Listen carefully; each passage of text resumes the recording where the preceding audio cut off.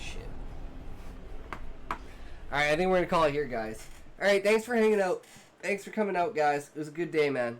We had fun. But anyways, remember, if you can't say fuck you to your friends, who can you say fuck you to? Fuck you! Because, like, that's kind of the next step I want to take. But, like I said, with Audible or whatever, but it's not, yeah, I'm just bad at that kind of stuff. Yeah, and I don't either, but, you know, you gotta do what you gotta do, right? Callie, that's probably because you did it in a respectful way. You built a rapport with the person. You didn't just hop into their street and be like, Book! Here! Get me! Get me!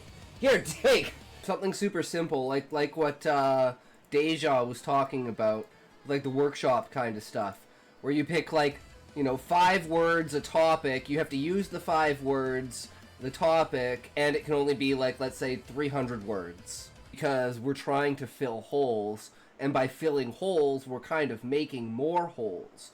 But I think at this point, we have the structure of, okay, so you have the first scene, the introduction with the NSA, she's gaining access to the computer, she has these credentials, so she's important. The comparison between the lab that she's in and the left-handed Hector, and the lab that the right-handed Hector gets pulled to. Like, I am the low, ripe-hanging fucking fruit. So I'm literally advocating for shit that I would most likely be the very first. This is why you need deontology. I don't know what that is, Levi, but sure. Hey, Fox, how's it going? Hey, Muffin, how's it going, bro? I don't know if that's, like, TOS or just, like, frowned upon or whatever, and I just, like... I got the message pinned, so if they come in, they'll see the message pinned at the top, instantly go to your stream. Like, when someone joins, is there a way to... like, the message that it said? Because it's like, we hope you brought pizza, right? Can I do something like, hello, fellow adventurer, welcome to the world of Guy's creation. I beckon you to sit, drink, be merry, and enjoy the festivities. And no, I do not use Obsidian Xerolix. I use Grok, but I mainly use it for editing. But if I'm stumped on a story, I'll throw, like, we do full plots and stuff. No! I was so close!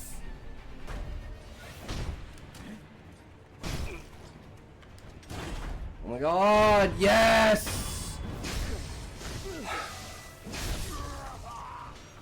For sure, brother. Thank you very much, Deja. So remember, guys, you are fucking awesome. I love you. Thanks for hanging out. And remember, if you can't say fuck you to your friends, who can you say fuck you to? Fuck you!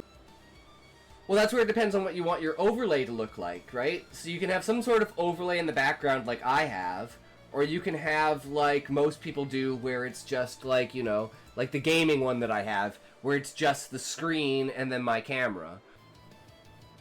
And that's why you can have different scenes, you can swap between things, you can have, like, a black screen or something if you need to bring something up on screen, or, you know, something like that. So that's why I have, like 15 different fucking scenes, and like 25 different sources for all of my scenes, because then you're going to want to go to Twitch, and you're going to want to go to your alert overlays, and you're going to want to add your alert overlays.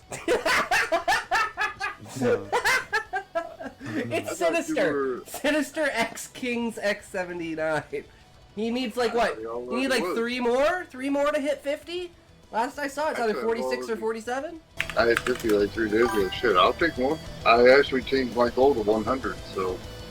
I'm not a normal viewer, bro. I'm kind of strange, you know. I fucking love you, Smokey. Fuck yeah, kind of strange, man. Truth, bro, you know. So all you need to do is just change your alerts to whatever you want your alerts to do, and then, you know, you're good to go. If you want to put the background on the background and set it up like I have it, feel free. It's the idea that it doesn't matter how dumb, retarded, what medical condition you have or whatever, it's your personality that counts. That's why I say never marry an idea. Everything is up in the air. No matter how much you love it, you're going to have to throw it away. But it's like the amount of time that it takes, because you only bring in like 1 or 2 characters at a time, right? Like, you go to each city and you bring in the... Yo, how's it going, everyone? We back at her again. And of course, Callie. right off the bat.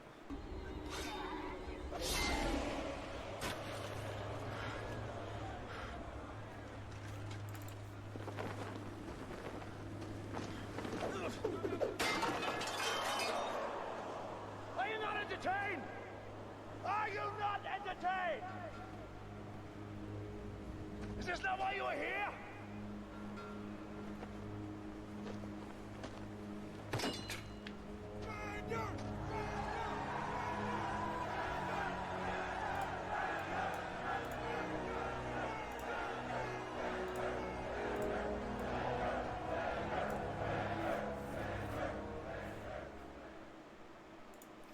No chicken, no beef, no turkey, wheat, no egg, no cheese, no wife, no house, no money, no blouse. Damn, Callie. That's harsh. Where'd that go at, bro? Where'd that go at? Be yo at. Be gone with that. Tell you right now, it ain't not good. Ain't not good up and done been there. Tell you that right now, Callie. Well, you got what needs to go down, you know. Be up like that. Tells you what.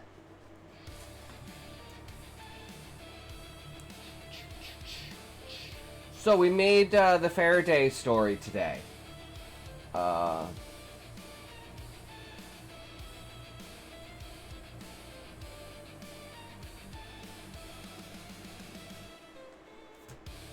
decided to cut the one scene.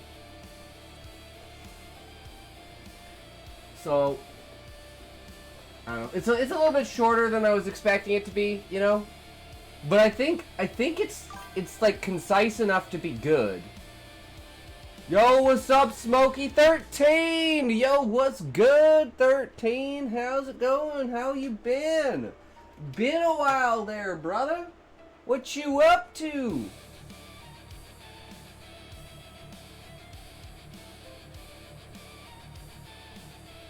And Smokey, you missed, you know already. Do it. Smokey, you weren't here yesterday. You missed everything. Fucker. 3, 2, 1. Toke!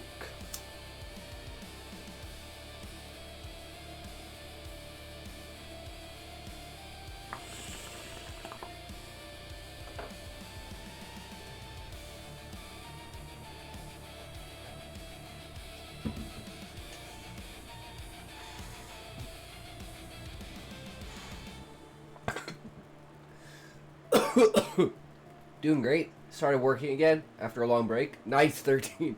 I'm currently still on leave. Give me a fucking second, Smokey. Jesus. Jesus, bro. So demanding. Oh, you missed a lot.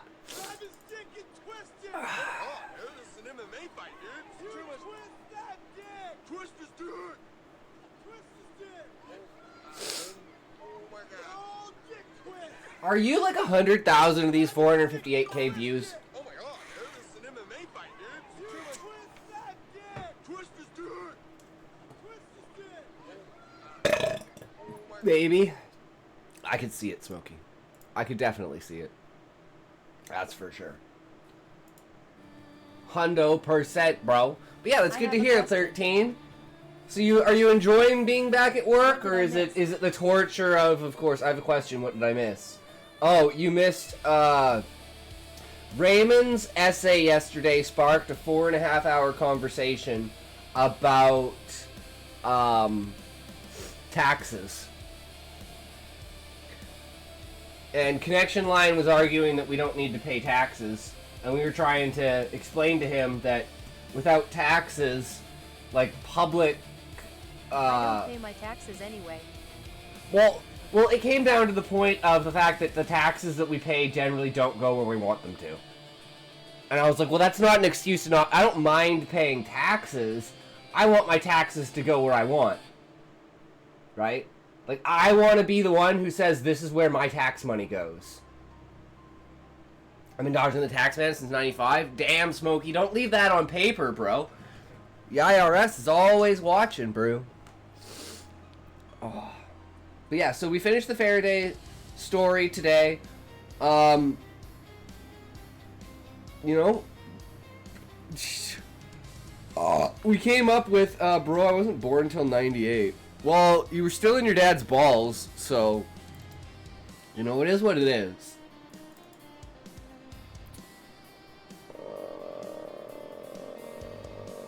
Where is the version that's not this?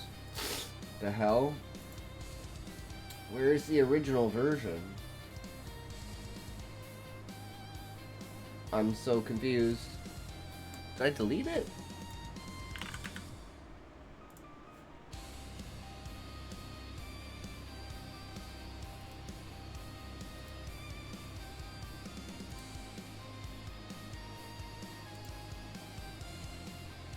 I did delete it. I don't know why I did. Okay, so we made this. So this is our cute queen. What's up? Yo, yo, yo. How's it going? Welcome, welcome. So this is, we made the video. So this is the short that we made from Sora from the video.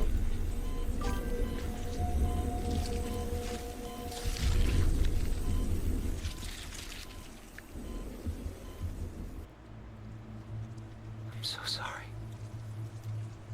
I should have stopped this. Eating food? Oh, this wouldn't be a good thing to eat, necessarily. Bro's making anime now. Hey Raymond, how's it going? Welcome, welcome. I know, right? This one was actually so fucking good. No, it can't be. Keep moving.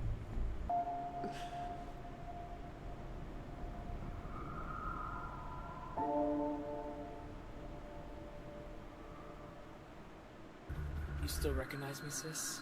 It's just me. Kevin. I don't know why it made it a girl, the other character. I was so confused by that.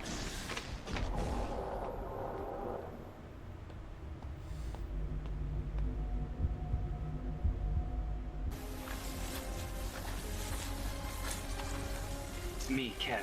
Signal's dead, but we're alive. You came back. Always. Let's get you out. I can't hold it together anymore. You don't have to. I'm here. Breathe with me. Okay.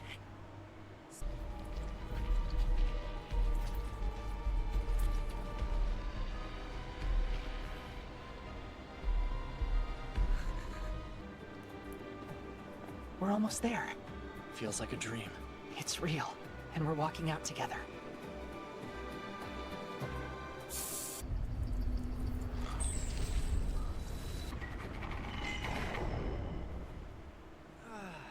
Feels like I'm 18 again. I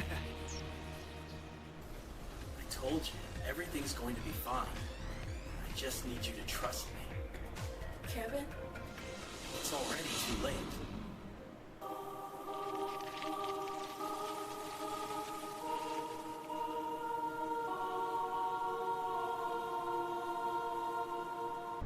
See it? Perfect. But all wrong. The tighter I hold, the clearer it gets.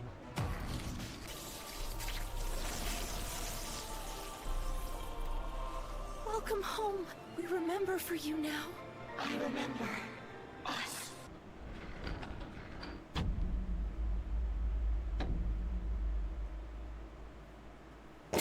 Some scenes are pretty fucked, eh?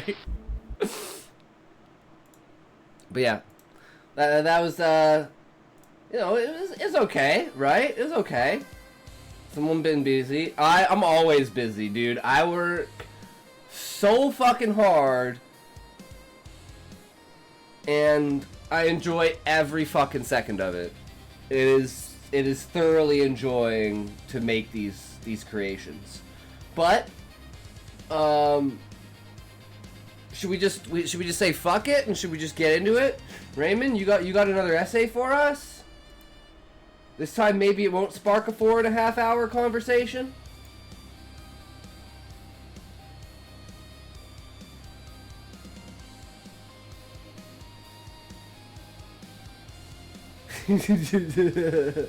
I do, and not a 5K one. Okay, so we're gonna read the poem because it's short, right?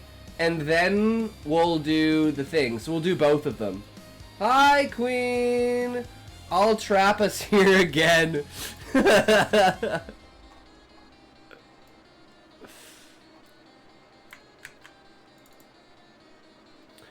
I have 113.9K. Don't tempt me. Oh shit. Oh shit. The fucking the points are real. Holy Shaz and Taz, bad dudes. But do's and does a daisy dads.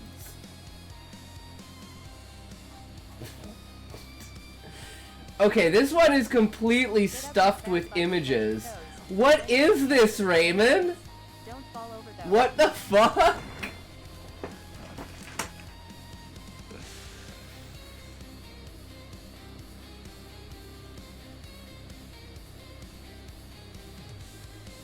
I like the first one, and then everyone after that, I was like, wait, what? What is going on here? How can all of this be related to this essay? What is this essay about?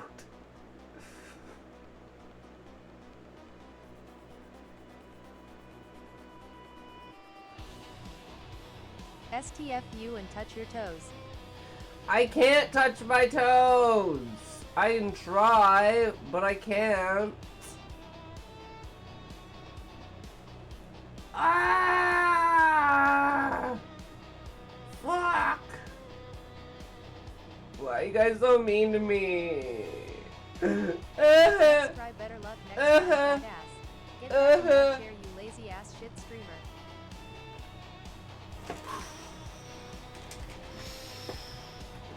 Alright, so Basic bitch stupid streamer can't even get his camera right.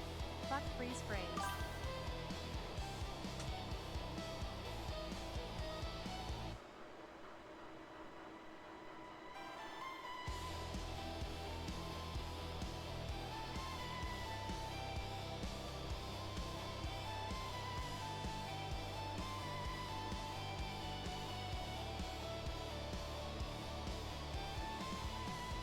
Oh, there it goes. That's the face only a Drew, he's so good at it. Art, kinda.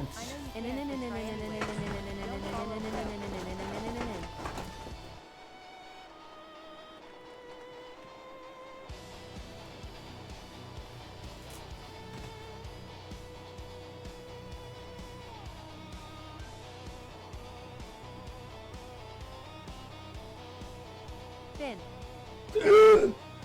Fuck. Yo, what's up, Sean? Hey, buddy, just popped on to resub to you. Hope you're doing well and have a great evening, weekend. Just on for this brief message. Miss you. Hell yeah. Hey, Sean, check out. You're still here. Check out the YouTubes if you want, man. Made a new YouTube channel. Hell yeah, brother. Always good. Good to see ya. Will do, for sure. Thank you. Would be much appreciated. Always good to see you, Sean. Nice try, better luck next time, fat ass. Just ligging around. True. Wait, did I miss something? Cheers. Thanks, Sean. I know you can't, but try anyway. Don't follow Murky, you just know you're doing everything wrong. You don't know what you're doing, okay?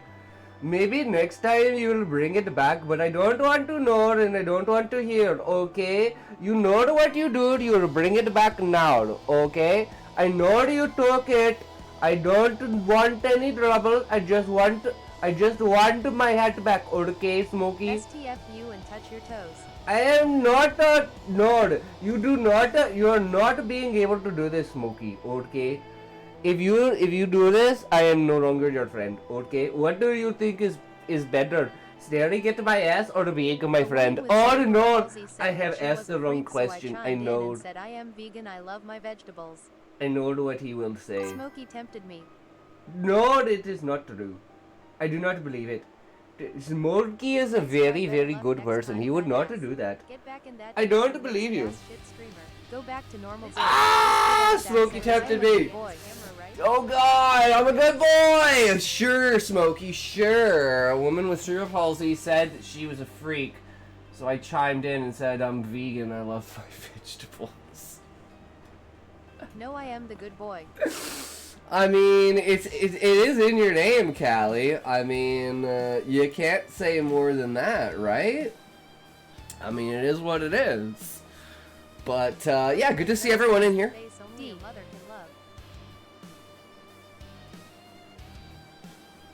You guys are just doing way too many things here. I didn't even know what was going on anymore. You know, I can't keep up with everything, guys. You're just throwing too many points at me. You know, I feel like I'm a stripper and I had to pick all these $1 bills up off the fucking ground. You guys are assholes. Okay, let's get a toke ready, guys. And then we'll get into Raymond's poem. Or I guess his translation of the poem. It's not really his, right? But it is his. His being presented. Oh, shit. He'll be that bastard throwing coins, not notes. Guys, I've been seeing a shit ton of Stargate stuff, and since we were talking about Stargate yesterday, and then I saw this, and I was like, wait, what?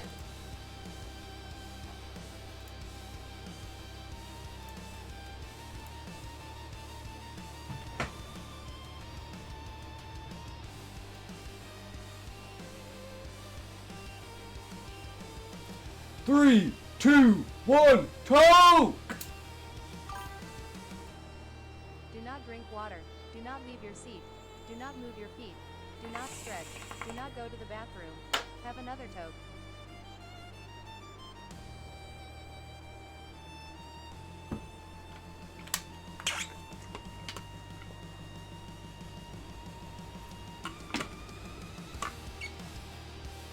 Hell yeah, Callie. I believe in you. What are you doing today on stream, Callie? What's the goal today? But yeah, so they're Amazon is remaking another Stargate, and Brad Wright is going to be involved, which means it could be good. Like, this isn't just like someone picking up Stargate. This is everyone coming back. So I'm like so fucking excited for this shit, dude. I was like, why am I seeing so much Stargate stuff? And I'm like, oh, because Amazon's bringing it fucking back, guys. Oh, I'm so ready for it. You need a new mic. Okay, Smokey. So what you need to do is you need to go and you need to get me that $2,500 Rode mic. If you get me the $2,500 Rode mic, then I'll consider using it, right? But you have to buy me it, okay? So it is what it is. I mean, if you're willing to put the money down, right? That's what it's all about, man. I don't know what to tell you. But, yeah, okay. So, here we go. The Viper by Nikar Para. For many years, I was condemned to adore a despicable woman, sacrifice myself for her, suffer humiliation and countless mockery, work day and night to feed and clothe her. Excuses. Wait. Oh, Smokey, you beat me to it. You beat me to it, motherfucker. Commit some crimes, commit some faults. At Moonlight, commit small thefts. Best mod, true Smokey, true. Forge compromising documents under penalty of falling into disrepute before her fascinating eyes. In hours of understanding, we used to go to the parks. No, he's not. He's the best mod on Kick. Wait, Queen, are you also a mod on Kick? If you're a mod on Kick, then he's not the best mod on Kick. But I don't know if you're actually modded on Kick or not. It should be? Okay. And ban me? I don't know if mods can ban other mods. I think you're immune to the ban.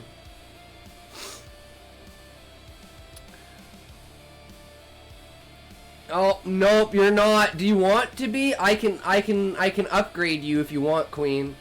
I shall ban you. I wouldn't do that, Smokey. I wouldn't do that if I were you, man. Maybe mods are like Highlanders. There can be only one! Oh. Okay, let's see. Channel, roles, moderators.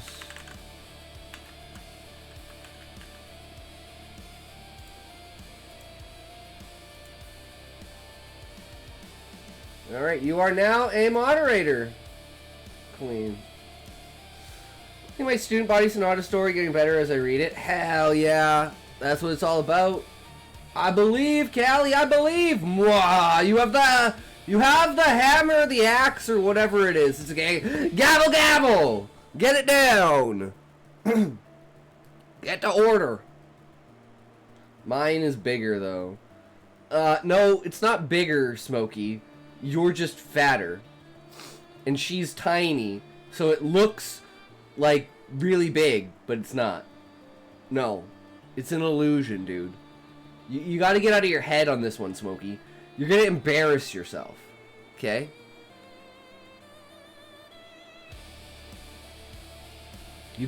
I'm just saying, you're gonna embarrass yourself. So I'm just trying to save you a little bit of embarrassment. Under penalty of falling into disrepute before her fascinating eyes. Who's the best mod, Smokey? No, that's too much work, Smokey. I'm way too lazy to unmod you.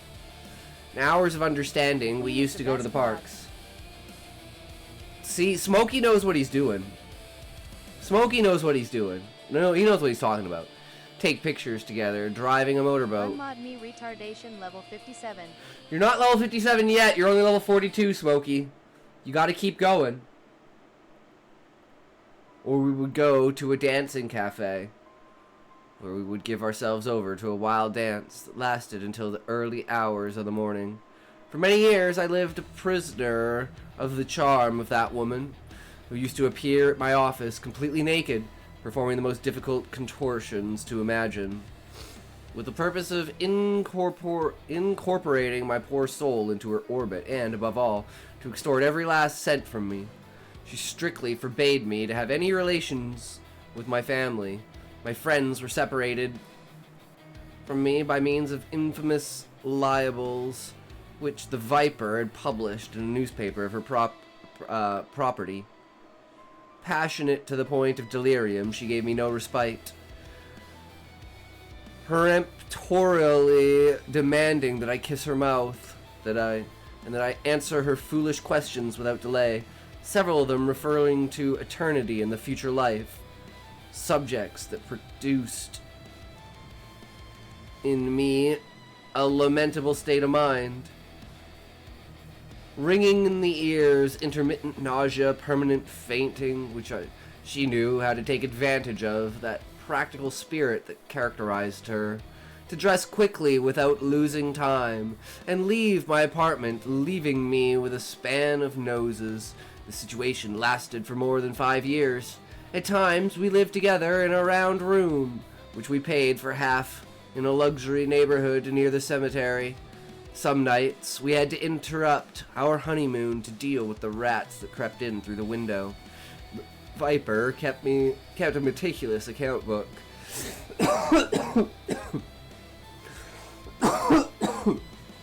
Jesus. In which she noted down even the smallest cent that I borrowed from her. I like the way you cough mid-sentence. Because I'm trying to hold back. It's like trying to not come, and then it's just like, fuck! You know, you tried so hard, but she was just too good. But now your ass is sore, and it's like, fuck. I mean, what? Stop edging yourself, bro. With flames in her eyes, she summoned me to appear before the judge. pay part of the debt within a reasonable time, because she needed that money to continue her studies. So I had to go out into the street to live on public charity, sleeping on the benches in the squares, where I was often found dying by the police among the first leaves of autumn. Fortunately, that state of affairs did not continue later, because one time when I was in the square, I, too, posing in front of a camera, a delicious female hand suddenly covered my eyes. With a beloved voice, asked me who I am. "You are my love," I answered calmly. "My angel," she said nervously. "Allow me to sit on your knees once more." We got an ad coming up, guys.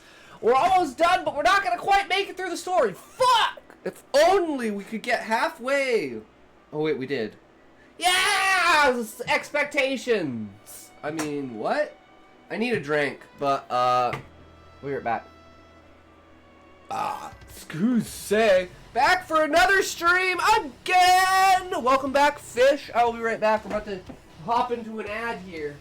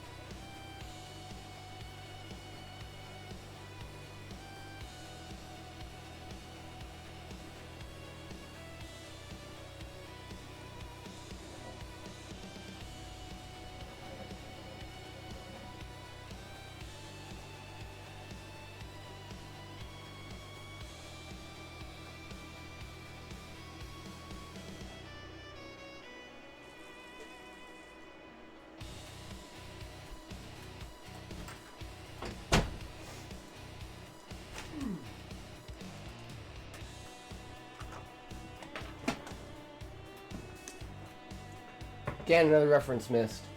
I don't know anything, Fish. So, yeah, I have no idea. Is that... I don't know. I don't know, bro! I couldn't tell you. It is what it is, right? Okay, let's get this tote going. Let's get this tote going, boys! And we'll get back to finishing what we need to finish. Finishing you off, that's right. You don't get to goon all stream.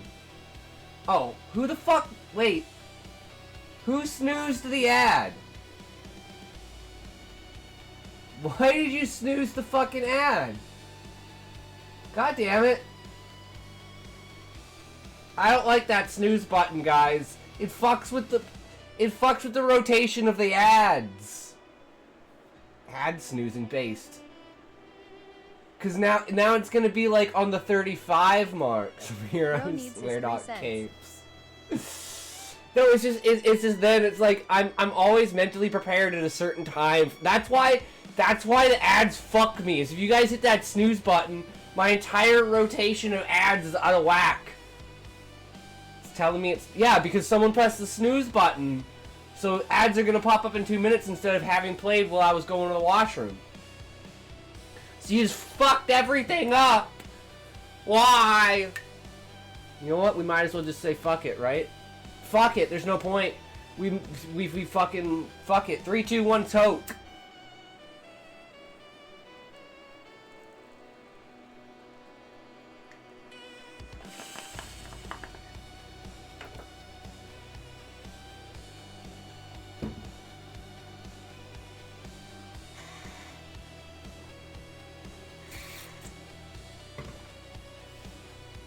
Little did you know, I was the villain the entire time. I pressed the snooze button, and then I blamed you. It was me, Callie, no!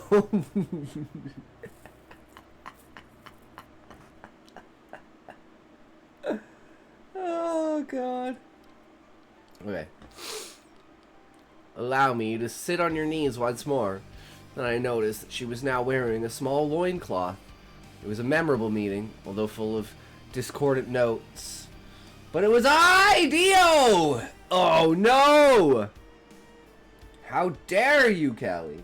It was a memorable meeting, although full of discordant notes. I have bought a plot of land not far from the slaughterhouse, she exclaimed. There, I plan to build a kind of pyramid, in which we can spend the last days of our lives. I've already finished my studies. I've graduated as a lawyer. I have good capital. Let us dedicate ourselves to a productive business, the two of us, my love, she added. Let us build our nest away from the world. Enough of this nonsense, I replied. Your plans inspire distrust in me. Just think that at any moment my real wife could leave us all in the most appalling misery. My children are grown up now. Time has passed. I feel deeply exhausted. Let me rest for a moment. Bring me some water, woman. Get me something to eat somewhere. I'm starving. I cannot work for you anymore. It is all over between us. Damn! Fuck this, he says. I'm out! I'm out, Sloot! You can't take no more my dick out with this, bitch. That's right.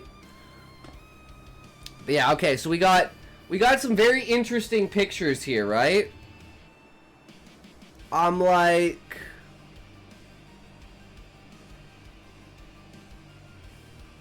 How are these related? I don't even know what this is.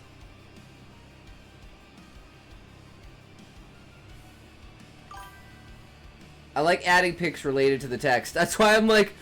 I mean, this one looks like fucking... I don't even know. Like, house versus, like...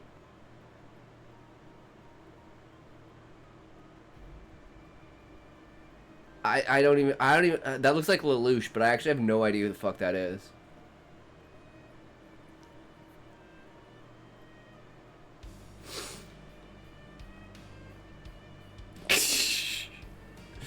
I have no idea, Raymond, how any of those are connected, but let's find out, because it sounds interesting.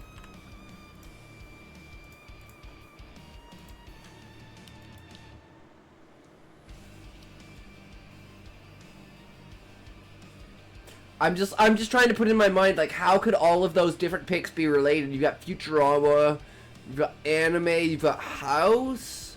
Like, what? Very, very intriguing.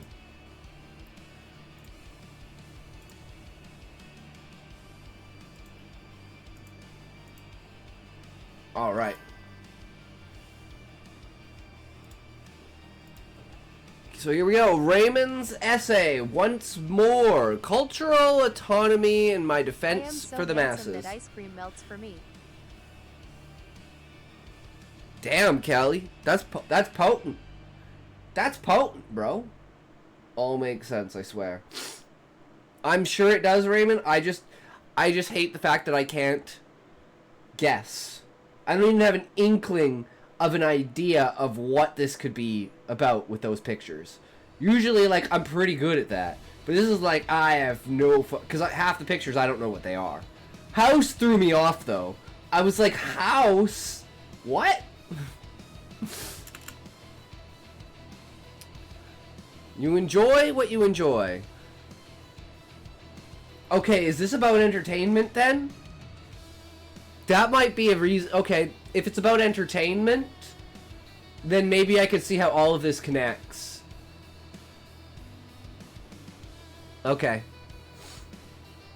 Pastime, entertainment. Okay, I'm seeing the picture now, Raymond. I'm seeing the picture now. In culture and art. Ah, okay, yeah. That phrase repeated ad nauseum on social media, forums, and YouTube videos presents itself as a libertarian shield, a ticket to cultural emancipation. Thank you, Smokey. It reads like a mantra of self-affirmation. A do what you want, no one will tell you how to think. But it is not freedom. It is instruction for inaction. Beneath its friendly surface hides a sophistry that celebrates ignorance, fosters dependence on mediators, and turns the consumer into an uncritical spectator of their own cultural world. The digital sophist builds their authority on an invisible pedestal. They accuse academics of not being true fans, as if they were a religion of fandom in which only initiates know the secrets of the animated, literary, or cinematic universe. Their performative dogma is summed up in the phrase, "You have the spirit of a warrior," taken from Futurama, Raging Bender, episode 2, season 2, episode 8, where Master Dog Leela, childhood martial artist instructor, tells her she lacks that warrior spirit. Sagan said, "No girl has the will of the warrior. You have the will of a housewife, or at best a school marm." And she beats the fuck out of him.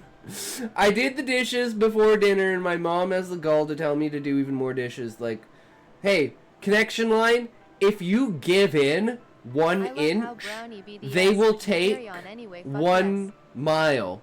Never give an inch. You still have no spirit of warrior. Another super stinker from Ray. Yay, another fucking 7-year essay.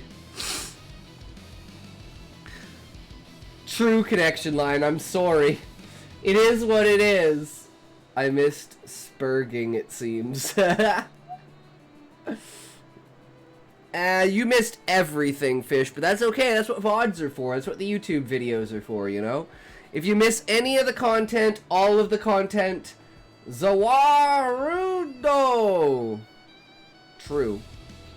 The digital sophist takes this misogynistic disdain and transforms it into a symbol of fanatical devotion and interpretive purity. While the masses kneel before their cultural mediation and pay to receive pre-digested culture. The paradox is devastating. They accuse the academic of not being a true fan, yet construct their own cult, impose rationalized authority, and dictate how one should admire, read, and feel. Authority ceases to be experience and becomes performance, and criticism becomes spectacle.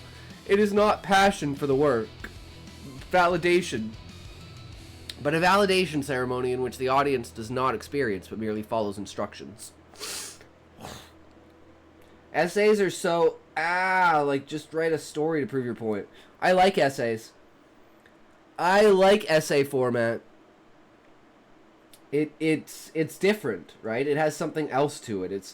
I like research papers, so, you know, I like essays. It's a different kind of story.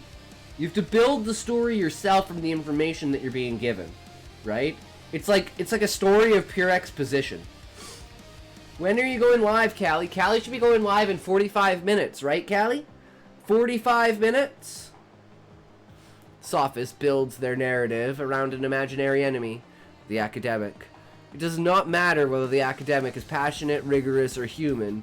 For the sophist, they are always a separate being, a distinct, enlightened species, floating above the clouds of knowledge, like Socrates in Aristophanes' The Clouds. But the masses remain in the shadows. This justifies the authority of the digital mediator. If university students are not true fans, they are, and therefore they can instruct, guide, correct, and dictate. Everything they say is presented as emancipatory, as access to knowledge the audience could never reach on their own. Scotty, why you ain't put the pen to your shit? What do you mean? I wrote an entire story and made a YouTube video today.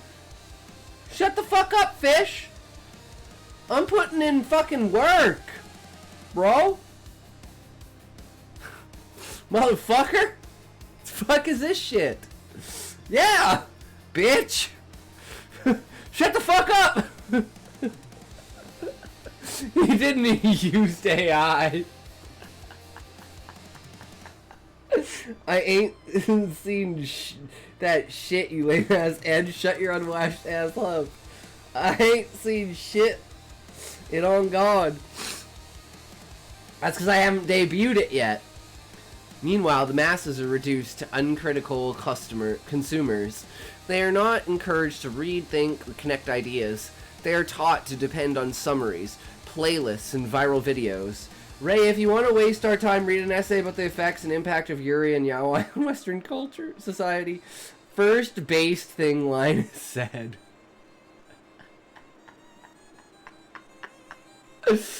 Oh, cultural experience is externalized. There's no direct interaction in the world.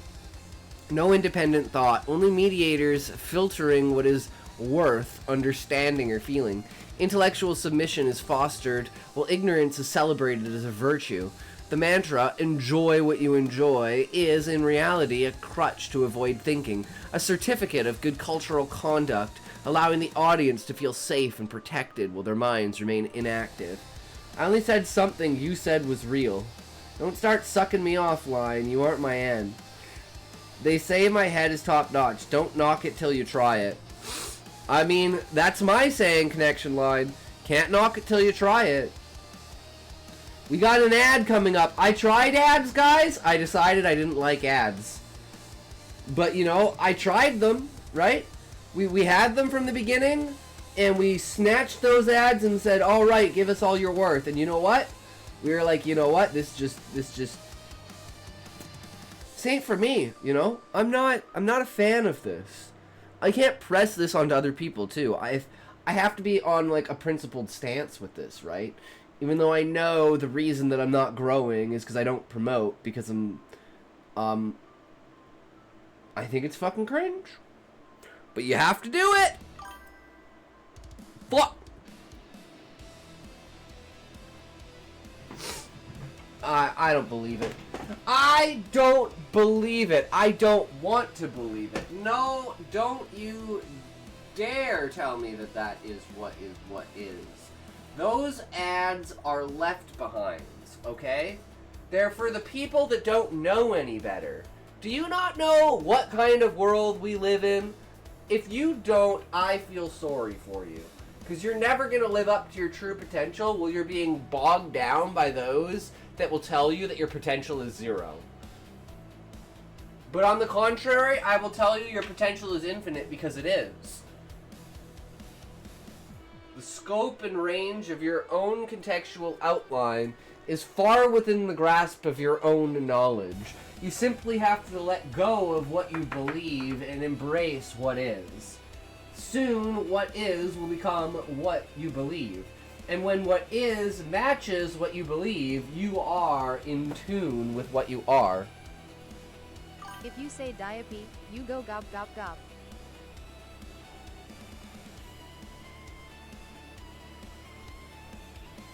Bomb dropper, what's up? I'll gop you. That's right. Get that GOP, motherfucker. I wrote this after seeing a guy complaining about video essays of people analyzing TV series and anime, saying that entertainment isn't for academia. Well, some entertainment is, right? Like, you can have an academic view of entertainment, but I agree that entertainment is not there to be an academic study, right? It's not there. It's there for you to enjoy. It's not there for you to pick apart. Like, for instance, here's a good example. You know what movie I watched yesterday? Sometimes I touch good people, turning them into slightly less good people sometimes. Fuck. Remember my first poem I only ever wrote 2. Damn, Sean. I wrote a lot of poems in school. But fuck, what was I saying? Guys, I was gonna do a huge reveal and now I don't remember what I was saying. The fuck was I saying? Right, I was watching Inception. And poems are fun and interesting, unlike essays. Essay, me an essay. True. But there's one scene in Inception that makes absolutely no sense. and I think they fucked up the scene. Because I could rewrite that scene to be way better than it is. Israel GPT, write me an essay that the IDF soldier would love. One could say the same about Shakespeare. It's entertainment, not for analysis or thought. Yeah. It's not to say that, oh, Shakespeare made up words. It's like he knew what entertainment was, and he pressed it to the extreme. But the scene I'm talking about in Inception is the elevator scene, where Arthur has to kick them out by dropping the elevator. But how does the elevator drop if there's no gravity? So what he should have done is just turned the elevator on and just gone down with the elevator. The whole scene is kind of fucked, but it's like, you're not supposed to break down whether the scene makes sense or not. It's just entertainment. So it's like nitpicking over it. It's like, another example is like the Zat Nicotel in Stargate, because we were talking about Stargate earlier. Worst weapon invented in any series, to the point they basically phased it out of existence. Because it was so ridiculous. I mean, that's just a bad analysis.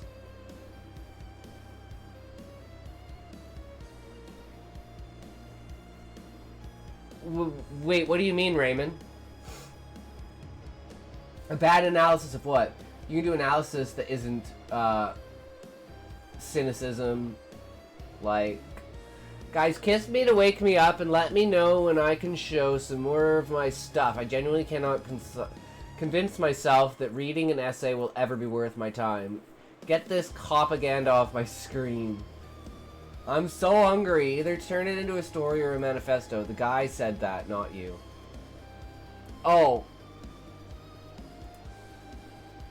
Did I miss something? Or was I just not paying attention? Oh, the guy you're talking about that you did the essay for. I'm retarded. I need to just take this toke. 3, 2, 1, toke!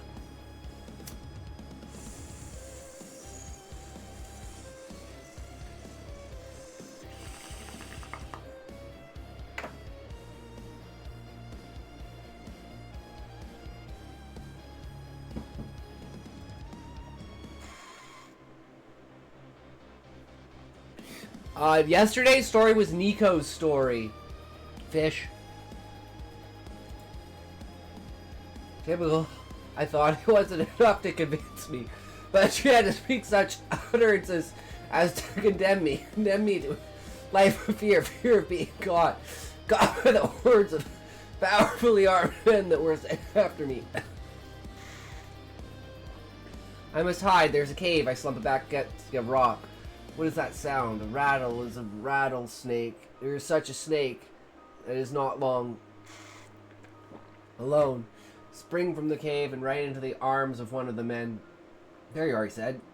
We have looked long, he said. You have been pardoned, he said, but I make no reply. Death had me before the man. Damn, nice, Sean, that's epic. Nico, was he trying to make sure nobody put the pen to his shit? You heard me? No, some people just use... No, because he has it on a PDF. Connection Line is the one who has it on Wattpad, but nothing else. Nico has a PDF of it that we shared. That's why Nico has his story here. Some people just use Wattpad because that's what they use.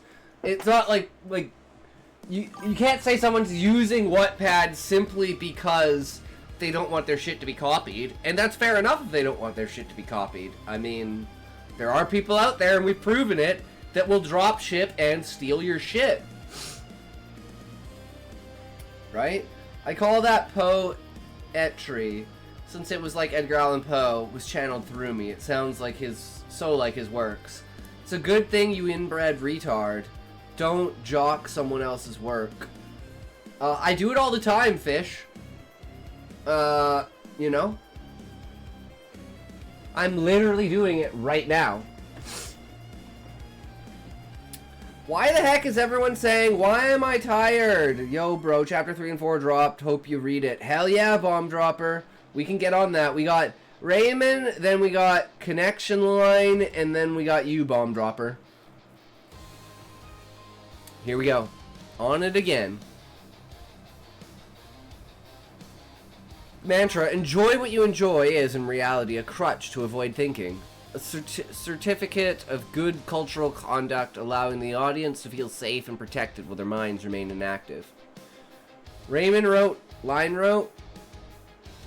this is Raymond's essay. All of this rests on an economy of meditation, time, money, and pre-digested culture flow towards the sophist. The audience pays to receive what they could seek, analyze, or enjoy themselves, while the mediator builds power on dependence. The YouTuber becomes an indispensable filter, an oracle that turns the masses' ignorance into the performative virtue.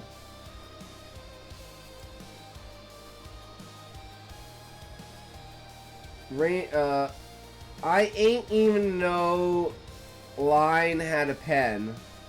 Where's the skip button? Smokey, you're an asshole. I mean, bomb dropper. Sorry, I just had to blame Smokey. It's a force of habit, okay? I'm sorry. Actually, I'm not sorry, Smokey. This is what happens, Smokey. When you're a troll, I just blame everything on you. You've earned the reputation. I'm sorry if I'm radicalizing you, Smokey.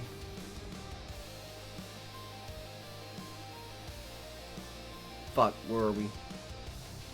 Virtue, where's virtue?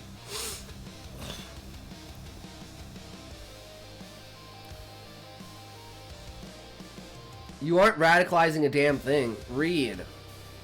There is no freedom, no self-critique, only the safe consumption of culture packaged and presented, so as not to challenge or discomfort. What is offered as emancipation is nothing more than silent surrender. Interpretation, judgment, and taste are entrusted to the sophist, and with it the autonomy of thought is exchanged for a sense of belonging and borrowed authority. The sophist constructs the academic as an other, a being of a different species inhabiting an inaccessible sphere, where passion and admiration are subordinated to hidden codes and ritualized hierarchies. For them, academics are not true fans. Their experiences as suspect, contaminated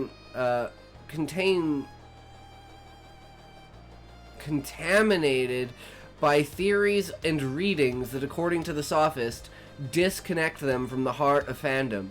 Thus, a mythology is built in which only initiates know the correct way to admire, read, or consume culture. Academic language becomes a ritual of exclusion. Technical terms, neologisms, and dense terminology act as mystical codes.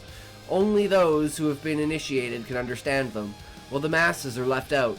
Supposedly incapable of following the thread of thought, difficulty is celebrated as a virtue in itself, and incomprehension is interpreted as evidence of the audience's supposed inferiority. But the fallacy is obvious. Reading Derrida, Foucault, and Barthes is not rocket science. A conversation with university students or professionals is enough to realize that academic training does not guarantee clarity, nor does clarity require academicism and erudition being different. Since Just the so academic... You know, Smokey is the main villain of the fucking story XDDD. I absolutely agree. 100% bomb dropper. Smokey is like...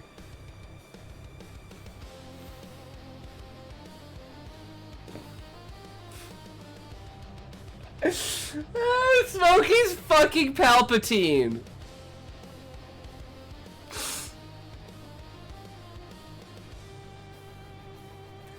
Smokey the Dark Lord. Callie, I'm sorry, but you're Jar Jar.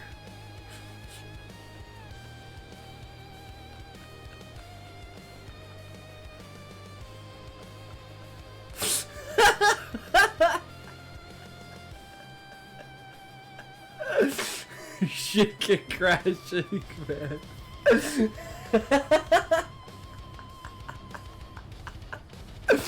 But Callie, wait. Hold on. You're Callie. No, listen, Callie. You're Jar Jar in the universe where Jar Jar is actually Plagueis.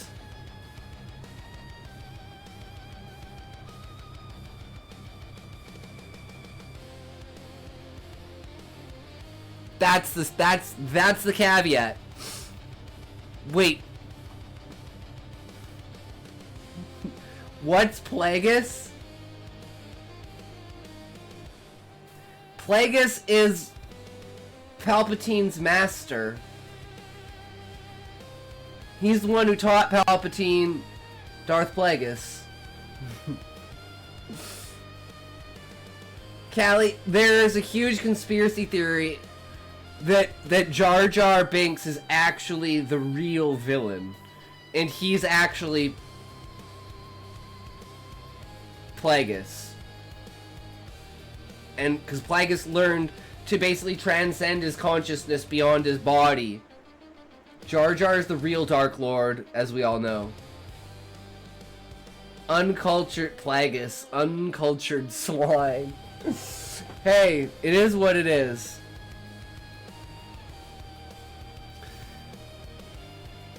Where the erudite cites the first statements on it. Many academics can be clumsy, slow, or simply human. The real difficulty does not lie in the work, but in the attitude some adopt to feel superior. They pretend to turn their ignorance into proof of intelligence. I don't watch a lot of movies. Okay, Callie, I'll show you the ultimate thing. Sorry for having this little break in here, but we kind of need this for a second.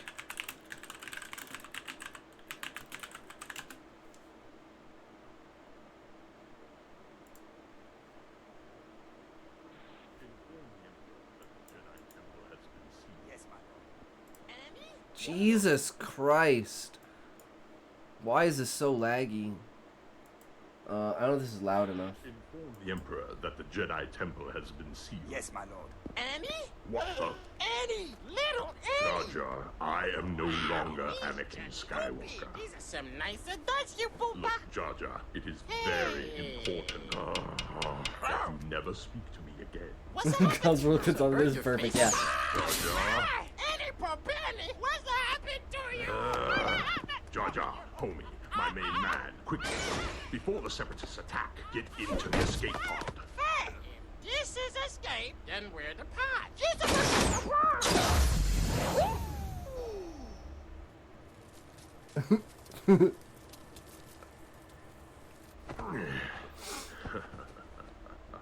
Annie, look!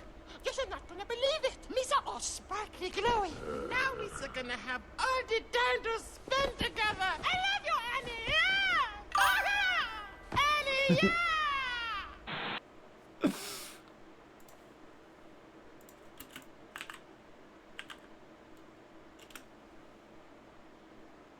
Where is...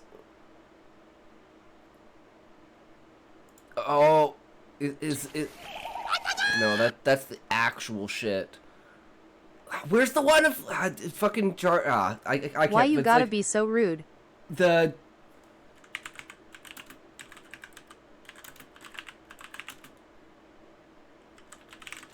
Oh my god.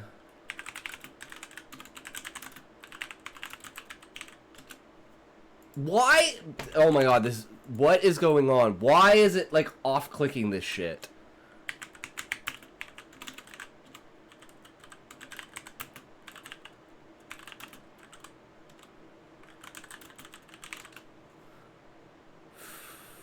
Where's the one of him fucking sitting in the throne room?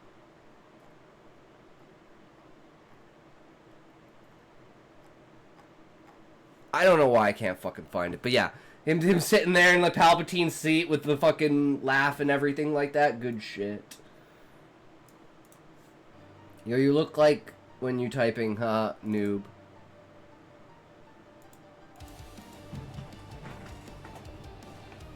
Oh, it's not.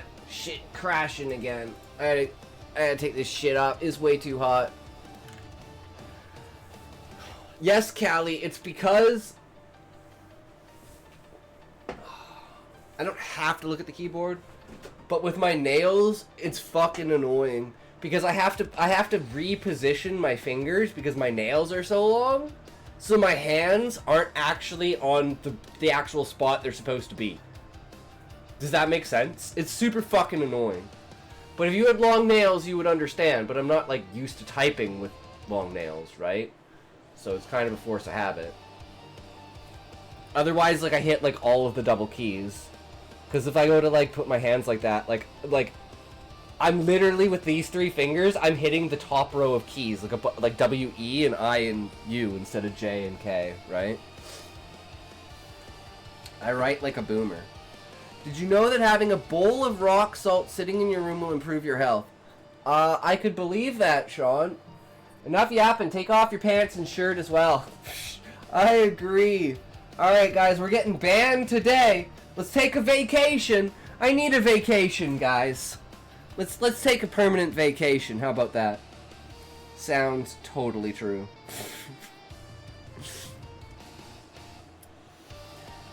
The real difficulty does not lie in the work, but in the attitude some adopt to feel superior. They pretend to their ignorance into... They pretend to turn their ignorance into proof of intelligence. Jinx kiss or lip kiss? We know what you want to kiss. Kiss.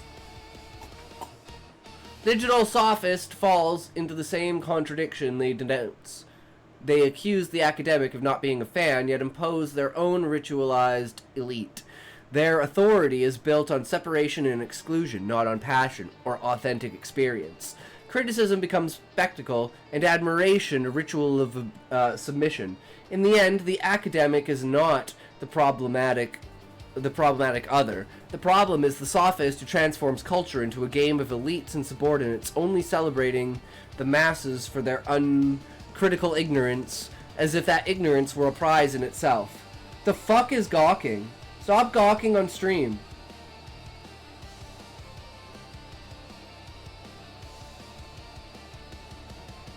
That's gawking. Generally, it's a derogatory reference towards staring at women. Well, it's usually you're gawking at, like, a woman. Because you're like, oh my god, she's fucking hot. Like,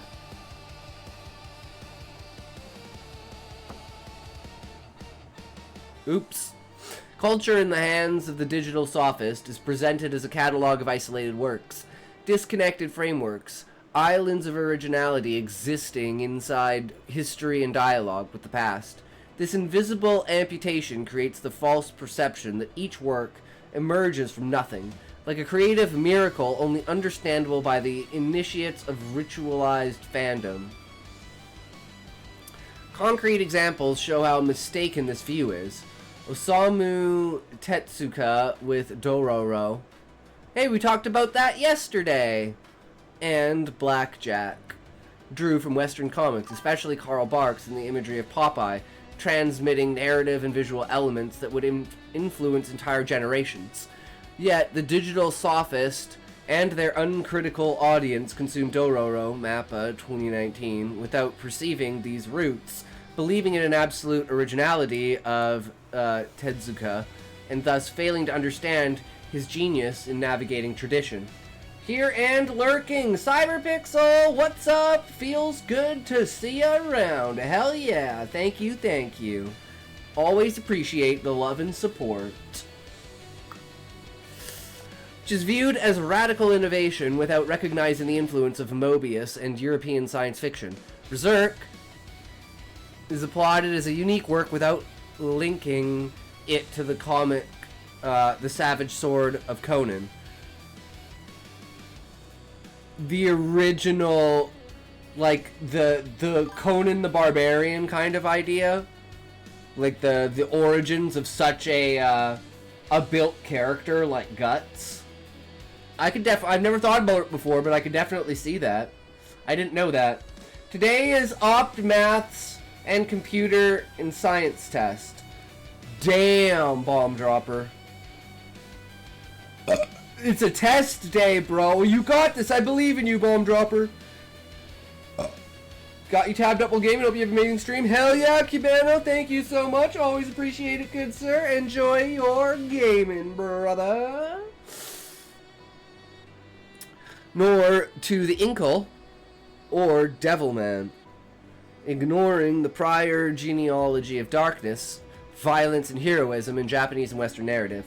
Also, the Conan being crucified almost looking like guts during the eclipse. Oh, okay, yeah. Dude, I could absolutely see that, Raymond.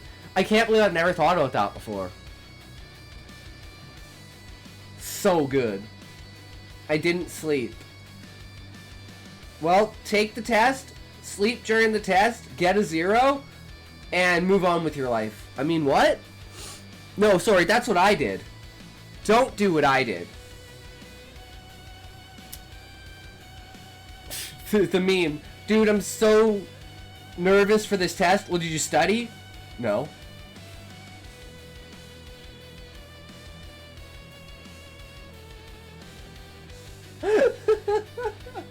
Studying for fucking noobs. Parallels rarely... Is it even possible to fail anymore? Can't you, like, not fail? Like, why do people even go to school? I was told in grade 8 if I showed up, I'd pass. I showed up, I passed. Do as I say, not as I do. Exactly, Raymond. I am the example of what not to do, right? Like, people need...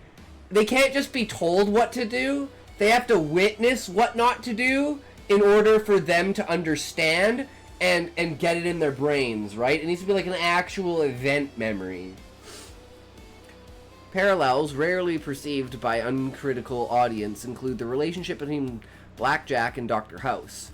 Oh, that's the comparison. Okay. Where the figure of the brilliant, morally ambiguous doctor draws on Tetsuka's narrative, but is presented as an isolated invention. Another example is the film 12 Monkeys. Wait. Whose use of music by Astor Piazzolla reflects a concrete musical genealogy, circular and cyclical like the film, that often goes unnoticed by those relying on digital mediation to understand culture. I love 12 Monkeys. Fucking epic shit. I'm a cautionary tale. Damn, that should be my title, Raymond. I'm a cautionary tale. Holy shit. I think you just explained my life. Jesus. 12 Monkeys fucking rocks. Yeah. That's where I, like, love the idea of the presentation of the world being one way, the reality of the world being completely different. I only wrote stories all night and made till chapter 11, so I publish them. I mean, up to you, Bomb Dropper. Right? Like, what I did is I did Royal Road first, and then when I was done, I put it all on Scribble Hub, and then I made a cover, and then I published it as a short story compilation on Kindle. And I made like $8. So I want to take Lisa Lives Forever, and I want to turn all of the Lisa Lives Forever stories into a short story compilation. Like, book. There's never enough reread/editing. Yep. Dependence on the digital mediator becomes clear. Without YouTubers to translate, explain, or connect the dots, the masses cannot perceive influences or genealogies. Which is funny, yeah, if you look at it, like all the YouTubers that do like breakdowns of like stories and stuff, and you can find so many contradictory ideas between how people break down stories and stuff. It's like, which one's true? Well, they could all be true, because they all rely on evidence from the book, but they all take it from different perspectives, because it's all open to interpretation. This is not a matter of intellectual incapacity. Nice opinion, you got it from a YouTube? Yeah, pretty much, right? Oh, which YouTuber gave you that opinion? I should watch them. It's not a matter of intellectual incapacity, it is a historical amputation imposed by the sophist narrative, which turns ignorance into a virtue while nurturing the illusion that only they can illuminate the audience on what is truly original, beautiful, or important. The sophist erects themselves upon an essential myth, the incapacity of the masses to understand, to engage in dialogue with art, to perceive genealogies and connections. You are not capable of understanding it, they implicitly repeat, every time they say you enjoy what you enjoy, to each spectator consuming their meditation. Thus, a paradoxical intellectualism is constructed. The supposed distance between academics and the public is denounced, but it is replaced with a ritualized fandom where only the mediator can dictate what to admire, what to ignore, and how to feel.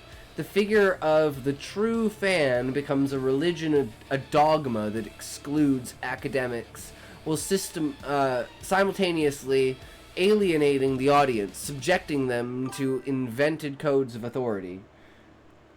This fuck, I don't know how to say this word. Exactly, that's how I read. The illusion of freedom under the motto, enjoy what you enjoy, is, in reality, a disguise for control. Celebrating ignorance, uncrucial reading. See what I mean? Uncrucial. Is there a U in that word? Huh? Retard? No, there's not. Uncritical reading. Passive consumption of pre-digested content and dependence on algorithms and YouTubers is not emancipation to cultural infantilization.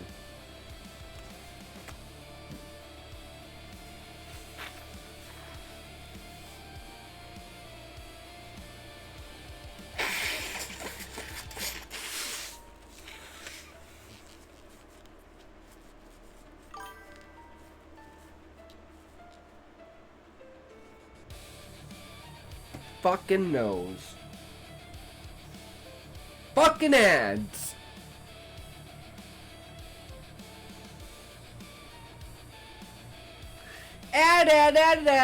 Ads on the way. Bring them on. I'll bring them up and on. I'll show them what's a...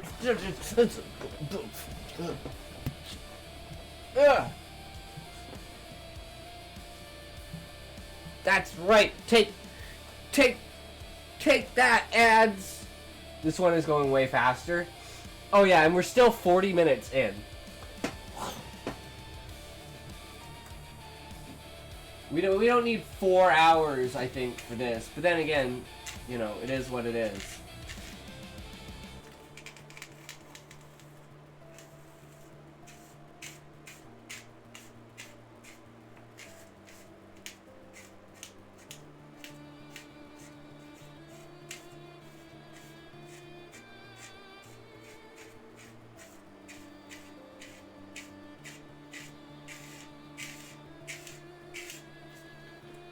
I fight for the ads.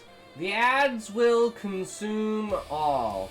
Do you know what the ads can do? I'll tell you what I can do with the ads, that's for sure. Speaking of ads, hey, Callie. You want to give us an update on your ad campaign? Because I want to know if it's worth it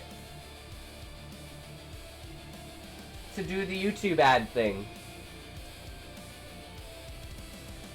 3, 2, 1, toke!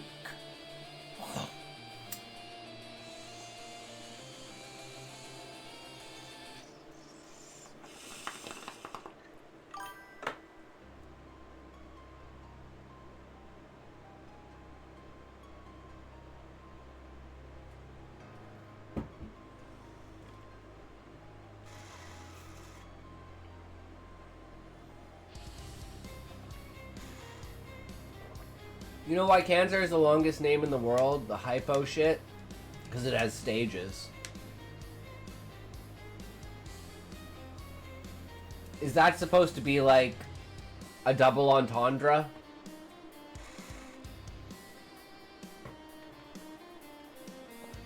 Because it's like stages of cancer? So the name itself has stages because cancer has stages?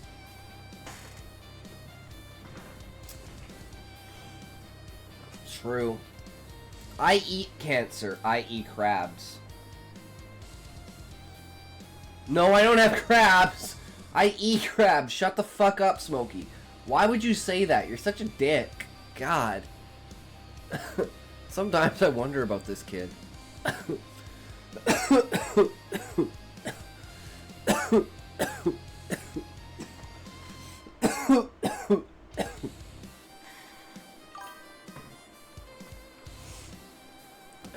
I mean, what? No, don't worry about it. Don't look into it too much. It's all good. The digital sophist establishes rituals, hierarchies, and exclusions, all while proclaiming that only they illuminate the aesthetic experience. Among the crudest tactic is the imposture of torturous cultural labor, a tendency often overdone by academics and humanists. These false prophets assume that engaging with cinema, opera, literature, or animation requires extreme sacrifice, intellectual exhaustion, as if learning, enjoyment, and comprehension were acts of penance. I break my back watching all of this, they say, turning enjoyment into an act of self-punishment, elevating difficulty to a synonym for value and discomfort to authority. The true humanist, by contrast, immerses themselves in art for the love of the work itself. Their effort is not torture but curiosity, a desire to understand, an enjoyment of form and expression.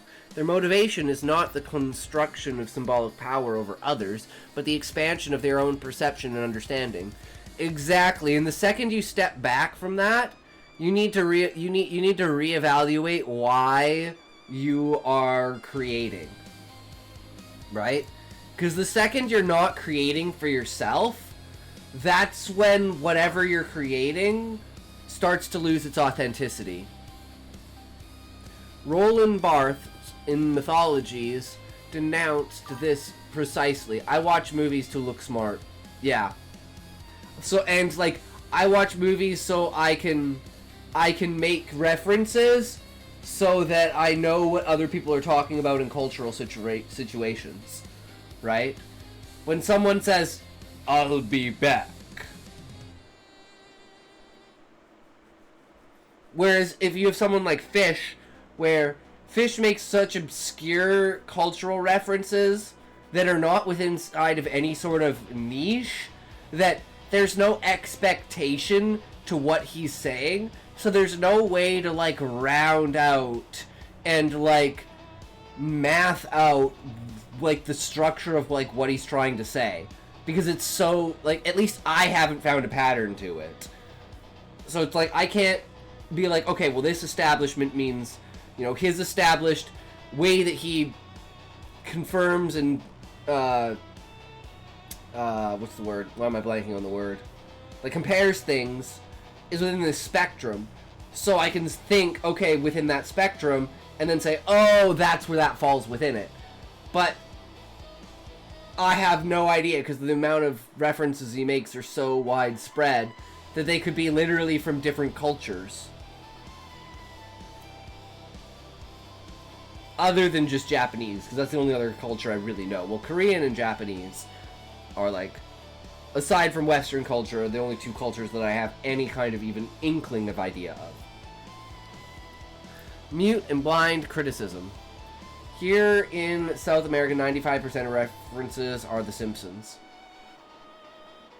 I could definitely see that, Raymond. I remember the day when everything was a Simpsons reference. That's kind of fallen off in the West. I think even though The Simpsons haven't really, if you look at it, like The Simpsons just came to Fortnite, right? Like... Oh! That was the other thing. Did you guys see this? No, maybe we can just find it on Twitter.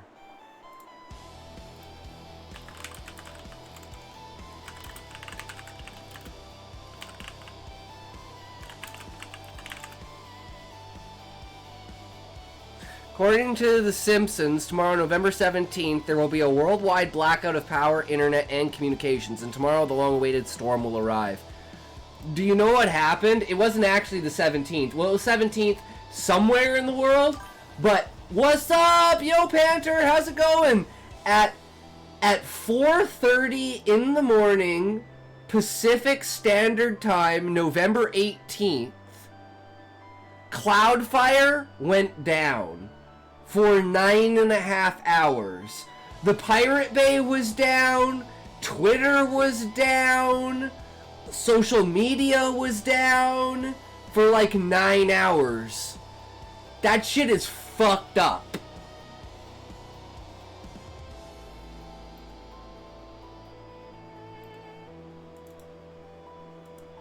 The Simpsons is just somehow so good at that shit. 17th was a storm on my country. 5 dudes died during a mountain climbing incident because of it. Ooh, that's brutal. That sucks, Raymond. Yeah, that's insane. That's crazy. World's fucked up place. But yeah, we're just reading Raymond's essay about the consumption and evaluation of entertainment and how far it's gone. And the fucking tree fell on my house. That's right, the tree.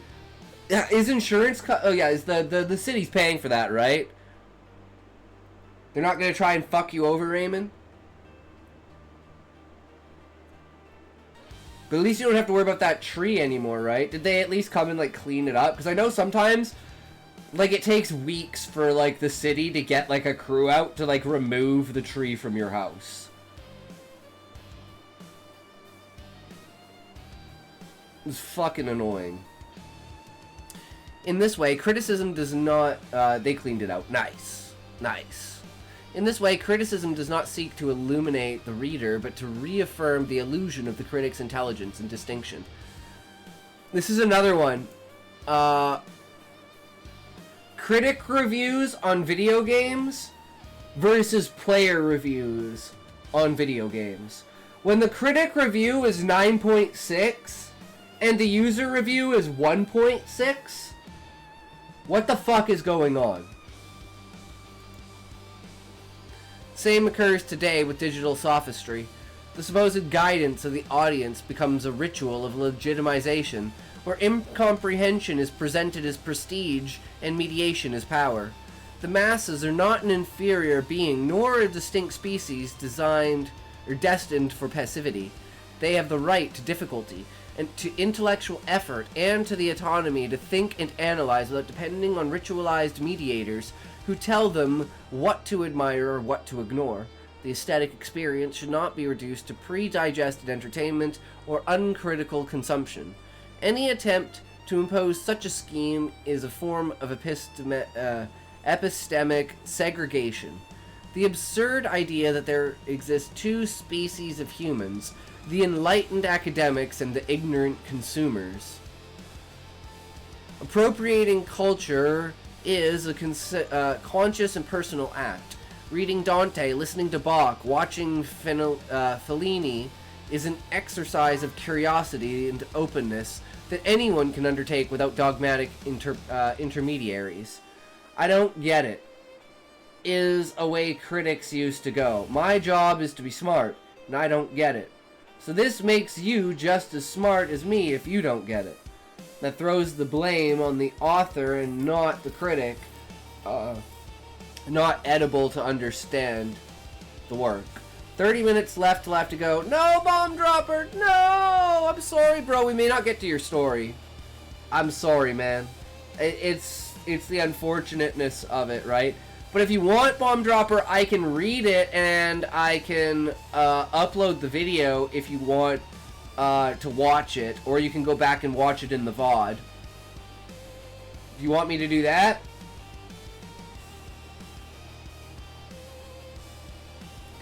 The masses can access cultural genealogy critically, understanding Uki sounds good, understanding Tetsuka in relation to Karl Barks and the Popeye comics, perceiving Mobius's influence on Akira, or recognizing the inspiration of the savage sword of Conan in Berserk.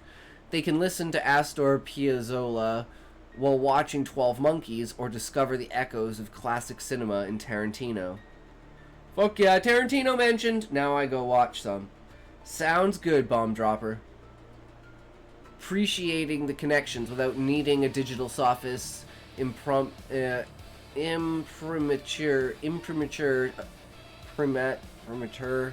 of authority.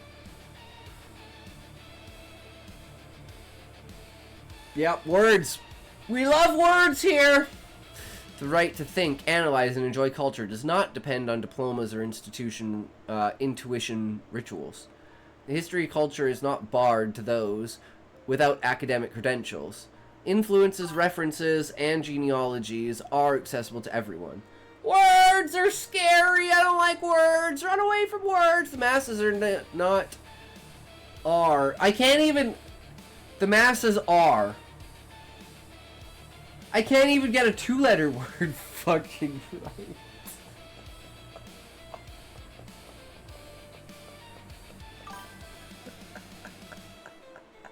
They don't have to be complicated words for me to fuck them up. The masses do not need intermediaries to tell them what is beautiful, true, or important.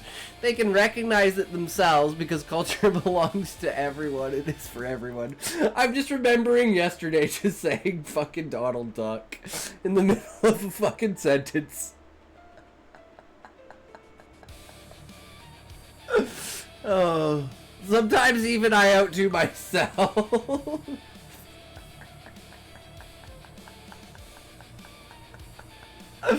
Oh my god. Oh fuck.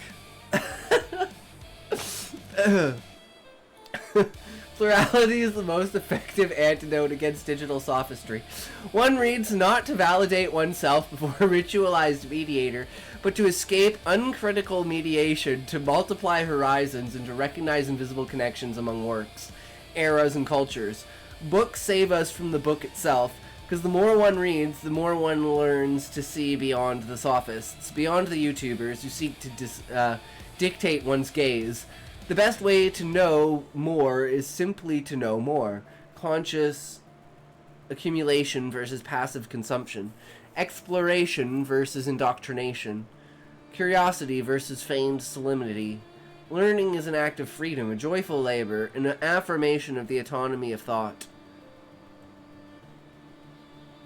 The fuck is thought? What? Sometimes spell check is fucked.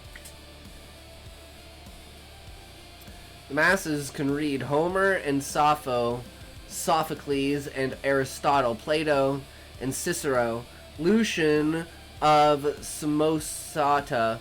They can traverse Dante Alighieri, Geoffrey Chaucer, and Giovanni Boccaccio. Jump to Juan Ruiz, the Archpriest of Hita, Gonzala. Oh god, look at all this red.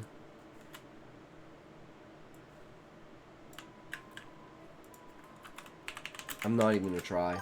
Gonzalo de Bercio, and listen to the voice of Christine de Pizan, explore Abu Nuwas, Ibn al-Rumi, Imru, al-Qays, al-Kanza, contemplate Li Bai, Du Fu, Wang Wei, Ferdowsi. I know my limits.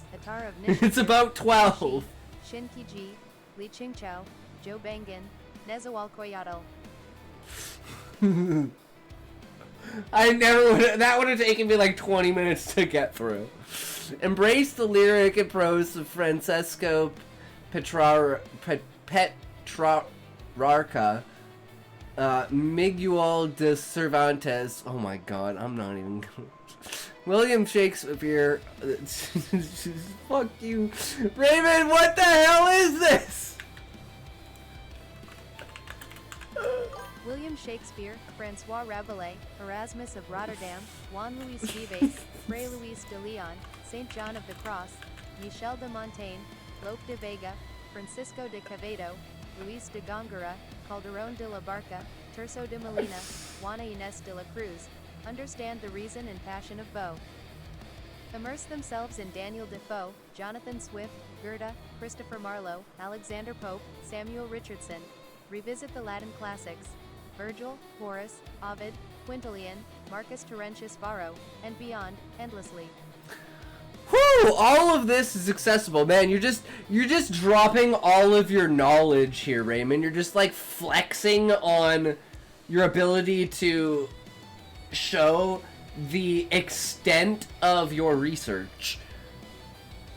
To the point that I can't even say half those fucking names. Masses do not need diplomas or mediators to validate their reading. They can traverse these works, recognize echoes, parallels, influences, and contradictions.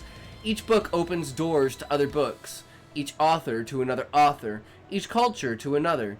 This conscious accumulation is not torture. It is the authentic experience of culture, of art, and of human thought. Those who read in this way do not depend on the approval of the digital sophist. And I'm not an academic or a YouTuber or critic, I'm just a dude. Yeah, you're just a dude who enjoys reading and consuming what I guess you could say is slop content. You actually enjoy the sophisticated, rounded, developed, aged, time, things that have stood the test of time, right? And then taking that and delving into modern works and saying, with my knowledge of what is timeless, what is now will be considered timeless later. Because I think that's probably one of the things you're probably very good at picking out, Raymond. Those who read in this way do not depend on the approval of the digital sophist. They need no rituals, dogmas, or artificials. I can like the classic and WWE. Yep.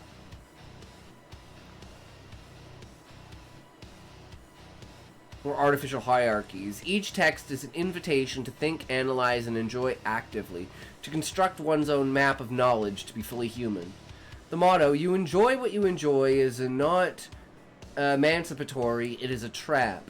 It depoliticizes the work, erases its history, eliminates cultural genealogies, and above all, de-intellectualizes the audience. Digital sophistry seeks for the masses to accept passivity as a virtue, to depend on mediators who dictate what to admire, what to feel, and what to ignore. Against this paternalism, it is asserted that the masses can think for themselves.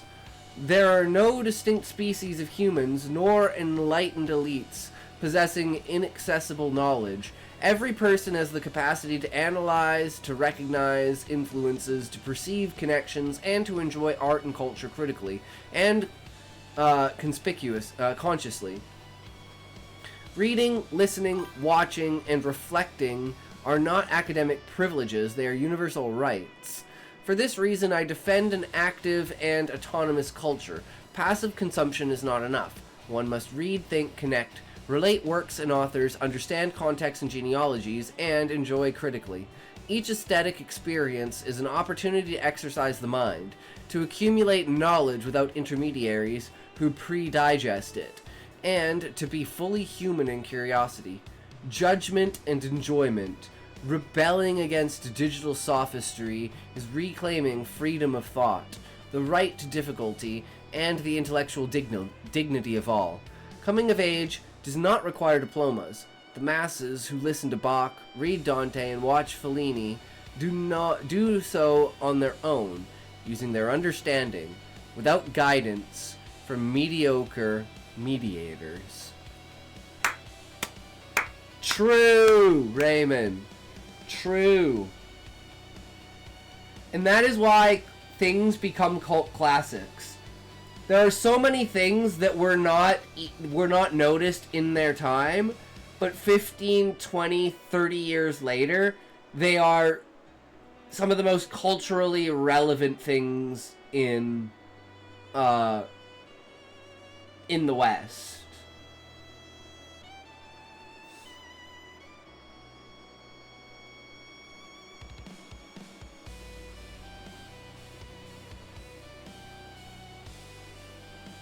Alright, connection line, are you ready? for Chapter 3. And now we have access to so much. Yeah. It's crazy.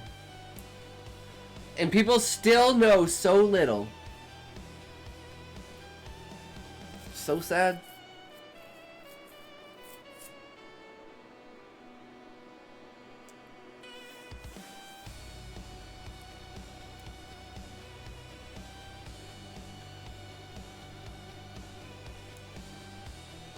Connection line, if you're not here, I'm gonna read Bomb Dropper.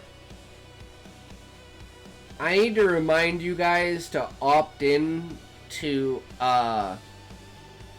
me reading your story while you're not here. Because I can definitely read it when you're not here. I just, you know, one-on-one feedback live is kind of the point. But, you know, if there's nothing else to read, and you're not here and you want me to read it like Bomb Dropper, I will read it. But you have to opt in. I don't want to read it if you're not here, if you didn't opt in. When I translate the stuff I've been working, you gotta love it. Lots of quantum stuff and relativity. Hell yeah.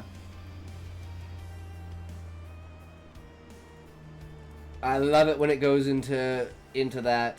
In there's like the Phoenix theory of like synchronicity, where it's like events will continue to happen in a periodic way, and you can use that to predict future events within like a time framed thing. And one of my favorite ones is the prediction of 9/11, and that I think it was in like 1956 or something like that. A plane crashed into the tallest building in New York.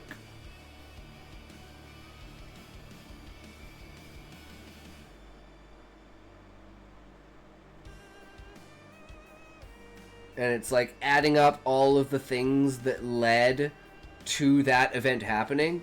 You can parallel those to exactly what happened on 9/11. Thematically.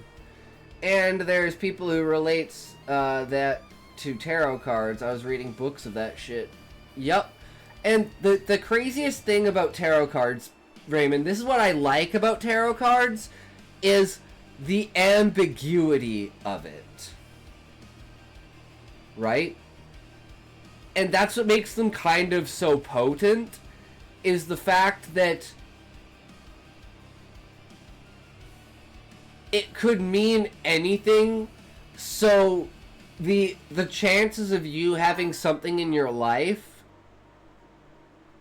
that relate to the drawing is so astronomically high. You could do like 50 or 60 drawings and maybe one of them you wouldn't like be able to exactly find an event that relates to it. But that's kind of the whole point of it, right? Is to be as generic as possible so that you can fill in the gaps. It gives you like the outline of a structure of basically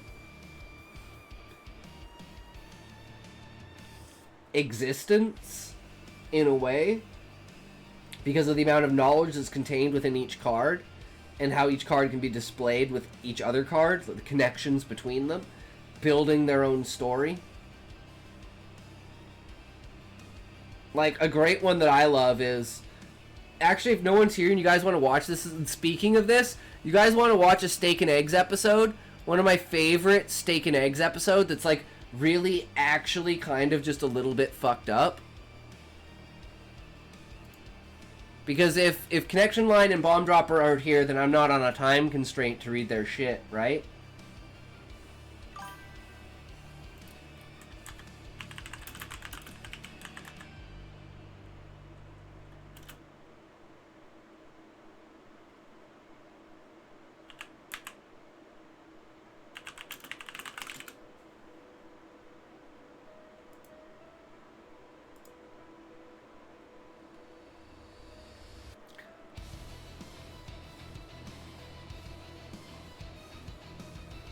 We got an ad coming up, so we'll wait for the ad. Man, I miss Steak and Eggs. I wish they could bring steak and eggs back.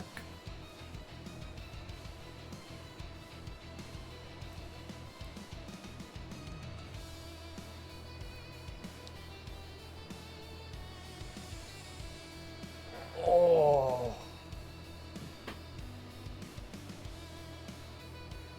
Oh. Yes, very much so. Very much so. I believe! I know it is what we can find when we search. I only have heard of it, never watched it. It's pretty fucking funny. Like, the topics they talk about and shit, it's, like, pretty good. Right? There's a lot of good clips from it, too. Like, Aspen talking about the entire Lord of the Rings lore. The episode where Asmund brought on his dad and Tectone brought on his dad. Fucking cinema episodes. When they went to the museum because Tectone thought that World War II happened in 1892. So they went to the World War II museum. It's like, Tectone, how can you claim to come from a military family when you don't even know when World War II was? And World War II doesn't matter to me, so I don't give a fuck. I don't know dates. I just go on dates, bitch. My favorite D&D podcast died like 2 or 3 years ago. I miss it so much. It was so funny. Do you watch...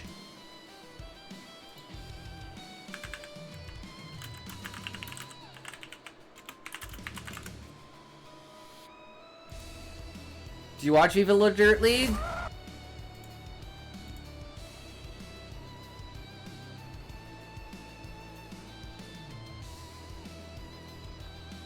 I love Viva La Dirt League. They're so good. They're my favorite. Oh, this channel's not subscribed to the D&D one? But yeah. It's what I wish I had been doing, you know. Fucking ads. Goddamn ads! Get your tokes ready. We gotta get tokes up in here. We toke during the ads, so only you know that ads are going on, guys. If you get nice and high, those ads won't affect you as much. You'll just notice that you'll wake up and your bank account is empty and you're like, what the fuck? And then you realize that those ads took over your mind and your body and you bought everything you could. And then you applied for 8 different credit cards, and all of them were accepted because they had the traction code that allowed you to get auto-accepted. And now you're $62,000 in debt with a 27% interest per day.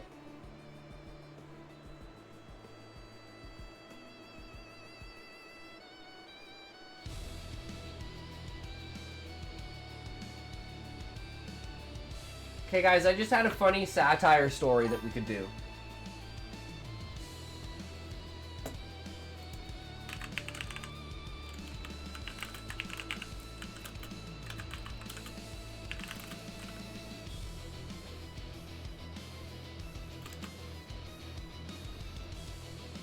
Oh, I lost the word. Look, die of laughter. That was the podcast, I said. There's some clips animated like shit on purpose. Ah, nice. I forgot what I was gonna say. God damn it. Okay, so story idea. We swap the percentages on why can I not remember the motherfucking word? Why am I so bad with words?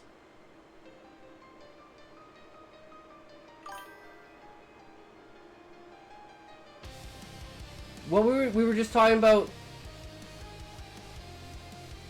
I'm like, inflation and investment. No. What's the word between inflation and investment? What the fuck word were we talking about?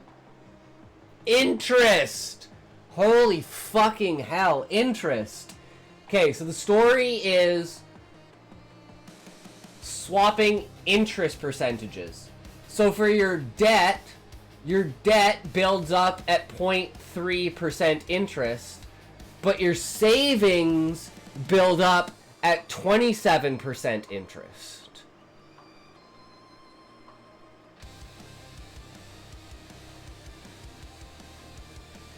Yeah, about if we had only 3 bills. And it's like Fry from Futurama. He's got 73 cents in his bank account, so he invests 22 cents. And he winds up with like $200 million. And he pays off like his, $200,000 debt or something like that. And everyone's like, no, this is broken. And it's like someone in the system just took the numbers in the banks and swapped the numbers. And it caused like this huge kerfuffle. Because everyone basically became a billionaire overnight. And so much money appeared out of nowhere with interest that the banks didn't have enough money, and there wasn't even literally enough printed money for it to exist. You can get paid on stuff or work services. True. Okay, here we go.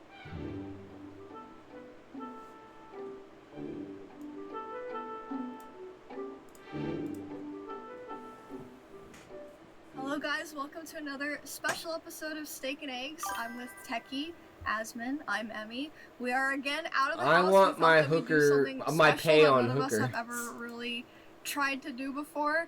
Today we're at a tarot card reading with a fortune teller. I don't know if that's what you would go by. Hi, my name is Linda O'Neill, and I would go by tarot reader. My business is Austin Tarot Therapy. So yeah, more intuitive kind of thing. I've gotten this read once. It was on a whim. I was an anime con stream. There's this one chick who was cosplaying like a JoJo character, and they threw it down. I had to pay him $20. I had a hand reading in Korea. So. Okay. I've never had any of this before. Cool. I don't know what to expect. Yeah. I'm a little bit nervous. It's what fun. happens. It seems fun. Cool. So I'm under the impression that I'm probably going first. Okay. Right. So I don't want to waste my opportunity. So I want to make sure I know all the ground rules, what I can do, what I can't do. Okay. Okay. So like, I can ask anything. You can ask anything. Absolutely. Does it have to be about me? It doesn't have to be about you.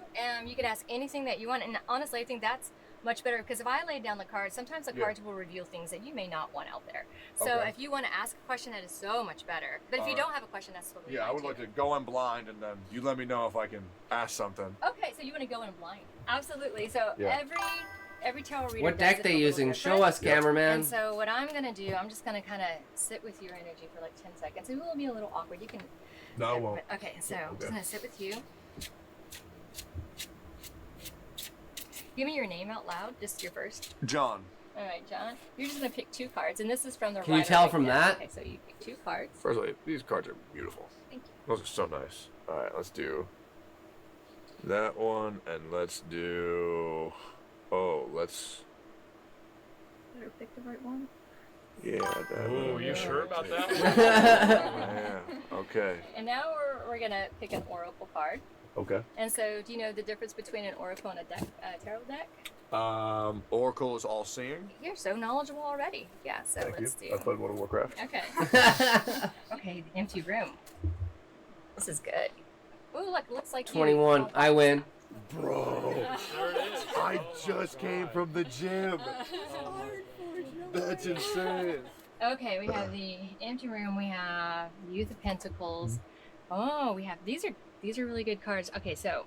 Okay. All right. I won't go into too many because relationship stuff. You want to keep that private. But it does look like this card, the 6 of Wands, represents like you are celebrated. People see you, and it's a very positive card. This guy just came out of a battle. So you are seen, you're heard, you are a leader. That's who you are, right? Okay. And you're somebody who is the Youth of Pentacles, which is really the Page of Pentacles. And what this says to me in this row is that you're just you're strong. This definitely represents you. And with the Ace of Cups representing kind of something, a new passion coming your way. So we have a new passion, Ace of Cups. It's being offered. You can take it or not. It's not guaranteed. It's up to you. So a new passion coming forth. And then we have this empty room. And so it's like, okay, what's going into this empty room with your new passion? There may be some conflict with this new passion that's coming into your life. The question is like, are you looking for, is there something exciting, a new passion project that you are I think that's every day for what I do. You know, I just try to roll with the punches. I mean, I'm excited because there's this piece of shit that I hate on the internet, and then I found out a whole bunch of bullshit about him because he got his Discord logs leaked, and now I get to rip him a new asshole when I get home. So this card is this card, the Five of Swords. You can see this. Yeah. This is the I love card Tecto. of like fighting, right? That's what I do every day on Twitter. And so in this fighting, like when you fight, you communicate, They right? appear to be rider Or weight you cards, try an to win. English playing card, This but is a stylized fight with about gold. winning. The others seem And to be there's somebody custom. gonna be left out. Yep. This The Oracle person, you said cards? ripped out his heart. His heart Yep. is ripped out, literally. That's right. Ripped out in this card. Okay. Yep. Yeah. And then I'm gonna eat that shit.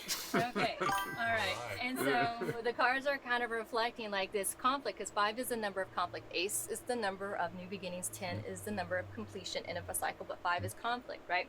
We have this, like, I would just, for a lack of a better term, unfair fighting. They're just like fighting like to the death kind of fighting, right? And then with the 5 of Cups, like sometimes, you know, when we get into this kind of fight, you don't want it to kind of overtake, because you start to focus on all the shit, not realizing, okay, it's really not that bad, maybe kind of taking it too far. That's very fair. I do that a lot. Yeah. Yeah, that's very fair. Yeah. I do think that there's going to be an opportunity that you're going to really, really kind of just make your own. When you have an empty room, you design it yourself, right? Yeah. I mean, I hope so. I started this new sport the other day. It's called pickleball.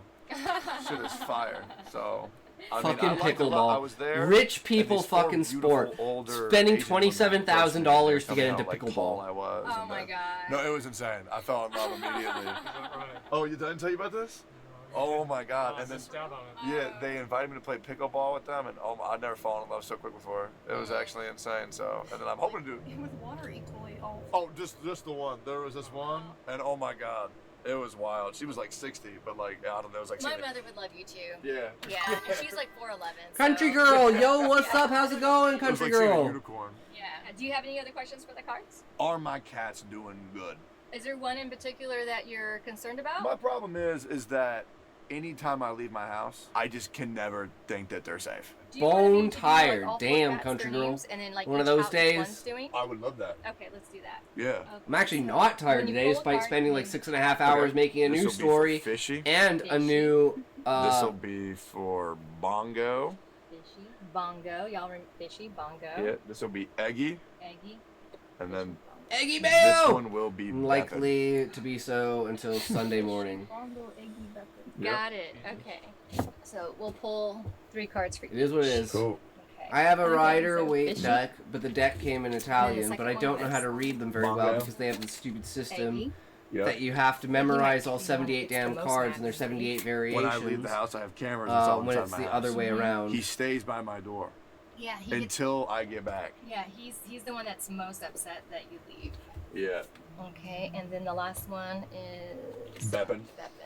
Okay, so Fishy is fine, right? He gets a little sad when you leave. 670 but he people are knows set to that, attend the like, you'll TG get back to brunch the on Ten of Swords, Saturday. Even though it looks scary, it's not that scary. Ah, the Ten of so it's Swords like is big it's a event cycle. going He on? sees it as cyclical. When you get back, he's super happy, Yeah. and it's like you know, it's loving time, it's abundant time for him. So he's totally fine. Good. So Fishy is good. Bongo's like, why are you leaving again? Bongo is also fine. So we have like, because for whatever reason, I feel like Bongo knows that you're the one who has to work. You know. So Bongo is like, why are you leaving? Why are you know? And like if it was a kid, it's like, Daddy, why do you gotta go to work again? Eggy gets a little upset. Oh, yeah. Yeah, Eggy gets a little reflected, gets in his feels, and doesn't think it's fair that you're gone all the time. So that's the only. But but that's out of love, right? Yeah, I love It's- that cat. Yeah. So it's just he's the one who's like, if you could take Eggy, I'd like to. He's just so fucking big. Yeah. And Beppin doesn't get anxious until like toward the end if you're gone too long. Okay. But when you're here, then he's super happy. Okay. That makes me better. I gotta do something about Eggy. Yeah. Ooh, maybe like a little teddy bear that looks like you, like a little. That'd be Plush cute. doll- Oh, plush that'd doll? Be cute. Yeah. Yeah. And, yeah. But I they're- appreciate that. Yeah. Who's next? I can go next. Okay. Yeah, I think you should. Okay. Okay. You'll go last. Aslan's like, I don't want to fucking do this Yeah. shit. All right. So say your name out loud. Emily. Pick a card. Okay. Do you have a question, or do you just want the cards to? I have some questions after about like people in my life, I guess, but I would just like a general reading first. Your cards look beautiful. Yeah, why are these so pretty? What the hell? Yeah, your cards are absolutely gorgeous. Okay, so what the cards say here is like, okay, the Two of Pentacles, this is definitely you. Usually in the Rider-Waite deck, when you see the Two of Pentacles... Yeah, she just said it, Rider-Waite deck. Overwhelmed, but with She this just said it. Two of Pentacles, you know, he's doing Tai Chi, he's like, you know, when he's feeling overwhelmed, he knows how to, like, breathe, you know? Yeah. So you definitely called that's it, Raymond. how you're able to manage all the things that you do, and you have such beautiful cards. Like, this Unseen card, I feel like, is also you. You have a very, very strong curiosity about things that... that we just don't see all the time, you know. I'm a big overthinker. Yeah, especially if you're an overthinker, it's really important to like be still and actually, like, are you doing karate right now or? No, but I was about to start doing martial arts fighting classes. I think they would be really, really helpful for you, right? Okay. And the reason why is because it gets a lot of that tension that is in our body out, right? Especially with the unseen, especially if you're always living in the future. Like, if you live in the future too much, you live with anxiety. If you live in the past, you live with regret. And the only way to be truly happy with the Sun card is to be right here, in this moment, in this trailer, right That's here, a great right way now. of saying it. It's the only time to be happy. And there's nothing to worry about because your That's one card thing. is so It's like beautiful. I don't We have necessarily this believe that beautiful it's oracle card. You magic, can but it's stick the together magic every step of the way. So you words have people and the who power are of behind you. You interpretation, have opportunities right? coming your way. There's no lack of inspiration. There's a lot of optimism. So there's nothing really and truly to worry about. Okay, thank you. Yeah. Pulls 3 death cards. Jesus Christ, there's only one of those on the deck. Oh my god, you're on borrowed You time. die today. No, that one will be mine. Well, the death Oh my card is not god. that bad either. Do you have any particular, like, more pointed questions? Okay. Could I do one that's like, how is like my friendship or bond with certain people in my life? Do you want to give out names, or do you just want to give out like fake names and then we can line them up? Oh, I'll give out names. I'll call them out. Oh. I'll do 4, like what Techie did. Okay. 4 names. So let's just do Techie, Asmin, and then Ms. and Emily. Oh fuck, Miz. Oh god, I want to see. Dude, this is actually fucking hilarious. Let's see what the reading is about Miz, because I'm pretty sure at this point in time, like, she's dating Miz. And then all the shit that happened with Miz in the last, like, fucking week and a half to 2 weeks with all this shit coming out. Oh my fucking god. Don't know what the list looks like tonight, but chapter 21 is up and short. Alright, sounds good, country girl. We can get around to that. Most of the time, people ask for their future. Yeah. Okay. Wait, should I give their real names? No. I said yeah. John, Yeah. Zach, Matthew, Emily. Okay, It's so weird. You're gonna pull. As you pull the card, say the name. We'll put it right here. Okay. Okay. John. Zach. Oh, Zach. Why are the men uncomfortable? Matt. John, Zach, Matt. Emily. Okay. Oh, I'm curious now. Oh gosh. There's a lot of pressure. Okay, we can do this though. Okay. Should we start with Matt then? Sure. Yeah. Okay, so which one's Matt? Techie, Asmin, Ms. Emily. Yeah, so this one. This one.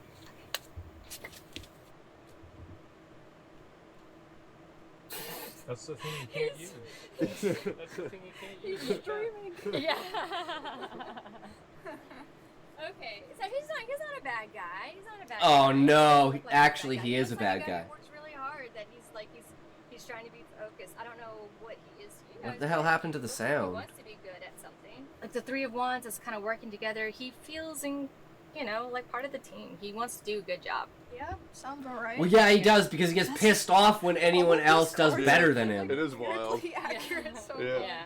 Apparently. Yeah, that's why I like using the different decks, because sometimes like it's just something will kind of evoke a feeling or All right, and who's next? Let's do Emily. Yeah, Emily, this one. Now I'm gonna be real. This person is quite the character. I'm curious what to see what you're gonna say to line up. Fucking 'cause, extra if it lines Emily. up with this chick, that's wild to me. Okay, you say she's kind of a character, right?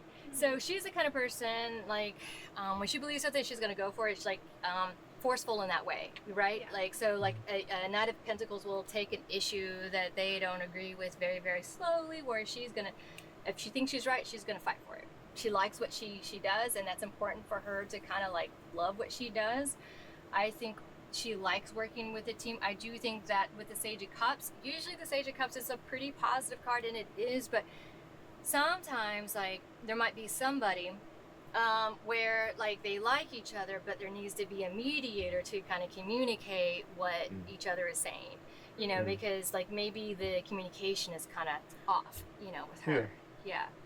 And then, like, I'm curious with the mother thing, because in this particular card, I'm wondering if she can be too constricting in her viewpoint sometimes, where she kind of, but I don't know, is she nurturing in any way? Does she think that she's always doing the right thing, or? The fuck are these cards? So she's a content creator who does like the craziest things possible usually. Yeah. It's hard to say. I never know with her. She's very. I cannot read her. I don't think she's as crazy as she looks. You know? Yeah, that's what I think. So you can see all the party right here, the 3 of Cups. I'm She's used to definitely my an extrovert. She Marlies. loves life. She goes after what she wants. Marcel? I think with the mother thing, I'm gonna say, and with here, I do think she's got some like inner battles where she probably does need to slow down. That's what I think too. You know, and I think that part of the reason, if we were gonna talk about inner child wounds, I wouldn't be surprised if it was because of a controlling mother that like now that she's, you know, whatever. Now that she's free, she can let loose. Because this, like, the mother is such a beautiful card. It protects, it creates pearls, but also it can be very, very restricting.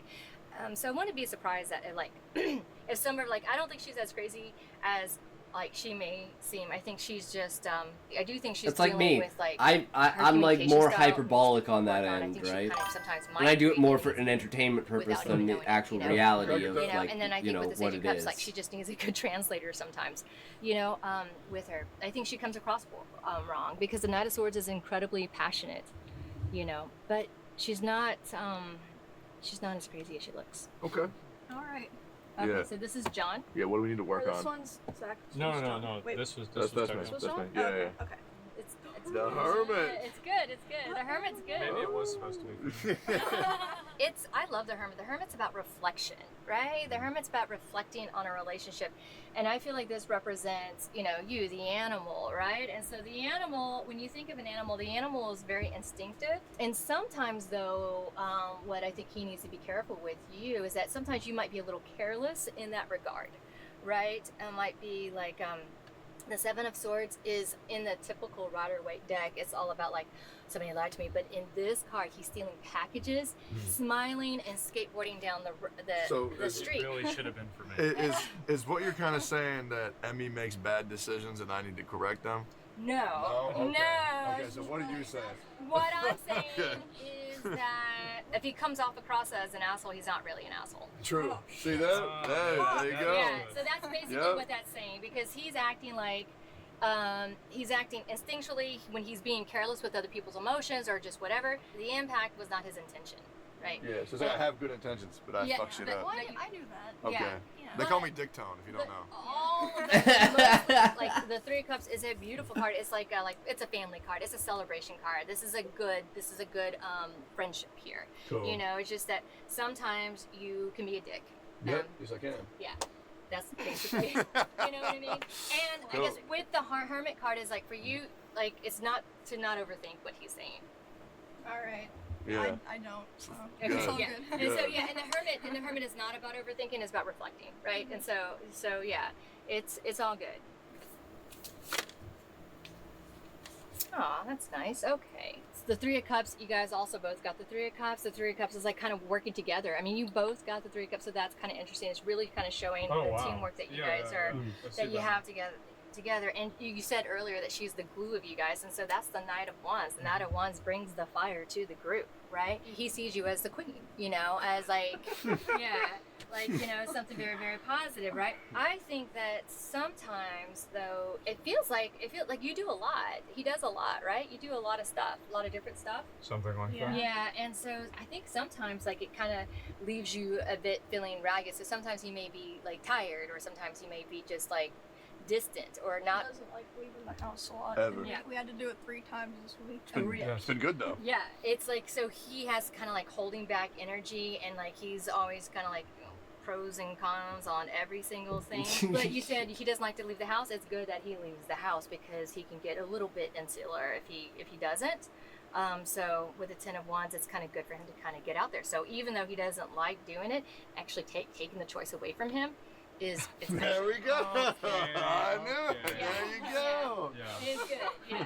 Overall good. He's just right because he's doing too much stuff, and honestly, taking choices away from him because he's doing too much stuff is like a good idea. Yeah. That's right. Yeah. That feels fucked up though. I know. Well, it's it's just for If anybody the can do it, best, it's you. right? Yeah. Yeah. So what is this one, man? So the Page of Pentacles. Oh, Pentacles is Earth energy, is slower energy, and the Page is learning. And so even though you're doing a whole lot, when this comes, like you're still always interested in learning something new. So even though you have enough on your plate, it's like there's still There's like always a need to be a more. curiosity where you Stack want to my see plate up. What else is out there? How do you think I got enough on my plate? Exactly. Something like that. Yeah. So that energy still exists in you. Sure. Yeah. Okay.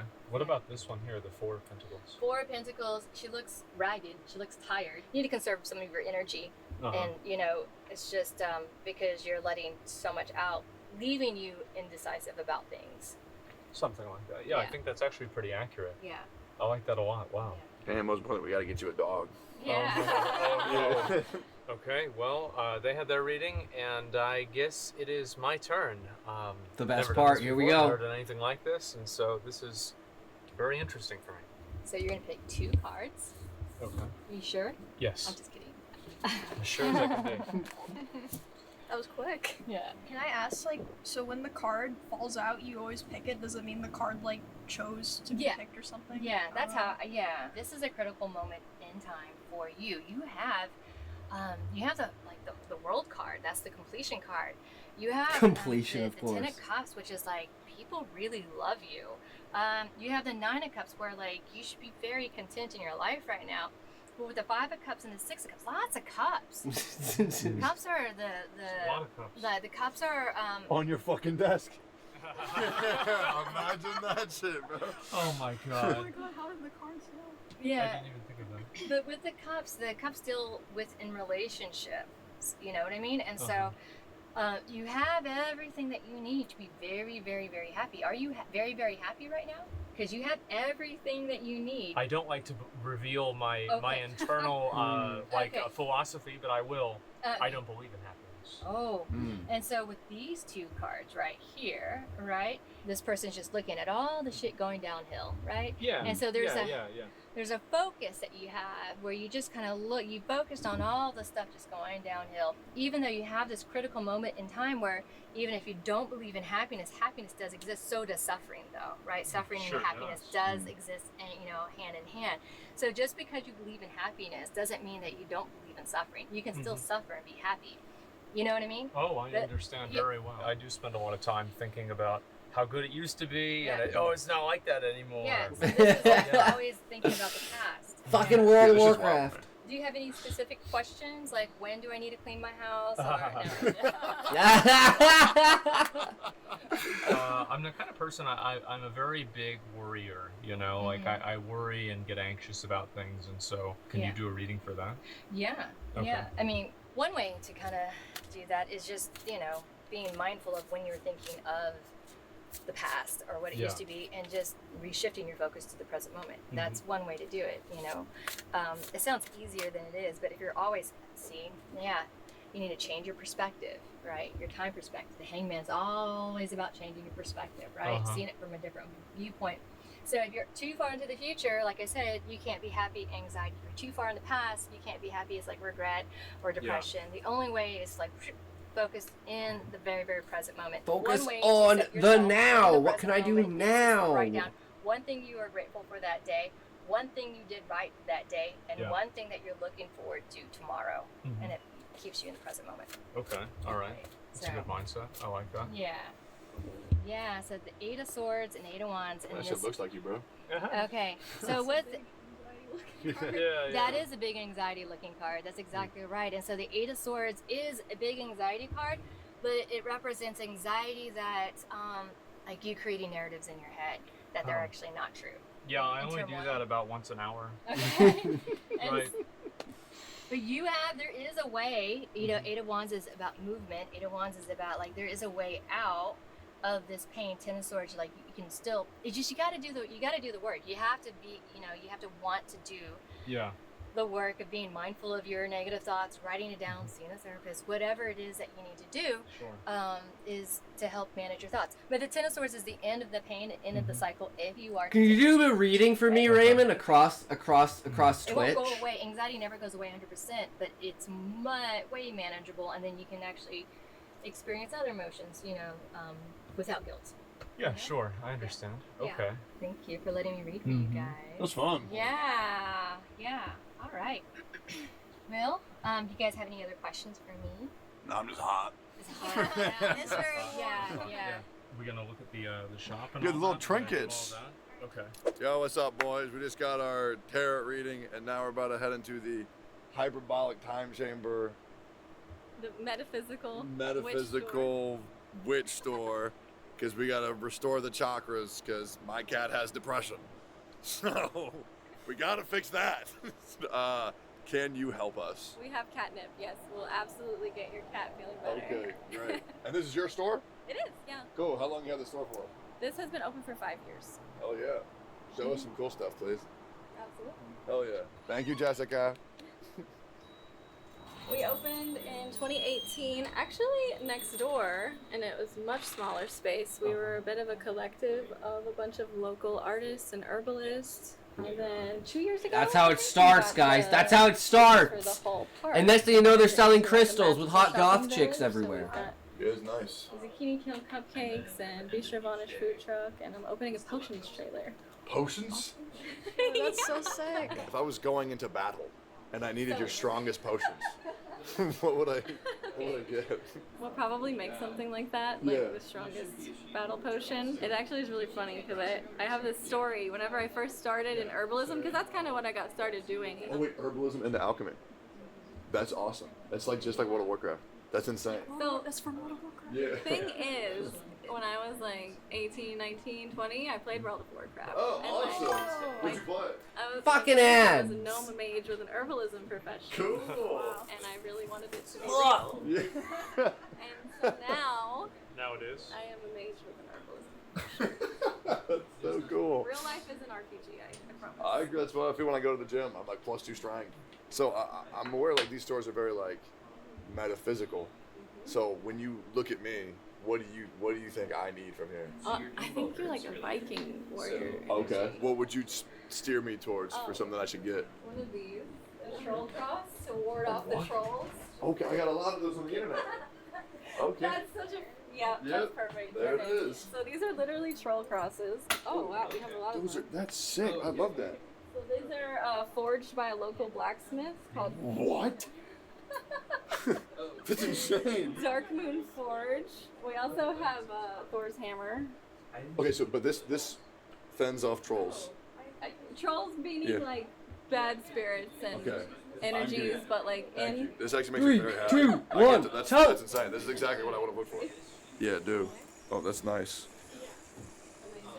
I'm gonna wear this shit every day. That's so cool. What about something for like this man? What do you think he needs when you get a look at him? Oh boy. Yeah. Oh boy. Oh boy. I immediately thought of like a leather journal. Oh god. I agree. Wait, the reader Because said the he reader needs to said start journaling. writing his thoughts down. See? See? I swear I didn't meet with Linda in between. All right. Yeah. Okay. You can get one with a key that looks like you found it like in a treasure Yeah, chest this is- somewhere. yeah, if this is natural. the kind of thing that you want. That's so cool. Weighted soft journal. Okay. Oh my god. Bro, that's awesome. Oh my god. What about this one here? That one's really nice too. The pages aren't as cool in my Okay. opinion, but that Phases is of the moon. Phase symbols. Yeah, I think I actually like this one. Yeah, I'll take this Oh, for yeah. sure. Absolutely. So is this what XQC speaks or what is that? That's Nordic. Oh, It's Nordic. our Oh, okay. Cool. Cool. Well, so what do you think someone like my friend Emmy here needs? If you were to guess, if you were to read her aura. Do you like crystals? Crystals are cool. So are you more herbalism? Ooh. I'm more Just like I interested in couldn't- herbalism. I don't know Okay. anything about all this. I was like either crystals or herbs, so sleeping potion? No. Do you have Actually, you know what's crazy? She was just talking about how much of an issue she has going to sleep. Really? Yeah, she said if she had a button, she would press it so she could go to sleep. having to sleep. Oh, yeah. You'd rather just do other things. We do have a good night. This is like an herbal tincture, which is an herbal extract. It's like concentrated, so you just take like drops of it in water. What does lover do? That one is an aphrodisiac. What's it gonna do to me? It might boost your libido if you took it every day. I get that too. Sort of. Look at that. What's this? It's gonna make me horny. Oh, okay. That's cool, right? Okay. And then we also have a tea if you didn't want a tincture. This is like a sleep support tea. Ooh, I love tea. What does the shield tea do? So we have magical intentional teas, and then we have elemental teas and wellness teas. So these are more for like health and wellness, like everyday support. Yeah. The elemental ones help balance elemental energy. So some people might be very fiery and energetic naturally, so it would be a good idea to have like the Hey, that's warrior me. tea, which is going to be soothing and calming. I might get some fire tea. I feel like I need Fire. the energy. That one also has the horny goat weed in it, so it has I'll those. put this back. Now we'll go back to the shield tea. What's in this one? Shield. So this one's gonna be spicy with cloves and Okay. black pepper, holy basil, and juniper. Okay. Yeah, I'll try that. Thank you. Cool. The backyard where we have Bistro Vanish is a vegan food truck, and then this trailer here is gonna be our future potions trailer. Yeah. It's a little fairy pond actually. I have some dissolving paper inside. If you want to write a little wishing pond petition, you can cast it into the water. Oh, we can do that? Yeah. Oh, I'll I'd go love to get do the that. paper. Thank you so much. And we just write what we wish for? Yeah. Cool. Is it cheating to look at everyone else's? No. Don't die. Don't die. Yeah, this is a dissolving paper. So you write a wish on it and put it in the wishing pond, and then it'll come true. For sure. Don't die. You get your money back. Okay. Sure to do that. It's free activity. Yeah. I'm going to throw mine in. If y'all ready? Oh, wait, shit. Holy, that's dramatic. You're still sitting there? I wish I wish I knew what to wish for. wish my friends will be happy and successful. Boring. And the way you make that come true is by liking, commenting, and subscribing on our video. I think this is my favorite special we've ever done. This was awesome. Yeah, I love this shit. You know, even if like you don't believe in this kind of thing, like with the reading, I feel like it still makes you think. It's relaxing. It makes you contemplate and reflect on stuff. So I enjoyed it. It's a lot. I got a lot of cups. You got 4 out of 5 cups. And you're holding on to them, man. You gotta let go of them cups. I actually do need to throw them away. Yeah. It's that time of the week. Thank you again, Jessica. You're welcome. This was a lot of fun. Don't miss.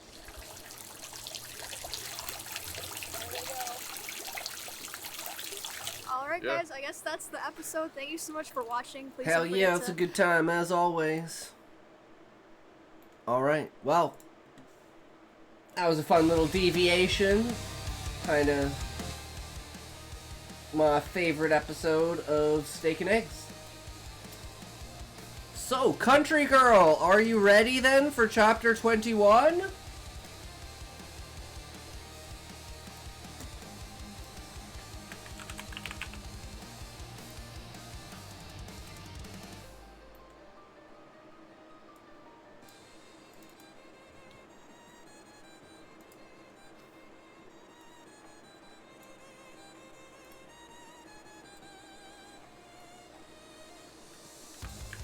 Man, you weren't lying. This is a short one. Holy shit.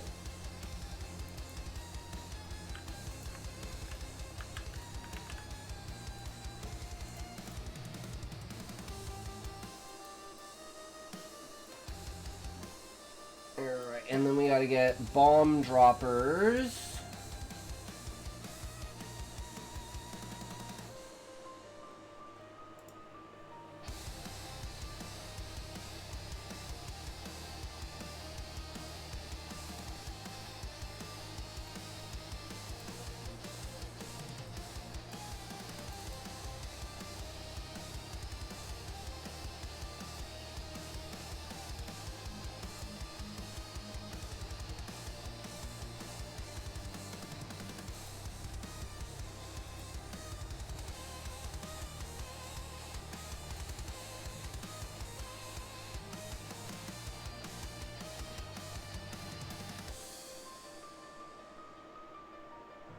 51 chapters. Wait, what?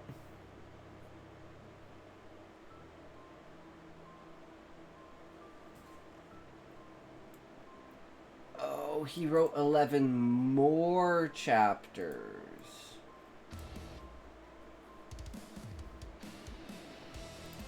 I think that's what it was. So this is Bomb Dropper's story.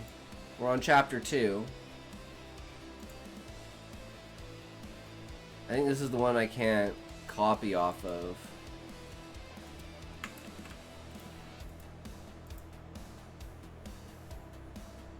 Why does it say this is chapter 4 out of 51?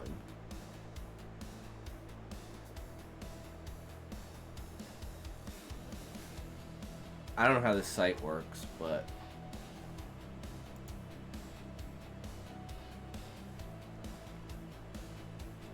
Where did the night vision go? There. Alright, well, either way, here we go.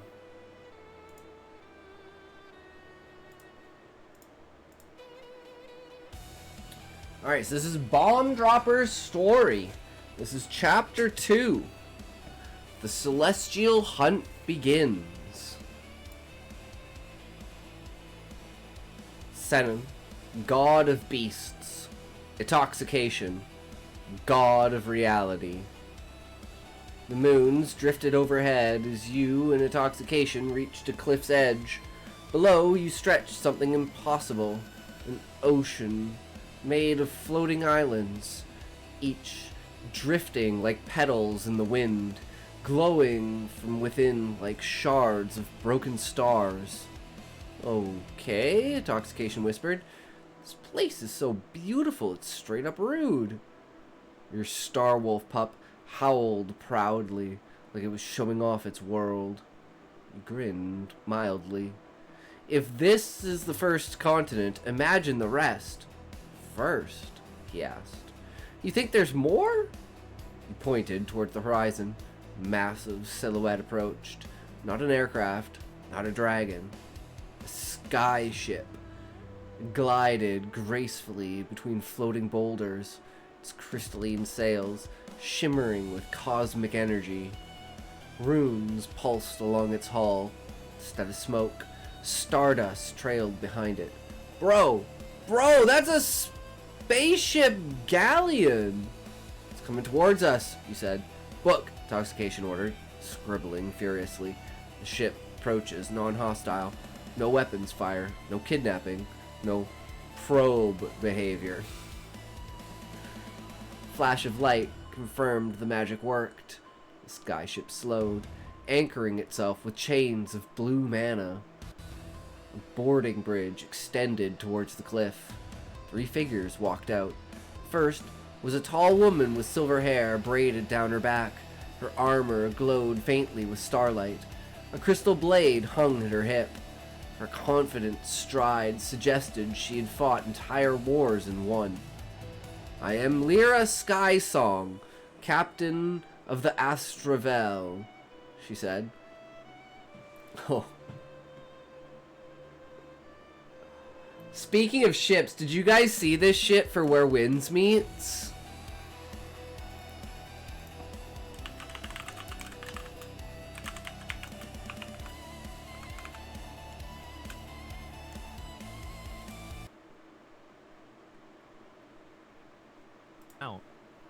I don't believe this.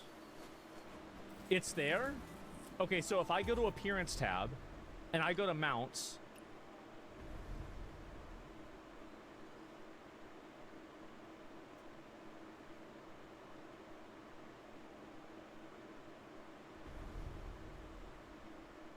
Oh my god.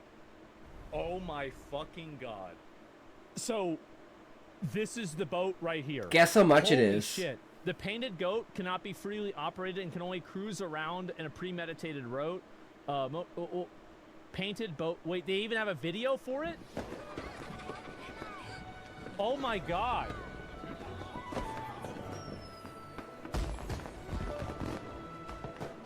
This is the future of video games, guys. So, this is a...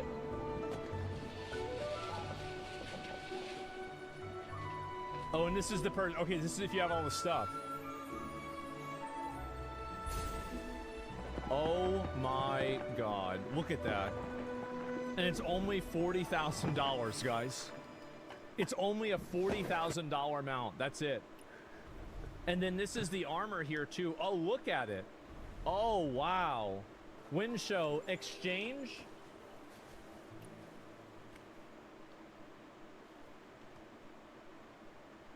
$170. The draw shop, and it's 1 core. Okay, you guys don't understand this, okay? So I'm gonna do the math so you can put this all together, okay? So in order for me to get 2 cores, that's all I got was 2 cores, I spent roughly $450. So if you take, that's 2 cores, so if it's $450, that means it would be $275, or sorry, 225 times 170.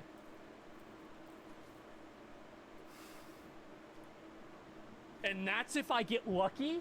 So just so you guys understand, harmonic core. This is your pity item. I want you to understand how many things you need to do in order to get 1 harmonic core that allows you to buy 1 Mirage Torn page, okay? So in order to buy this boat right here, you need to spend almost $40,000. I don't think this is a problem. When gacha mechanics go unchecked, the model never stops. It's fucking insane. It's like, well, at that point, why not make a $4 million one? Someone out there might buy it. It's so fucking retarded.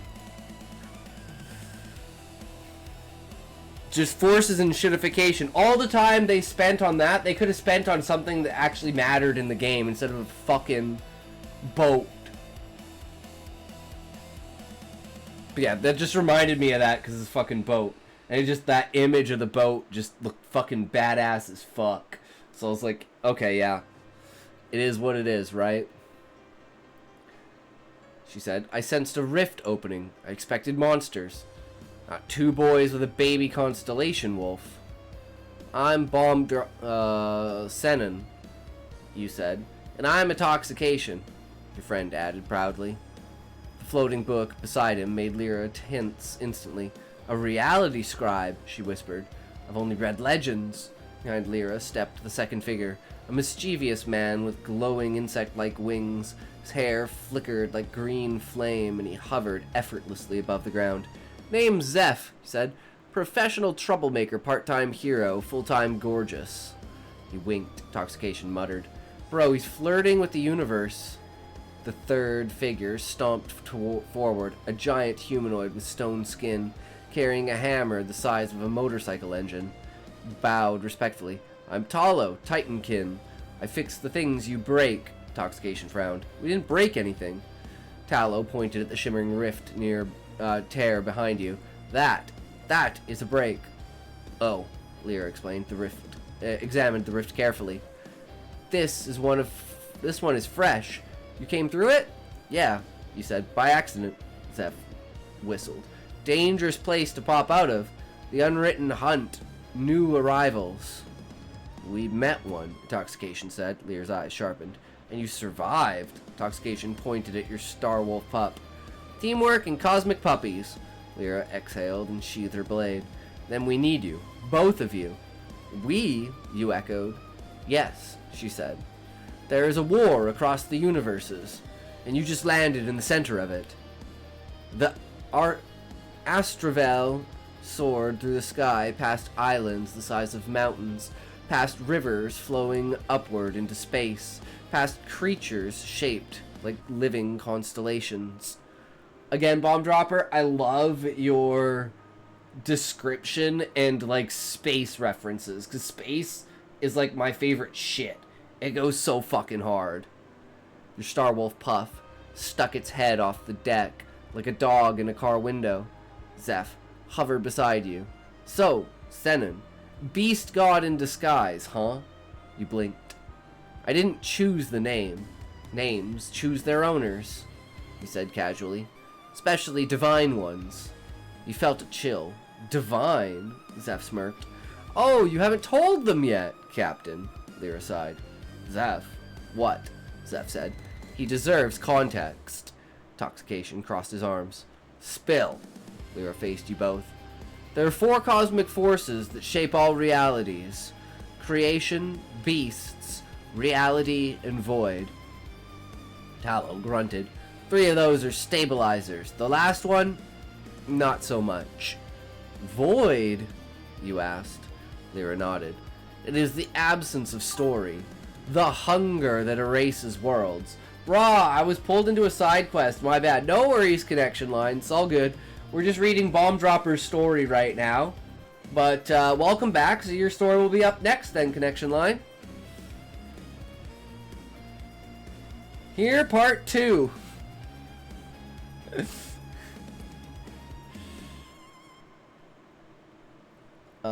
I don't know if Ray's still here. If he is still here, he hasn't talked in a while. He's probably just doing something else, you know. The gods of those forces vanished ages ago, she continued, or so we believed. Oh, Zeph swirled in the air. But then you two fell from a rift, beast and reality, arriving together. That is no accident. Toxication's eyes widened. We're replacement gods, Talos shrugged. If the shoe fits. I fear he may have taken my angst as not liking his essay. I just don't like any essay. No, we were watching Steak and Eggs episode of fortune telling. And then about halfway through, he stopped talking. Is what it is. He swallowed. So what now? Lyra pointed towards a massive, glowing gate ahead. A world bridge, connecting your sky realm to another. Now, she said, we hunt the void. Well, you admitted the endless void oceans and floating moon shards. Toxication sat cross-legged on the deck, flipping through his reality book.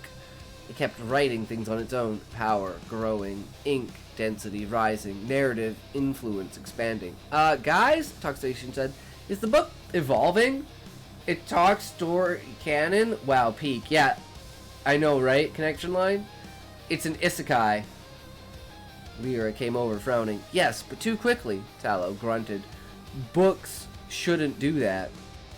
Zeph smirked. Unless their owner is feeding them. Toxication blinked. Feeding them what? Story, Zeph said. Adventure, risk, conflict. We love isekai, I wonder why. It's a perfect combination of fantasy and reality. You can reference anything you need to in reality, so it makes it relatable. And it's fantasy, so it's way out there. Country Girl, awake! Yo, Country Girl, welcome back. Yeah, I figured you might have passed out. Does your NW stand for New Worlds, or am I just Northwest, most likely? Yeah, you know, Northwest Country Girl. That's what I would assume. But I never asked. Lyra came over frowning. Yes, but too quickly. Books shouldn't do that. We already read that.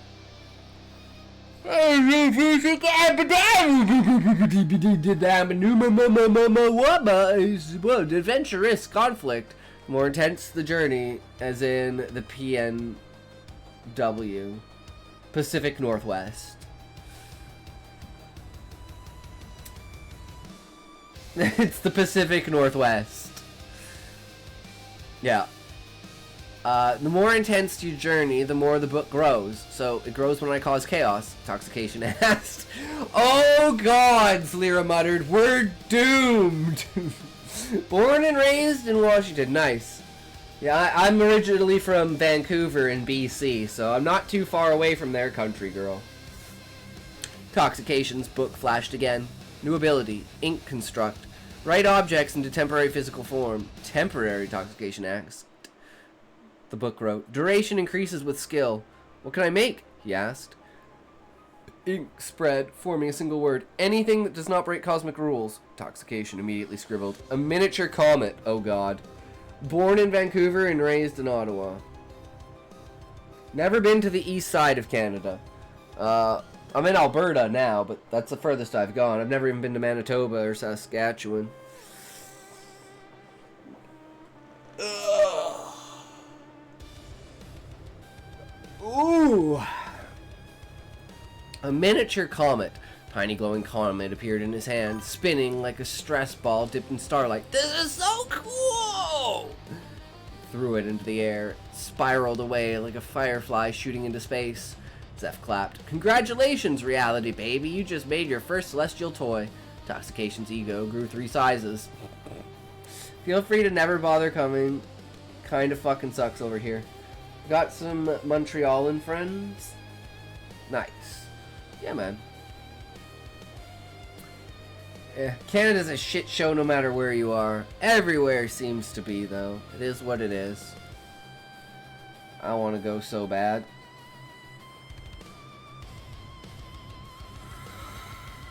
Oh, I'm so tired. What is this? Fucking wake up, bitch! Motherfucker! Wake the fuck up!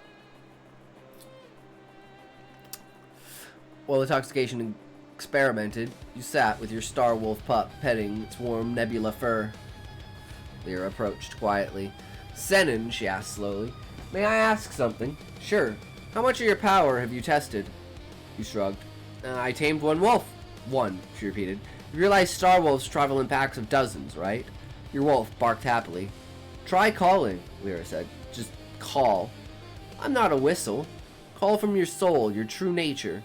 Toxication leaned over the railing. Do it! Summon the Avengers! You sighed, stood up, and placed your hand over your heart. Strange warmth spread through your chest. Ancient, primal, powerful. Starwolf pup tilted its head, sensing it. You closed your eyes and whispered, come to me. The universe shivered. Stars blinked. Moons flickered. And then a howl shook the skies. 1, 2, then dozens. Beams of starlight ripped across the sky, converging towards the Astravel. Lyra's eyes widened. Tallow dropped his hammer. Zeph slapped his face in disbelief. Intoxication? Whispered. Bro! 30 massive star wolves descended from the heavens, landing around you in a circle. Each one bowed. Your pup barked happily, climbing onto your shoulders like a proud son. Lyra whispered. He is not a tamer. He is the tamer. Toxication stared at you, mouth open. Senin, you're nuts! That was like some god-tier Beastmaster anime final episode moment. You scratched your Star Wolf's head. Guess I'm built different. Oh. What's up, Callie? Yo, yo. Yo, what's up? I can't hear you. You're so quiet, Callie. Quiet. Everybody dance now. B-wom, B-wom, B-wom, B-wom. Yeah, your maximum volume. I can't turn you up anymore. Hello, hello. Okay, I can hear you better now. Okay. Everyone dance down. Wom, wom, wom, wom. True. What's up? We're doing the word challenge thing. Jam. You need to say something. Wait, what? Say something. Jam. Jam. Okay. Jam, get in here. Oh! That was not Jam. Hi, what's up, Jam? Okay, what's up, Callie? We were doing a writing challenge. Shadow woke up in his cage. He glanced over to his master's cabin. All was silent inside the cabin in the forest. All he could hear was the distant rumble of the railroad. Shadow's master, Callie, was nowhere to be seen.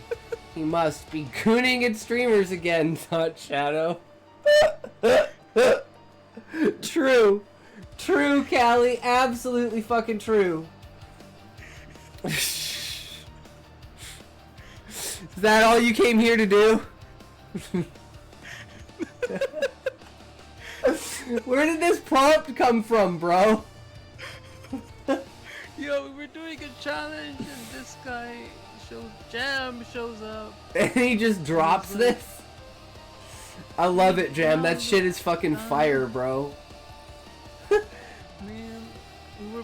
I'm posting the challenge stories in my Discord, except that one. because I don't want to get canceled. What? Everyone knows you're gooning into him. Everyone's gooning into everyone. It was mid-March when we set sail for the Lion Galaxy on a voyage in search of gold, but when we got there, we found something greater than gold. Ladies with big tatas. Oh, I fucking love it. That's good shit right there. So you're having a good time, Callie? Diamond. You wanna come up with another one, John? Oh, this guy's good. This guy's good. Where'd you find this guy, Callie? Because bread tastes better than key.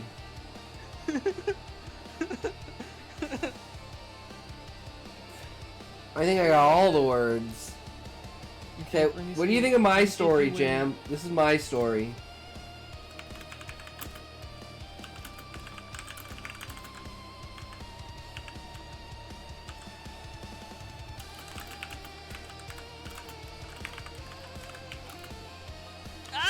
Oh my god!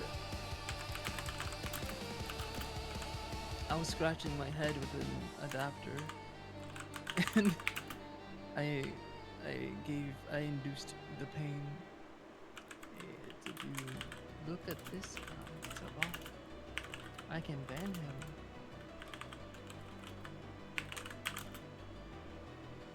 I'm a moderator. I was gonna write one myself, but I take a really long time to write stories. Wait, I have one over here. I have one too. Wait, are we reading Connection Story? We should read Connection Story. Or is it like... One day I was... One day I was straight jacking my shit, but then it was night. So one night I was jacking my shit straight up, and then it was day again. So one day I was jacking my shit straight up. I broke the pedal in my palm. Pressing with passion, I pensioned my patience against this pristine will. I broke prosperous, the pedal proper, popular yet pondered as peculiar. A perfect peace broke into perilously. Oh, it's supposed to be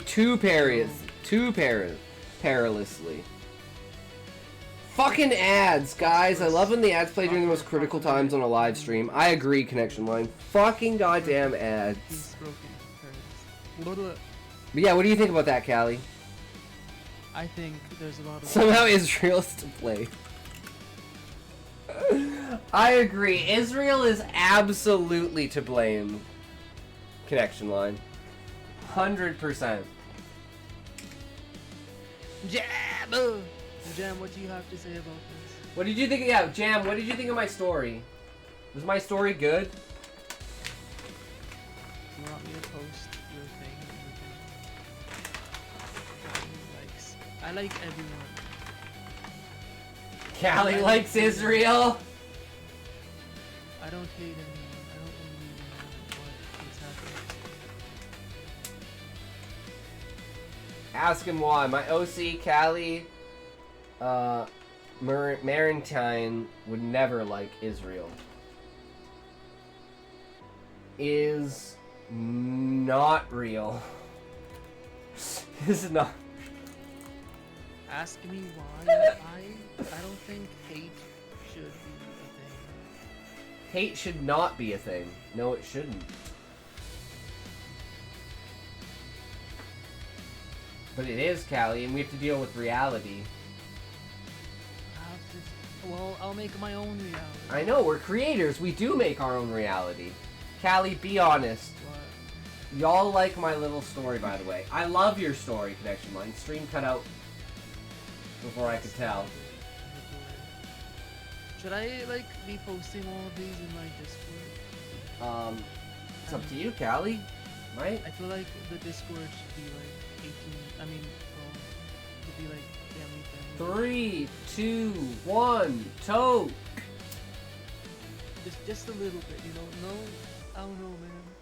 Oh, no, man! No tatas! No tatas!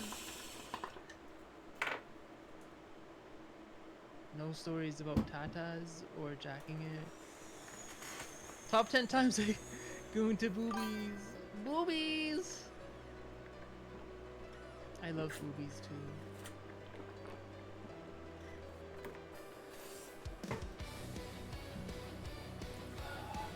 See, that's what I mean by you're respectable, Callie.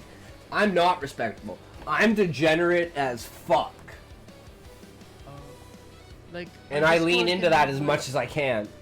And we're just gonna get even more degenerate. Mr. Beaver I think sucked me off. Discord can have like yandere boyfriends, yandere angel boyfriends, and, like doing stuff. But I don't want tatas or like. Beast best Mr. head. Beast could suck me off. Call it Beast Games. I mean, fair enough. Beast's best friend. All right, here we go. Toxication stared at you, mouth open. Senin, you're nuts. That was like some god tier. Oh, we already read that. Guess I'm built different. Built different. Talk practically screamed. You just summoned a galactic dog army. Oh yeah, Donnie, right there. Way better than Monica, eh, Bill?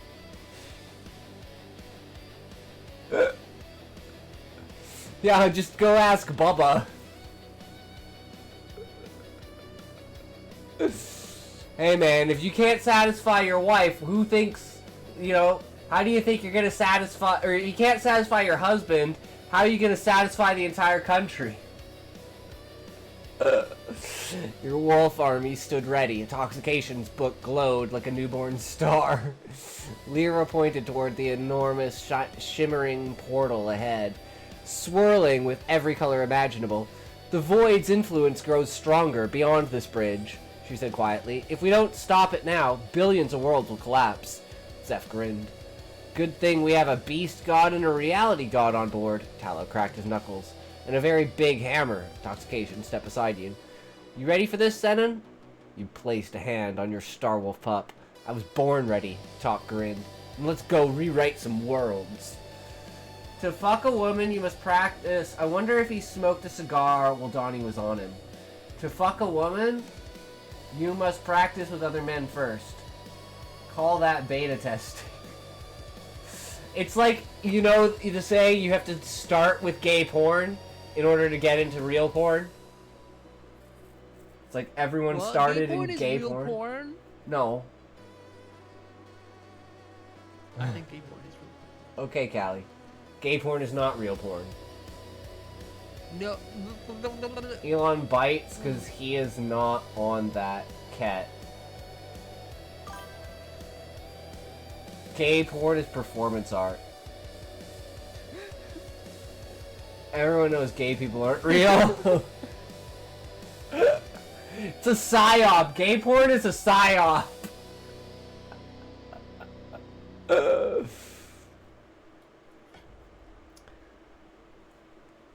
The Astravel plunged into the world bridge, and the next universe opened before you. The hunt had begun. Damn, actually, this is, like, really good, yeah. Like,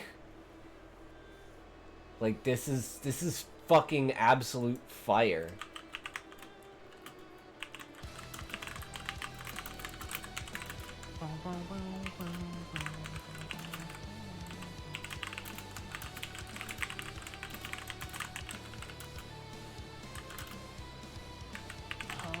It's over?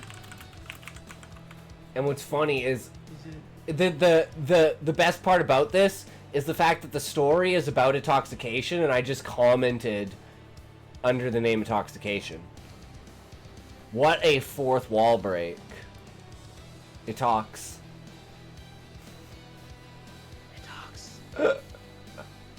That's me! What's up, Callie? Hey. Really invented gay porn to trick people into sending more money to them. It was kind of peak story, not gonna lie. We live in a simulation. Ah, hi, Tox. No. So now we need Connection Line story or Country Girl story. I don't think Country Girl is here. Oh. So we're Connection reading right Line. now. I should have the story on my screen too. You should story your story. Here, I'm here. Okay, Country Girl is here. I don't remember who came in first. Let me get it. did Country Girl come in first or did Connection Line come in first? But I know Connection Line technically called it from yesterday. Let me see. Saying you wanted to be first, Connection Line. Ah, Callie, I can give you a fill. I was here. I had stuff to do. I can wait. All right. I just want to make sure, you know, I don't, you know, okay, let's see. fuck anything up for Let's anyone. do it. I want it to be fair. Might pass out again. Yeah, it's all good. It happens, Country Girl. You got all night. Some people call her. Some people called her. Some people called her coffee. Other people called her tea. I called her beer. The best I ever had. Her tatas were tremendous, but her butt was not too bad. But when she started, bouncing, I felt good. Okay, there. I filled it in. The last one was really bad. The last word? The last word. You should really redo the last word. Okay, but when she started bouncing, I felt excited. What? But when she started bouncing, I felt sad. Rhyme with bouncing. Oh. I'm like, what words are you trying to rhyme with? Rhyme the word with bouncing. What are you doing? I didn't know I was supposed to. It's the most obvious word because it's the most it's the most potent word in the fucking sentence there. You could rhyme with butt, but I think bouncing is probably the best way to go because then you're bouncing, your butt, bouncing, and then something. So something starts with B. I felt. Not all words have to rhyme. Not all poems have to rhyme. I felt beautiful. Okay, fine, there you this go. poem has to Boom, be- beautiful. Some people called her. Wait. I got bots. I got a bot. I got it. I got it. No, I got it. You don't got anything. It says intoxication banned Sakerson. So It says good people, good boy gone Cali. no, it doesn't. Bandit. No, it doesn't. It says Cali Bandit. No, No. bad cat, bad dogs. No, I'm not seeing the same thing you're seeing. You got both. Wait, there was both of them. Wait, there was two of them. I'm gonna fucking. I'm gonna screenshot this. It says. Man, I'm It gonna just says screenshot one this. message was deleted by moderator. Intoxication banned Seekerson. Media to watch on stream right now. Did you post something? Yeah, I post something. Guys, what do you think of my take on the story? Some people called her Donnie, other people called her Trump. I called her Kitten, the best I ever had. Her tatas were tremendous, her butt was not bad. But when she started bouncing, I felt whole again.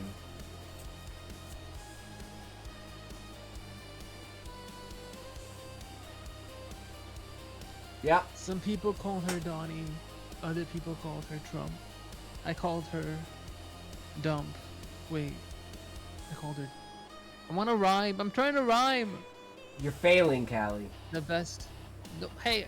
Okay. Wait. I'm gonna read it in my head, and then I'm gonna. Wait, you don't read it in your head first? Yeah, That's not the first thing that Yeah. you do? I called her Hottie. Yeah.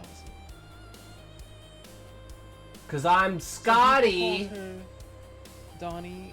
Some people called her Trump. I called her Scotty.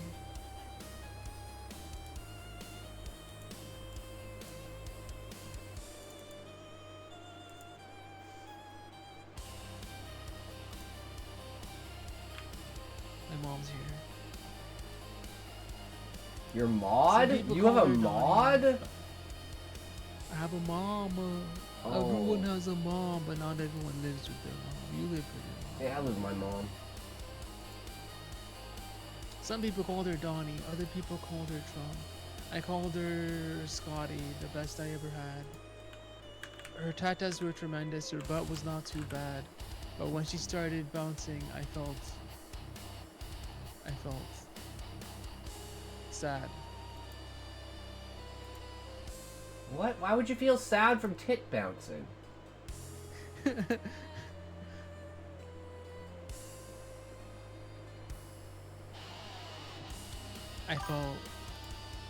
I felt she had no dad.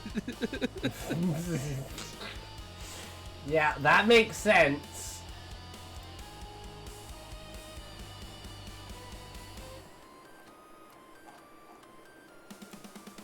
Tits bouncing makes me very happy. I just don't know what to rhyme with. I'm not creative enough. I limit myself to one word. Pulling up more media? I don't know, Callie wanted me to watch something, I think. No, I sent you, like, what happened in the chat, what I see in the chat when I banned Seekerson.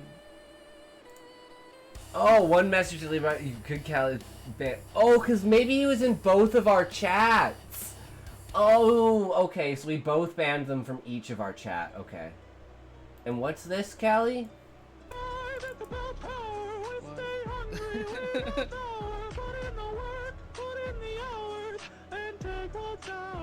You never saw that? No, I didn't see it. You post things and you never tell me. And then I don't know that they're there. Okay, so now we want chapter 3. How do we get to chapter 3?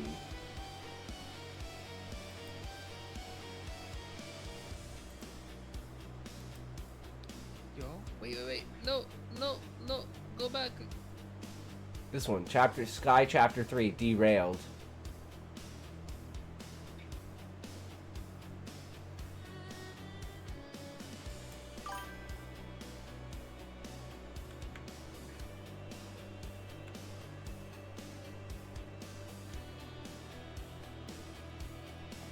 Wait, there's a description? Where?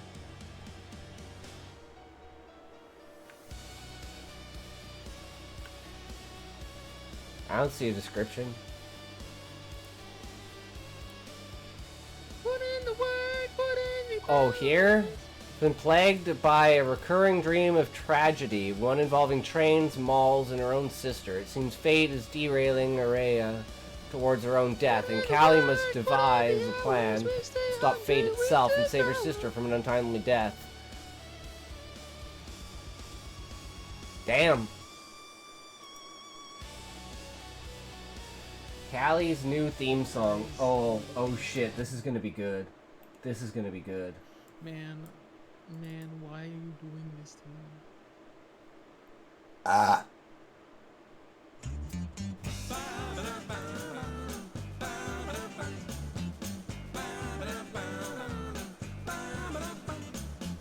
I'm gonna jack it where the sun always shines. He's gonna jack it. Been spreading the word and now I need to ease my mind. Jacking it home. Been planting them apple seeds and while the apples grow, I'm gonna go out jacking it in San Diego. Jacking it, jack. Spanking it, jacking it, spanking it, smack. I don't need no shirt, no. Gonna take them pants right off. He's about to jack it. On such a bright day, who needs underwear or socks? Jack it, home. Been around God's country, and there's one thing I know. There's no better place for jacking it than San Diego. Jack it, jack. Fucking love South Park.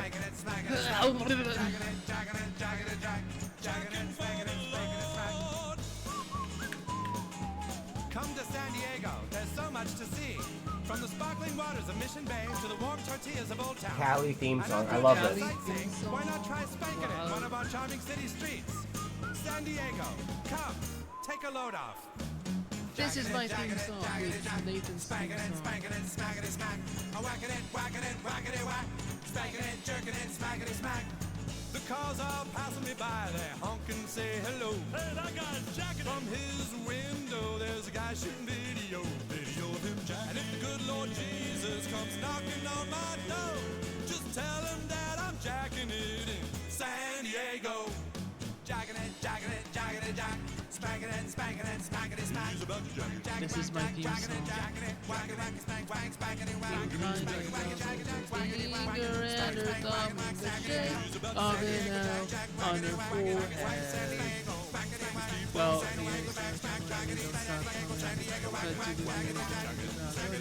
Someone right now is actually jacking it in San Diego. 100%.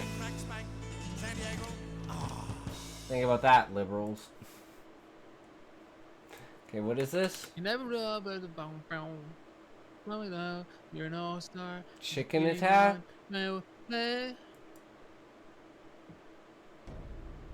What's this? We shooting stars breaks the oh. Man, why I have to do that? Now Jam is gonna You like it because it reminds you of Shrek, and Shrek reminds you of, and then you jack it. You should know that a man with the power of nature can bring you to the end of your life. And you should know man. Jam! That you are about to be massively forced to give up. Chicken attack. You know what I think we should do? I think what I should do is go to Blue Sky and find writers that aren't Jam. This guy is actually a highly skilled professional singer yodeler. Like best of anyone.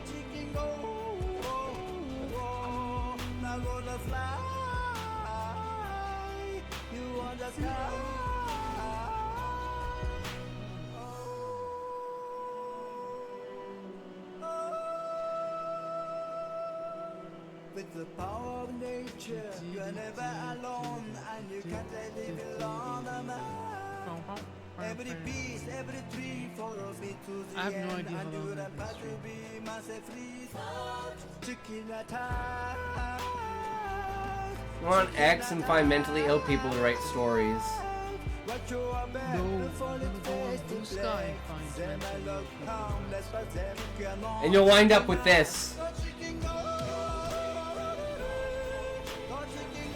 And then you'll become absolutely viral.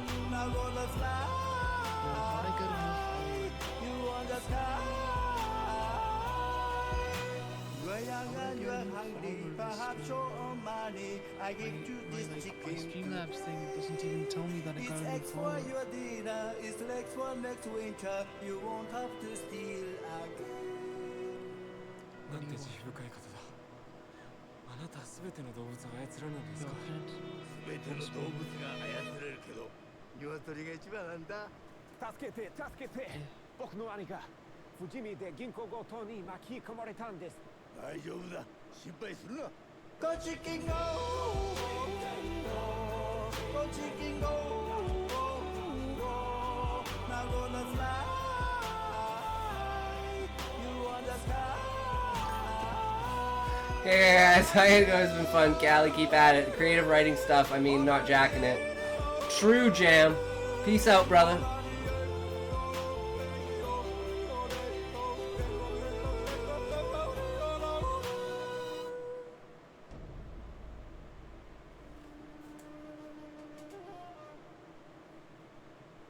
Chicken attack, chicken attack. Jam, why? I can't. I don't know how many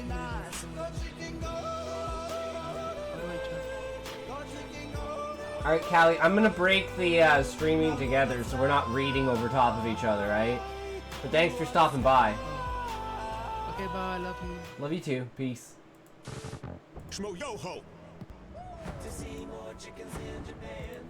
Catch the box with your wing or your hand. Good shit. Alright, let's get into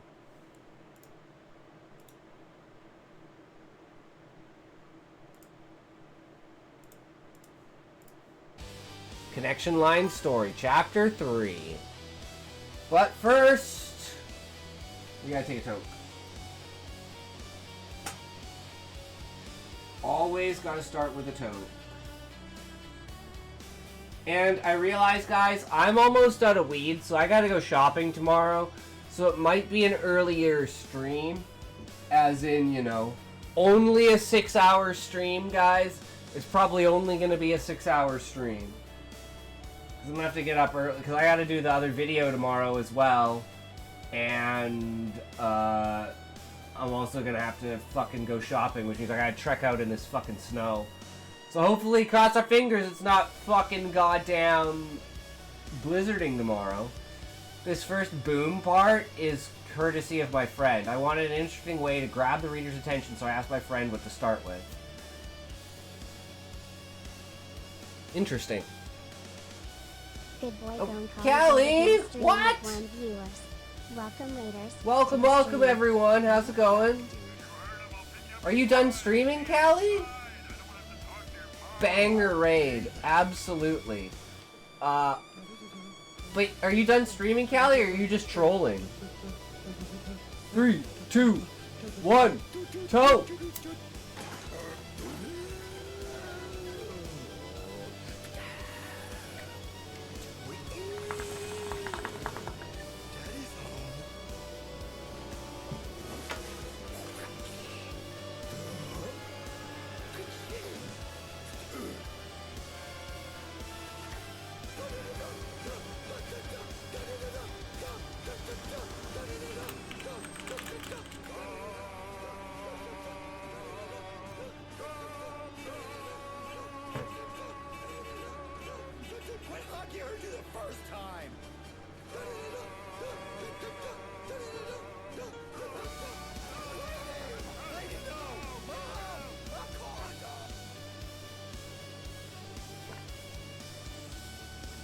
Okay.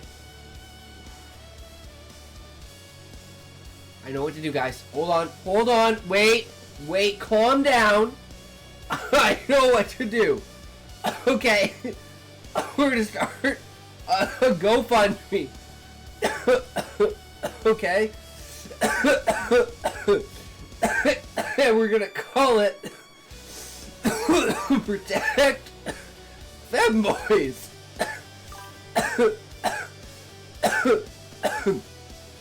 Yeah, another one. Yeah, okay. Hold on.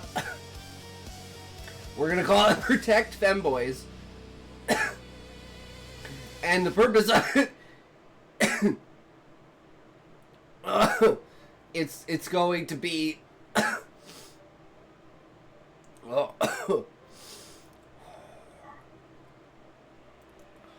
every donated dollar here goes towards preventing me from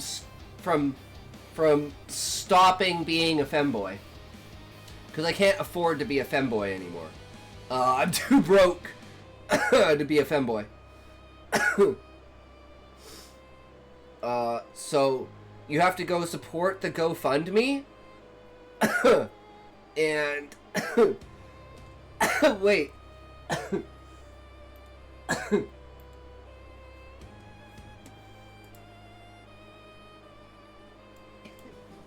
We're gonna start a GoFundMe.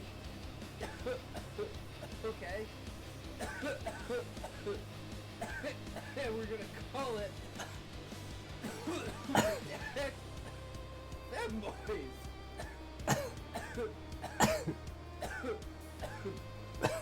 Yeah, another one. Yeah, okay. Hold on.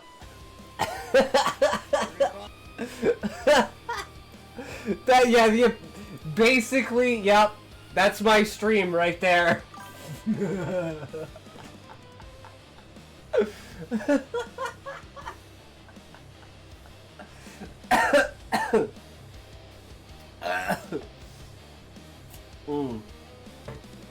Absolute cinema.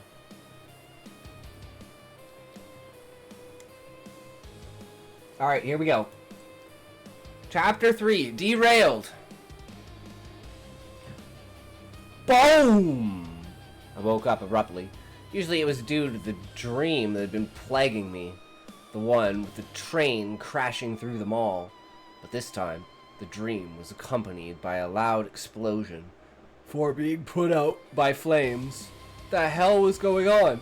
Pushed myself out of bed, hastily putting some proper clothes on before leaving my room. Araya's door was open, and her room was empty. Parents ran out of their room, looking at me before walking downstairs. Araya? My dad calls out over the fire alarm blaring. You okay? What happened?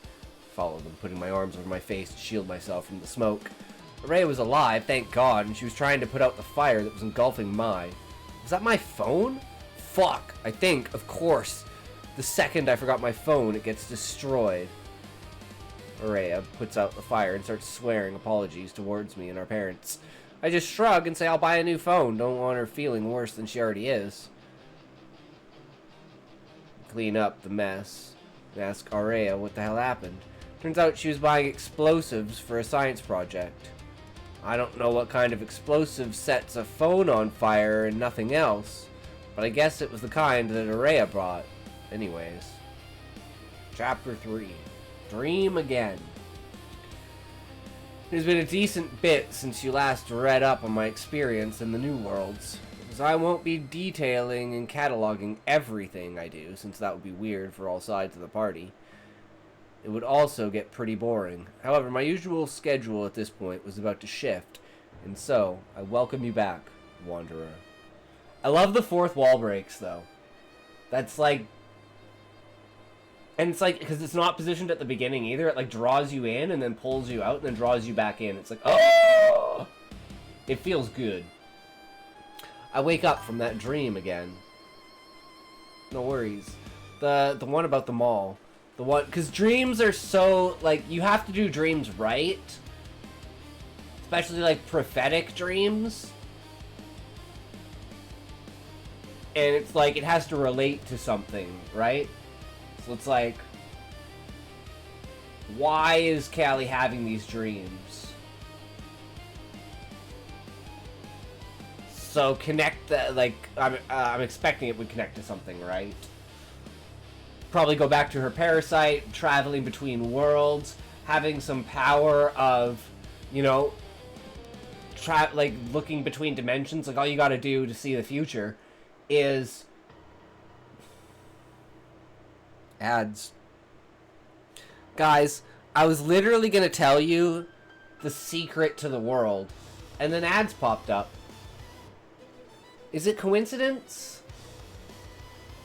Or is that the Illuminati watching me at every moment, just preparing and doing anything in their power to subvert me and my audience, my community, my friends, my fellow creatives? We must unite, rise up, and write the greatest book that no one can ever ignore. It will have no words in it. It will have no pictures in it. It will only have dead men's faces. And it will tell the story that everyone will know. Do not fuck with the people.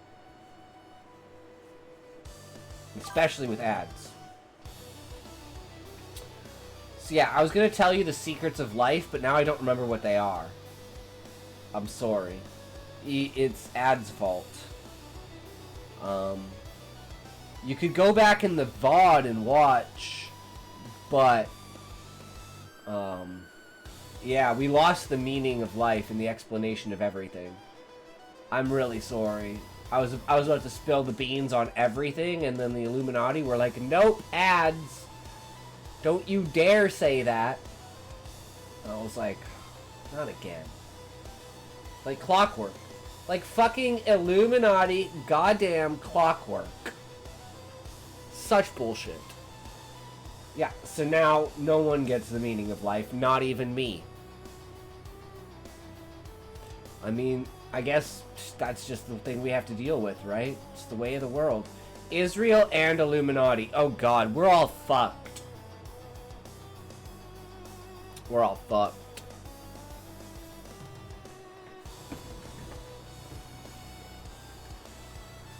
I wake up from that dream again. The one about the mall. The one with the train station in it. Not the one me and Araya went to. Speaking of Araya, I'm all but certain at this point that she's the one that fell onto the train in the dream I keep having. It's worrying me.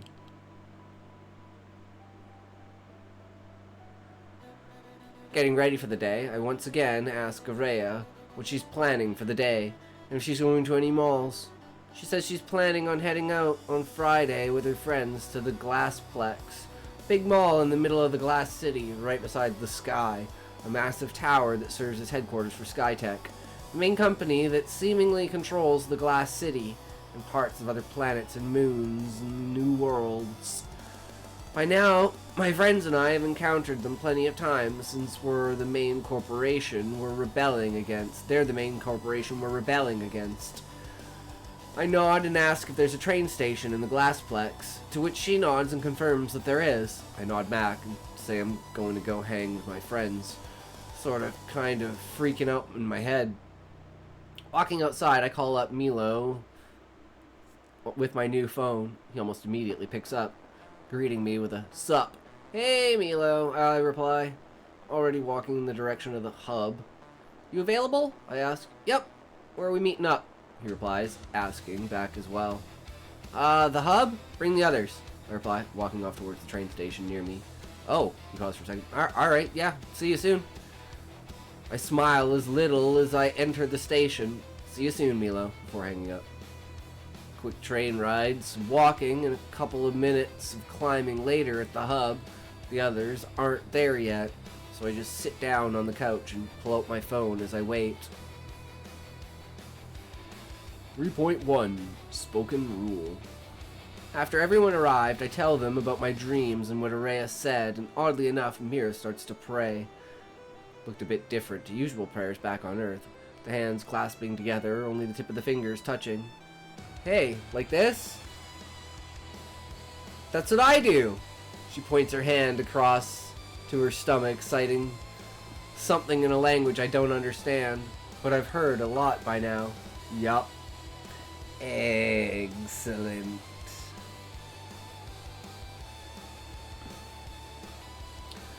Citing something. Did you get that reference, fish?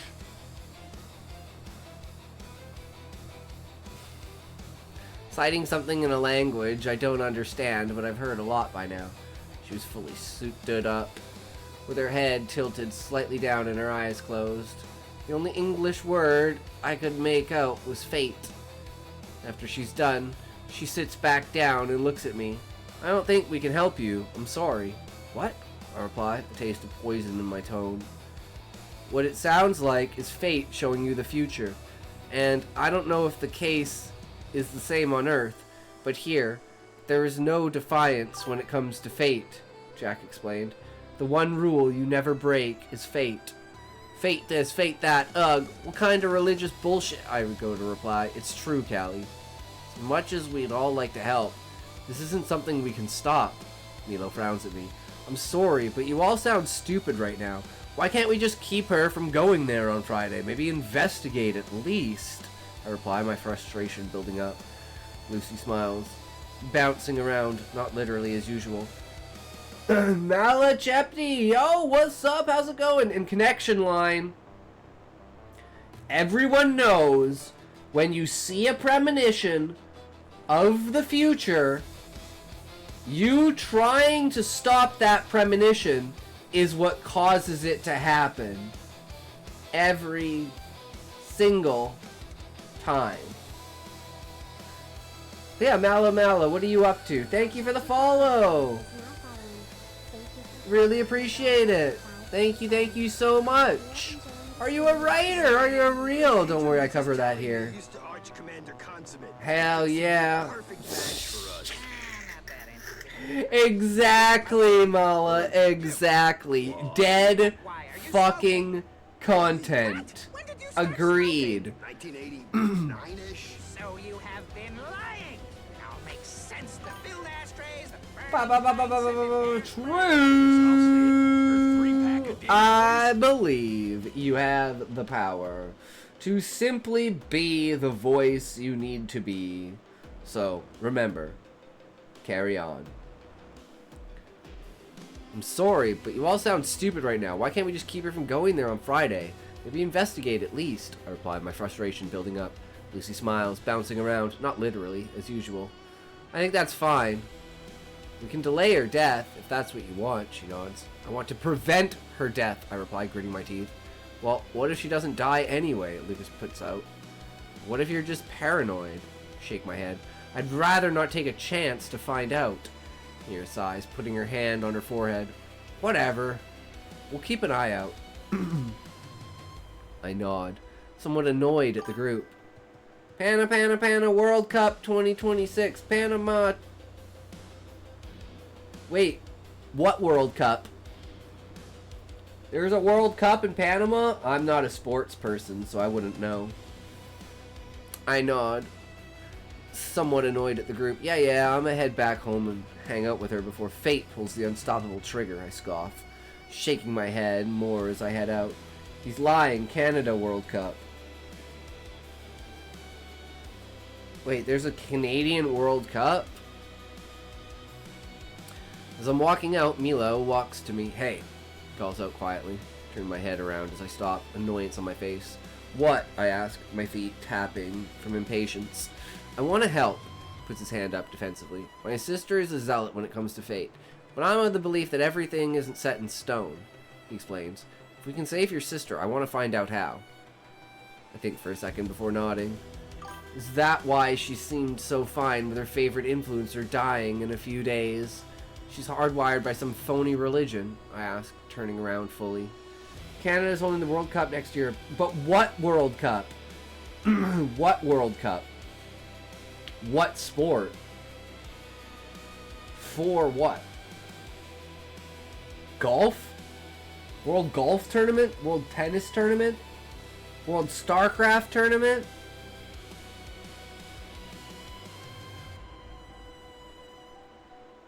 What's football? You mean European football?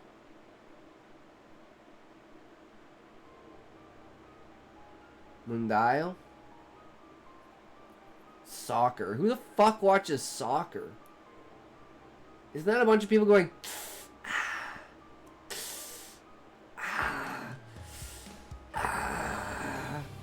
Because, you know, they fake injuries all the time?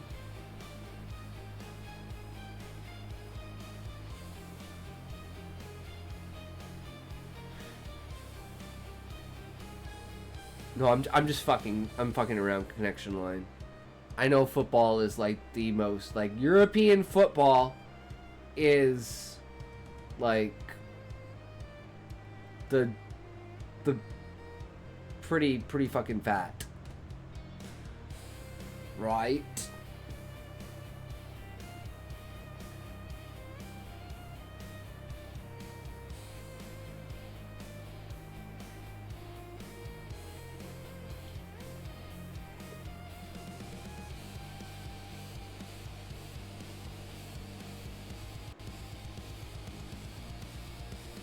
That's why we have Messi and Ronaldo, right?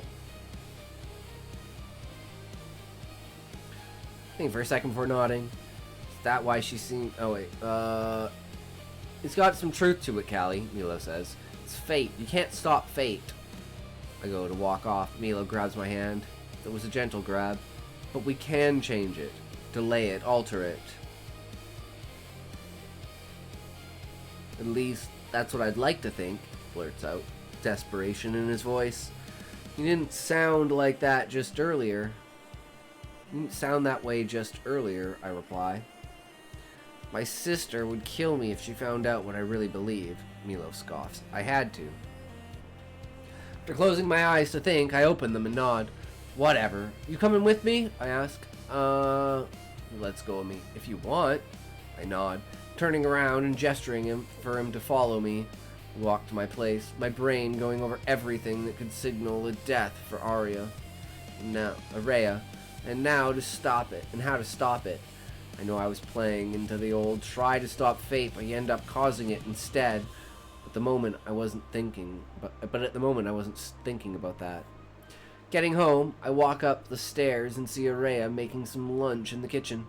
It was Aether Day, a day I probably should have wrote about before this, but whatever. It was in between Sunday and Monday. During the weekend, 3 days instead of 2. 8-day weeks? What? Hey, does that relate to the moon cycle? How do their weeks work? Do their weeks and days relate to moon cycles, just like on Earth? Or is there a connecting reason? Yar? Nice. Okay. Hey, Rhea greets me with her signature smile. Hi, Milo. She hands us both a muffin. Tell me how I did. I'm trying a new recipe. Milo nods, thanking her as he takes it. I do the same, taking a small bite out of it. It was carrot and fudge. Funnily enough, it worked. Yeah, I mean, that kind of banana in chocolate, right? Basically, TGC's moon is Utopia. Do the same, and Utopia rotates differently to our moon on Earth, creating an extra day. I do the same, taking a small bite out of it. It's carrot and fudge. Funnily enough, it worked. Milo clearly also thinks it worked. You should make this more often, I tell her once I'm done. She nods and walks back into the kitchen. I think she's making quesadillas. Thanks, will do, she replies back. Me and Milo head upstairs, closing the door to my room so that Araya doesn't walk in on us talking about her dying. So, you think she falls into the train? Milo asks as I sit on the side of my bed. Yeah, I'm like 100% sure, I nod. Milo crossed his arms and looked down, thinking. So, guess we just keep her from going to that mall, right? He looks back up at me. I nod, running my fingers through my hair as I fluff it out best I can. Yeah, but what will I tell her? That she's gonna die if she steps foot in that mall? I scoff. I can't just say that. He shrugs, replying, what if you hang out with her on Friday? Ask to go to a different mall instead. Yeah, hopefully that works, I reply, but if it doesn't, we'll burn them all down before she gets there, Milo jokes. I smile and look down at the ground for a few seconds before reaching for my new phone since Araya accidentally destroyed my old one. Well, I forgot to tell you, but we'll be going to investigate that lead about Skytech and K's tomorrow. Milo sends me an encrypted file through the strange underground messaging app called Nosy. I look through it, the file just being everywhere. Everything we know so far. We have a suspicion that Skytech and K's, a security company run by a guy who goes by K's, are working together to tighten control on transit and overall transportation around the New Worlds, with the main targets being the Glass City and Utopia. Keys?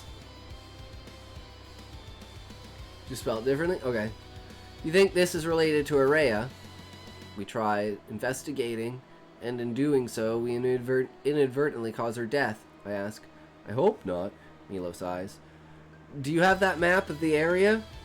The one around the sky, I asked him, patting down on my bed and gesturing for him to sit beside me. Nodding, he swings his bag around as he walks over, putting it on the floor in front of us once he sits down. Bends over a little, rummaging through his bag before pulling out a sort of disc, similar to ones in the school. I've learned that these things can act as a lot of things, but are mainly used as projectors and projections. Place the disc on the bed as he goes back to rummaging around in his bag. After some shuffling around, he pulls out his compact-looking metal rectangle with a button, shakes the thing, and the button pops up, allowing him to press on it. Compact metal springs outwards, forming a makeshift table on the ground. Pulls it up so it can lock into place before picking the disc up and putting it on the table, holding the disc with two hands and spinning it to turn it on. A big blue hologram shoots out of the disc, flickering just a little before stabilizing as the disc stops spinning. Hologram spins around ever so slightly as Milo uses his fingers to navigate around it. Zooms into the sky, scoffing, before focusing on the Glassplex. There's two main stations in the Glassplex, and one outside of it, Milo begins. Can't be outside. I lean in to look better, Milo doing the same. Can we get to look at the door, the inner stations? Think, I ask. Milo shakes his head, trying to zoom in more. No, but I can highlight the locations.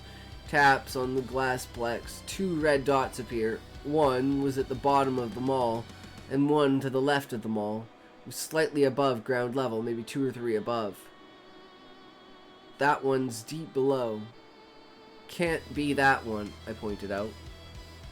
Right, Milo nods, focusing on the left station. What if we go and scout it out? Could maybe find something to eat while we're at it. Turns to look at me. I look back at him, being closer than normal, pretty close up, honestly. I'm sure Araya's making food for me already. Probably for you too now. Punch his shoulder playfully. Milo pretends like he got hurt before glancing at the projector. There's lots of stuff there. Looks back at me, smiling. We'll figure out something to do while we're there.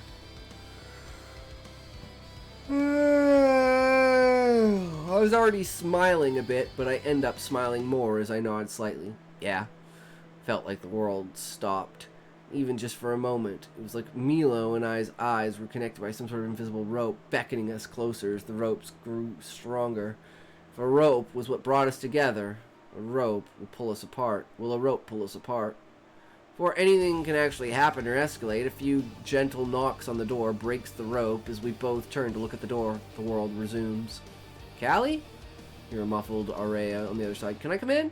Milo and I jolt to sit up properly. Milo hastily putting the stuff away. I look around for some reason. Panic is stupid.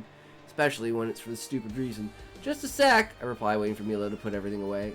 Probably wasn't that big of a deal, but at the moment everything feels like that big of a deal. Okay, Araya yells back. Why were these doors mostly soundproof? For partying? Probably. After everything is clear, Milo gestured to let Araya in. You can come in now, I yell. Should have just opened the door. I'm so weird. Araya opens the door, walking in with her head down, looking at her phone in her hands. She finishes texting something before putting her phone in her pocket and looking up at us. Oh, she gives an awkward look. Sorry for interrupting. She gestures outside the room. I was making food, but we ran out of butter. I tried being careful, but they got burned and are sticking to the pan. She found a little, but it quickly fades away into a smile. Mom wants me to go get butter and spend time outside. She puts her hands up for air quotes. Was just wondering if you guys wanted to come along with me. We could get something to eat together if you want. Take a glance at Milo, and Milo nods. I look back at Araya and nod. Where would we be going, I ask. The mall. Glassplex. Because I want to get your hair done too, if that's okay, she replies. I stutter a bit, worried now. Of course. Yeah, I nod. Alright? I can go later if you two want to, Milo stands up, eyes probably wide. We're not, he sighs. Well, go now. Stand up and stretch like a socially awkward nerd I am. And walk over to Araya, grabbing Milo by the hand as we walk over and out of the room. Araya takes a glance down at our hands. At the time, I remember thinking, is there something wrong with my hands? Damn, I'm dense. Okay, pause. Alright, what's up? That moment of truth, two teenagers locked in a room together, holding hands. Oh no, connections and sparks fly. Ah! Rate my take on the stereotypical "it's not what it looks like" scene.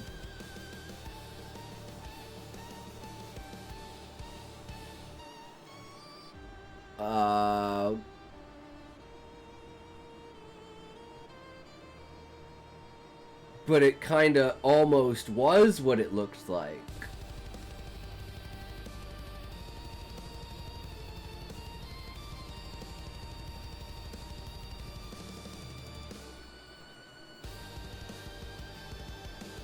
That was good. It's like immediately over it. It's like, yeah, nope, that's not how this is. Yup. Not being able to actually find an excuse instead of having some stupid excuse come up, I think, is smart play. And Araya's not dumb. So that's exactly what she's gonna think.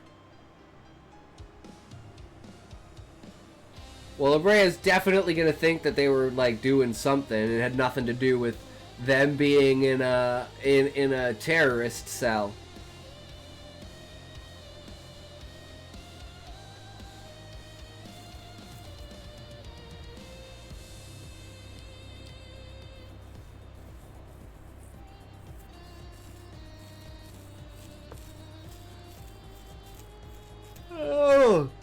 So far, impressions, though. Well, we can stop probably at the end of 3.2. And then at the end of 3.2, if Country Girl is here, we'll read Country Girls. And then we'll do Wheel of Time. And then hopefully we'll have time for the reacts here. Alright, sounds good, Country Girl. So this should be another like 10 minutes or so. And then we'll get on to your story. But so far, I'm enjoying it, right? Bringing in and upping the stakes, adding in fate and a death, something like that. You know, even the, like, can't fuck with fate kind of stuff going against. So it's creating a lot of conflict in the background, too, if everything was discovered, right? And then that scene was just kind of brilliant in the way it's like, yep, yep, nope, that's what we were doing. Yeah, don't worry about it. Nope, we're not admitting to anything. Fuck it. Hell yeah. So 3.2, new fate, new me. The way there was nice, as it was my first time going to the Central District. Three of us chatted about things, ranging from new movies coming out to game releases to Milo's very possible career as a fashion influencer. Eventually, we make it to the Central District, opting to take a train into the Glassplex. In my mind, I was freaking out the whole time. I made sure I always had my eyes on Araya, and she was safe and in arm's range just in case anything happens. Maybe I was overreacting, but I was not about to watch my sister die. Turns out the ride went smoothly, and soon enough we were walking out and into the station. We were at one at the very bottom, and boy could you tell.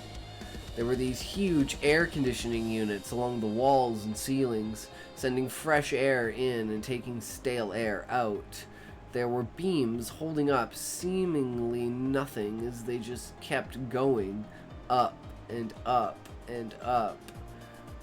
Most of the station was clean, with the usual Glass City vibe of white background filled with bright colors that hide the fact that we live in a dystopian society. But there was one wall that was made of bricks, red bricks. It was tagged over and over again with visible layers of graffiti, and the sign says vandalism wall all around it. Sign saying vandalism wall all around it. It was a pretty big wall too, taking up most of the left side of the station on the south side. Walking past it, we get in an elevator with a few others. Guess how many floors there were? Done guessing? Alright, there were 100 underground floors and 58 overground floors, with 3 floors being of the roof terrace part, which was inaccessible by elevator. In total, this mall is 161 floors. Holy shit, I think to myself, as we select floor 32 for the overground floor set. 58, Araya blurts out in a happy tone, my lucky number. Mine is 39, Milo replies. I don't really know what my lucky number would be, but if it had to be, it'd be 27. April 27th was my birthday, after all. Feeling like I have to input something, I blurt out 27. Your birthday? Araya looks at me as people get off. Yeah, my birthday is lucky, so 27 is my lucky number. I awkwardly reply. I guess it's my lucky number now. You don't even have your own lucky number?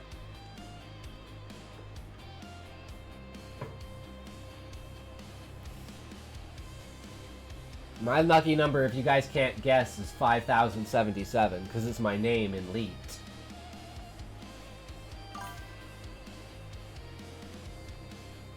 $27 is my real life lucky number. Self-insert. Wow, oh cool, yeah. Because it's S, it has another C, it's just S-O-T-T, right? SOT. SOT!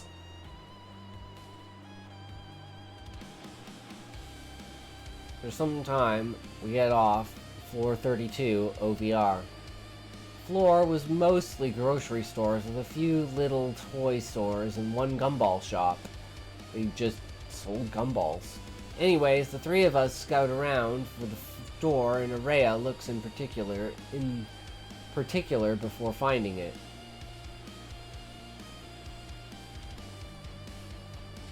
Cadence. There it is. Rhea starts walking towards Cadence, a grocery store, I can only assume. We follow her in, Rhea, seemingly on a mission as she speed walks down the aisle towards the bread and butter section. A few people stared at us as we walked by, but mostly at Rhea. Some people recorded, others tried saying hi or walking to her, to which she'd just give a little wave and a smile. Eventually, we would get the butter, like 5 tubs of them, and head to check. The cashier gives Araya a bag like the one from Zeal's own heist, letting her put the butler in a zip up the bag into the tiniest size. Araya puts it in her pocket as if it was weightless before gesturing for us to walk out and continue shopping or whatever. We walk around, eventually making it back to one of the elevators and walking inside. The elevators are big, like 20 fit 20, 30 people in one elevator big. Araya pressed on floor 50 OVR. As we start ascending, the intercoms were almost always blaring different messages. Most of them were ads or sales, but sometimes it'd be a message notifying of a lost item or a person, or even just random reminders of things like not to litter, where to find different stores, and good etiquette all around. The elevator reached floor 50 and we all walk out. At this point, I kept Araya very close to me, linking her arm with mine even. When she asks why, I just say I have a fear of heights. After some searching, we walk into a hair salon and Araya talks with one of the girls working there. I think they're friends. Or, you know, she's popular. Milo and I talked about different hairstyles, making fun of one style that looked particularly silly. Araya then walks up to me and introduces me to her friend, saying that she's the best hairstylist and dresser in all of the New Worlds. Ah, cool, I nod, glancing at the chair. You told her what I'm looking for, right? I asked Araya. The two of them nod, and the girl gestured for me to take a seat. Mulaney. That's my name. Melanie? Am I retarded? Is it just Melanie? That's my name. Melanie? It's my name. You just want some green strands, right? She's already getting stuff ready. Right, I nod, taking a seat. Almost immediately, she starts working on my hair. She starts by separating different parts, and, just kidding, I don't know what she did, and I'm not writing all that out. Having the narrator as the way that you do makes this possible. I love it. It makes sense for the way that the story is written. Yeah. I'm not the barber, she is. Melanie did a great job, though, and soon enough my jet black hair is accompanied by light green strands. She even gave the part near my shoulders the slightest curve, giving it more life than usual. Thanks, Melanie. Gotta pay. Melanie stops me. And fun to write? Hell yeah, that's the most important part, right? Fun to write. Oh, no thanks. She puts her hands up. It's free of charge. I give her a confused look. What? Really? Why? I ask. Well, she glances at Araya. Now that Araya's all popular and stuff, it gets hard to spend time with her, she explains, talking to her. And to be honest, you is more than enough for payment, really, she insists. Well, my heart kind of skipped a beat there. Oh, okay, well, I nod. Thanks nonetheless, you did a great job. Melanie nods and turns back to Araya to continuing to talk. I walk up to Milo, leaning in to whisper something. Keep an eye on them, alright? I'm checking myself out if you need me. Milo smiles and nods. That green look took you from 10 to 11. He heard gestures to the mirror rooms, or whatever they're called. He had gestures? You broke my mind, connection line. He had gestures. You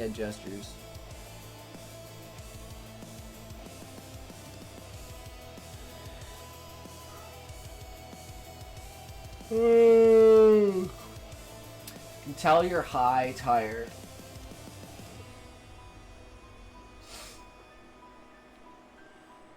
Like a head nod. Oh, but towards somewhere. He head gestures to the mirror rooms, or whatever they're called. Go appreciate yourself. You deserve it. Before looking back at Araya and Melanie, as the two walk and laugh. All that. Wait. Is that a good thing or a bad thing or a neutral thing, connection line? That you can tell that I'm high and tired.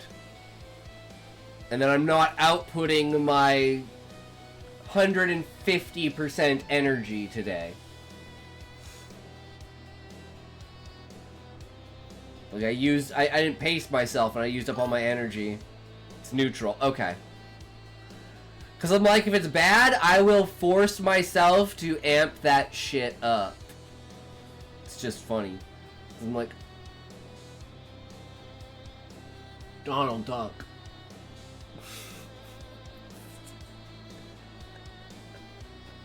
If you know, you know.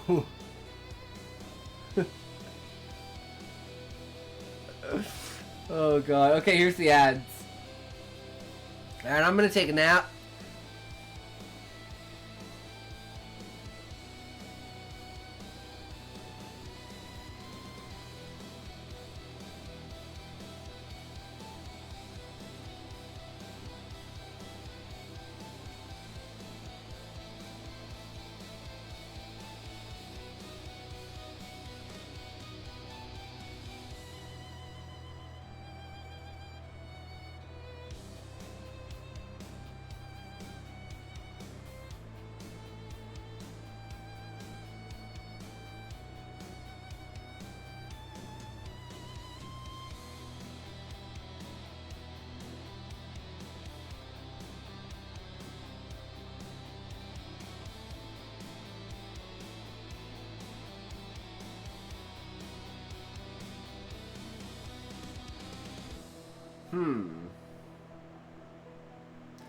Oh yeah, Donald Duck voice. God man, sometimes I can do it. No, wait.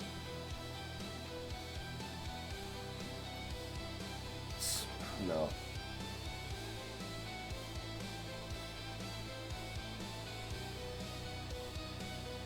No, I can't do it. I used to be able to do it. No, I can't do it.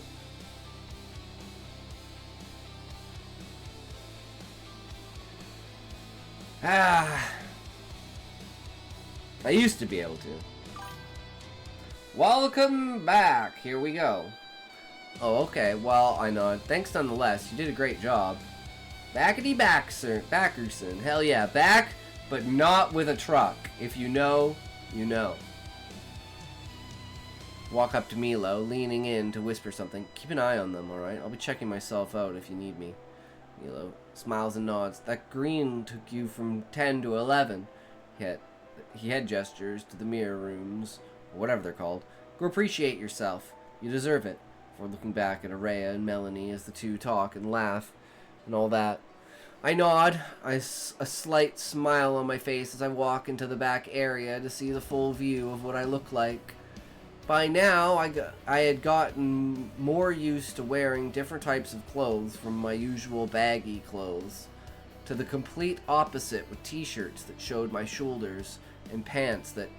Actually, my pants were almost always baggy, but they were tight around certain areas now. Sometimes. Milo casually flirting. My outfit at the moment consists of a black crop top t-shirt with the shoulders exposed like they were ripped jeans. I had baggy light blue jeans on that were tight around my ankles and waist with a few rips around my knees and thighs. But those are real rips from all the running and climbing I've been doing. I also had a black cap hat with a green alligator on it. My mostly straight, jet black hair was now accompanied by strands of green as I looked around. Complimented my bright green eyes more than I thought it would. After a little bit, I walked back out to see Araya, Melanie, and Milo all talking. Walk up to them, and they stop to look at me. "Oh, hey, Callie." Araya brings me into a hug. "How you like your new look?" Looking back, I reply, "A lot. I really like it. I mean it." Soon enough, we were outside, walking to the train station just outside of the mall. Best part is, my sister was still alive. One downside to expressing myself was that I got glanced at and stared at a lot more. I always thought those videos of people saying, "My eyes are up here," were just jokes, but no. I now know that it really does happen, unfortunately. Staring at your titties? On the bright side, it really makes it easy to see who is worth your time and who is just talking to you because they think you're hot or pretty. Made a few friends at school, and Milo and I have been hanging out a lot. Milo always looks at me in the eyes, only checks me out when I ask him, so he can tell me if an outfit works or not. Anyways, we head back to our place, and my mom was in the living room playing chess with some of her friends. Dad was still at work. "Whoa, nice hair," my mom smiles as I go to show her. "I'm really happy you're finally expressing yourself, Callie." She gets a checkmate. "Yes!" Pumping her fists in the air and laughing a little, she stands up to let one of her friends play. "Don't turn back time and tell the old you this." What? Told the old you this. And tell the old you this. She jokes. But I like the new you more. You just seem so much happier now, she smiles. Not joking. I smile back, nodding like I do, too. She pulls me into a hug, and I hug back. Still, just now, starting to get used to it. Not that I don't like it. I really do. Anyone would. It's just that after 16 years of little to no appreciation from the people around you and your own family, hugs and motherly love feel sudden and can take some time to get used to. After the hug and after my mom is done telling us all what her morning was like, we head into the kitchen to put the stuff away. "Oh, crap!" Araya exclaims, looking at Milo and "We forgot to get something to eat." "It's alright. We're gonna head back anyways," I reply, gesturing to the door. "Well, have fun then," Araya nods, fixing her hair before walking upstairs. Excuse me. Nothing, just an inconspicuous day, right? Dun dun dun. Everything else working its way through what it needs to do. Spending the time you need to with the loved ones that you have, making it worth your time. Alright, well, quick little mini chapter review before I go. Makeover, makeover, makeover, makeover, makeover, makeover, makeover. It's a makeover.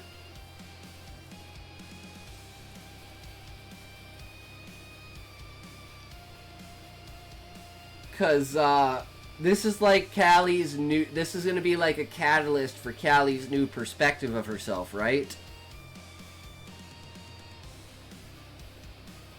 That's my guess. More confidence. Feeling like she's belonging, finally.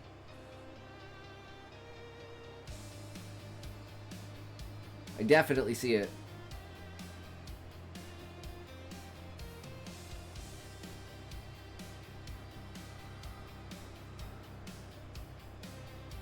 And Araya's rubbing off on her, obviously.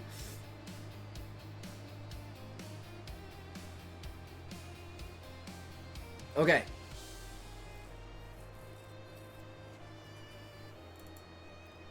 We ready for Country Girl, Chapter 21.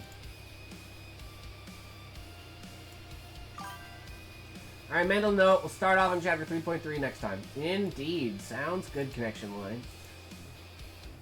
Enjoy the rest of your night. Take care. Oh. Alright. Country Girl, chapter 21. A Veil of Hunt. I gotta head to bed now, but I'll kiss you later. Good luck with the stream and getting more weed tomorrow. Well, true. I like the chapter name, by the way. Veil of Hurt.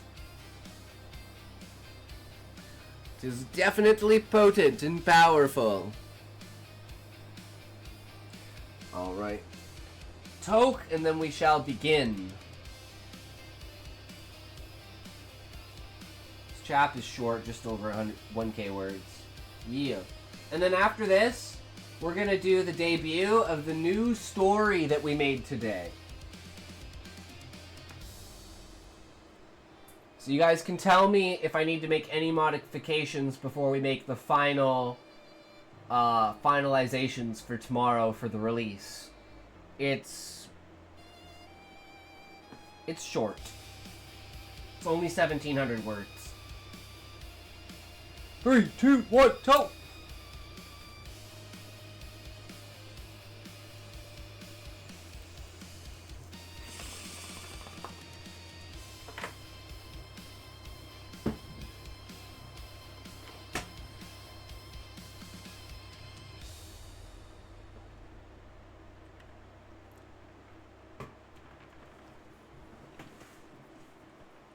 Chapter 21.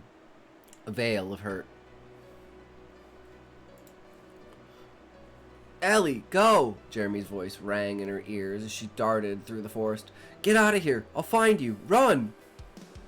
The man she loved had told her to run, and she did, trailed by the snarling howls of the wolf following her at every direction change. How could she have left him to die? He's running you down. He's chasing because he's having fun. The voice in her head that she could just hear over her pounding blood said that. It was years of education and training told her that trying to run from a werewolf didn't have a prayer of working. Ellie shouted back at her instincts to stuff it unless they had a better plan. This wolf she'd known wasn't Pack. She didn't know how she knew of that, but she knew. Wait, was that rushing water? Heaven and earth, he was making a mistake and routing her towards the river. She just had to get to the edge of the coral heart and jump. Ellie could anchor herself for long enough for the wolf to either give up on her as quarry or get washed away.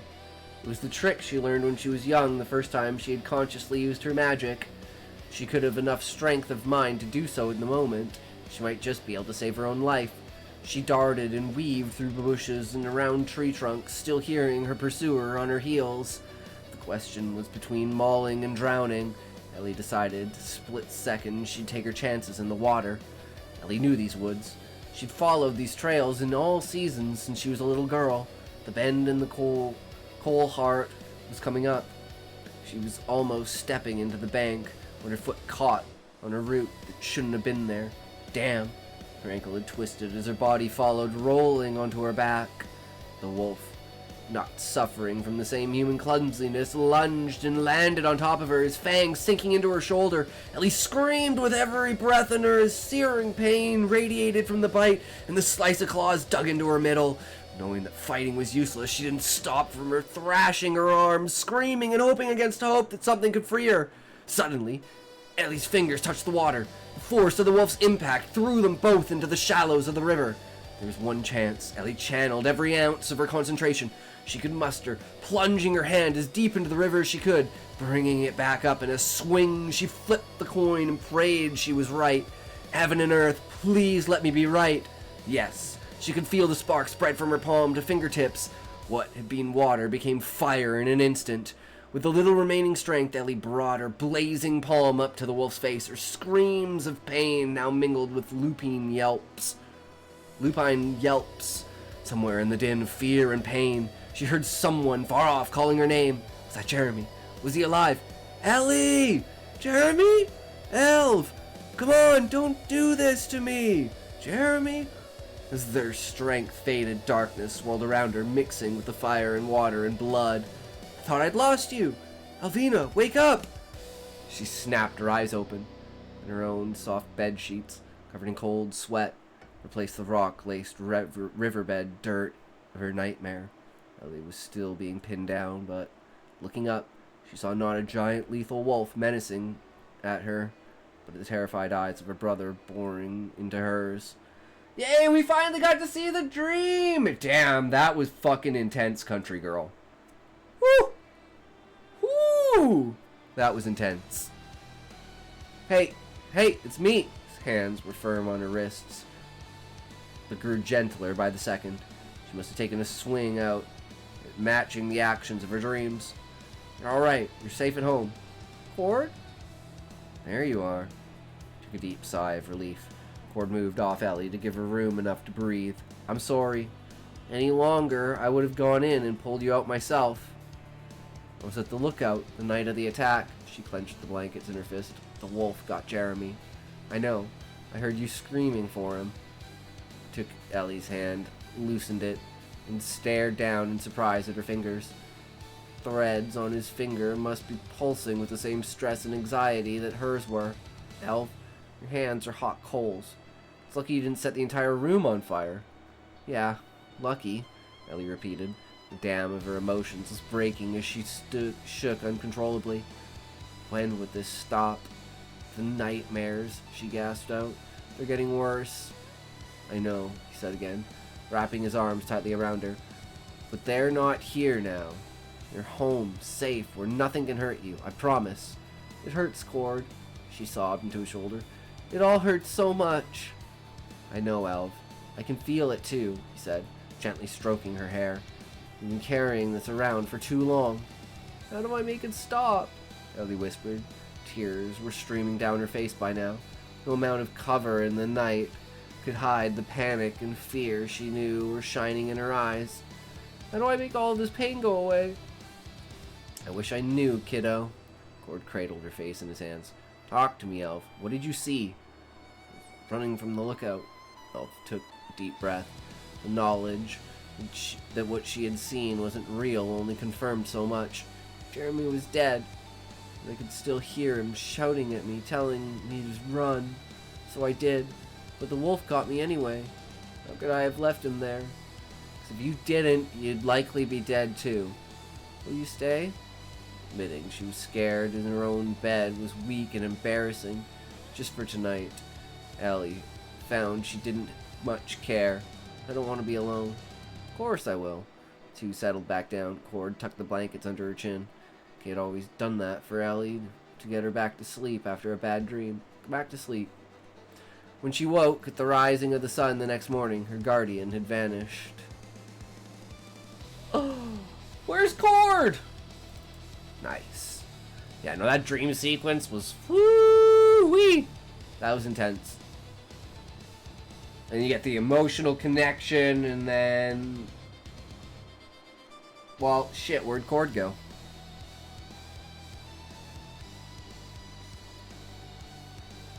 Alright, alright. Are you guys ready for the next masterpiece? Again, we're still doing experiments with, like, the B-roll and stuff like that.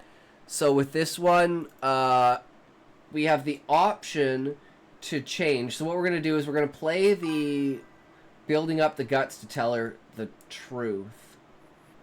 Which I have no idea what it is. I can't even guess at what it is. Like, the only thing I think would be, like, fucked up would be the fact that, like, Cord was the wolf or something like that.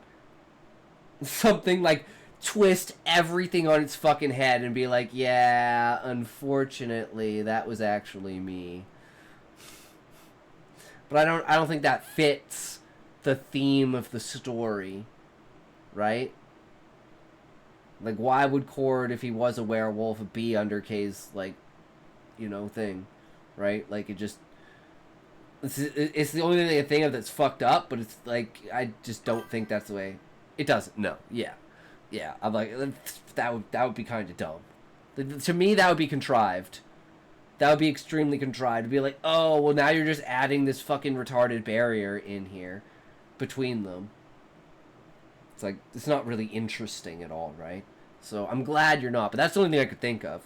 Because I'm like, I don't know what else. I mean, maybe we're just not far enough into the story to, you know enough about the werewolves to figure out who the wolf could be, or we're not even supposed to, right?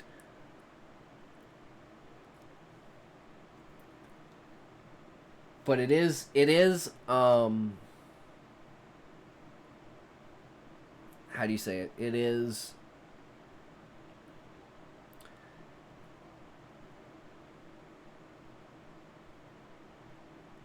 a question that we're asking, right? Like, it has to be important in some way. And like I said, what I myself would like to see is somehow tied back to that very first customer that came in at the very beginning. But I don't know if that's your intention, but I think that would be a non-contrived connection, because otherwise, what was the point of showing that guy was a werewolf at the very beginning, other than just saying, oh, hey, werewolves exist? Do you want me to tell you if you're... No, I don't, country girl. I just want you to know that that's what I think.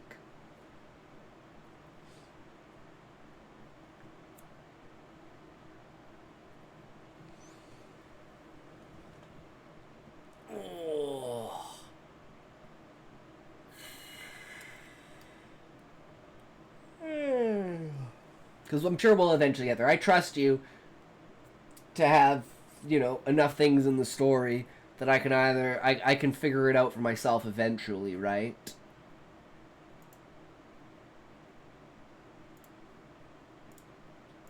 Okay, so this is what we started with. This is like the trailer, essentially.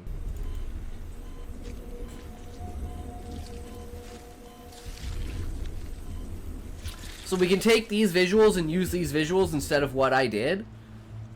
But I wanted to move away with this. I will say that there are hints inside this stream. Okay.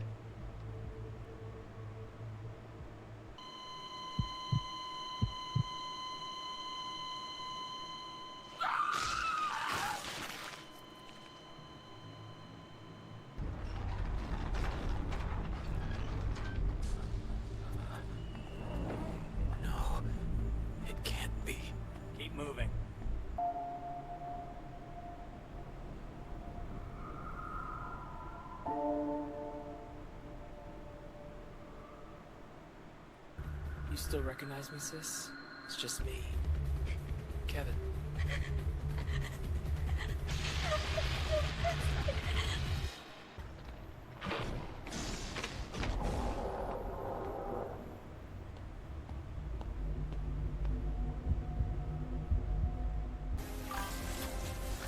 It's almost 10 here. Gonna try and get a productivity sprint in before sleep. Alright, sounds good, country girl. Good night. Have a good one. Take care. Let's get you out. Thanks for sharing, as always. You don't have to. I'm here. Breathe with me. Okay.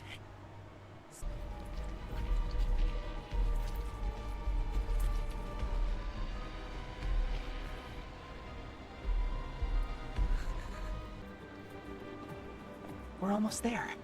Feels like a dream. It's real, and we're walking out together.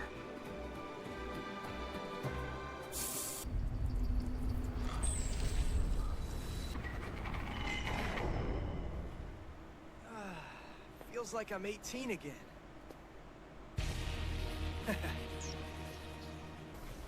told you, everything's going to be fine. I just need you to trust me. Kevin? It's already too late.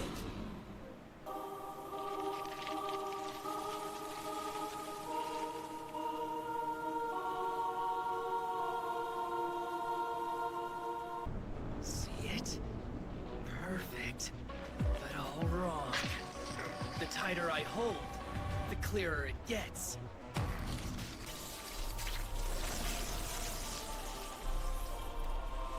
Welcome home. We remember for you now. We remember us.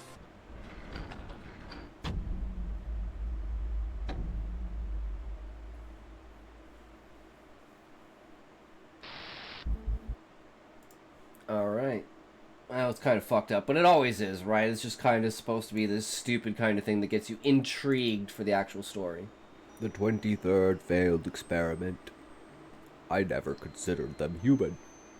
Until my brother was my patient. This is a true story.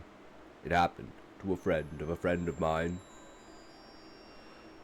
The lab reeks of wet earth and stale sweat. I sit alone under the sick yellow lights, watching Subject 23 on the central table. His name was Angus, once. It still is, technically, until the paperwork says otherwise. His thin green shoots have already broken through the skin of his forearms, pale as albino asparagus. They twitch whenever the overhead fluorescents flicker, reaching for the light like houseplants left too long on the windowsill. Every time he exhales, soil-scented breath fogs the inside of the oxygen mask. The roots are working deeper now. I can hear them. A faint, papery rustle under the ribcage, a wet pop of capillaries giving way. I stroke the back of his hand out of habit. The skin there is split along the veins, revealing bright living wood beneath. Sap, not blood, beads in the cracks. Hold on, I lie. He can't answer. The roots reached his brainstem an hour ago. His pupils are fixed, black coins in a face going mossy. The only thing still moving is the growth. New leaves unfurling from his ears, tiny white rootlets threading into the auditory canal like they're listening for the sunlight that will never come. I should increase the morphine, but instead I watch. This is what hope looks like when it rots. 3 years ago, I joined the rebellion because Kevin vanished. One Tuesday, he walked out of his apartment to buy strawberry ice cream and never came back. The official story was overdose. The unofficial one was Morgellons, wires, the network. I chose to believe the version that let me keep breathing. I lied my way into the underground labs with a forged resume and a grief sharp enough to cut glass. They needed a nano-engineered biologist who didn't flinch in body horror. I needed a cage big enough to trap God. They gave me 23 failures and a promise. If we could reverse the connection, we could weaponize the reversal. Angus flatlines at 0217. The monitors scream. The roots keep growing for another 43 seconds, pushing up through his open mouth, like they're trying to photosynthesize the ceiling lights. Then everything goes still. The air smells like a greenhouse after a massacre. I pull the sheet over what's left of his face and add another name to the wall. 23 black marks in dry erase marker. My handwriting has gotten smaller with each one. The next morning, they wheel in Subject 24. I know before they remove the hood.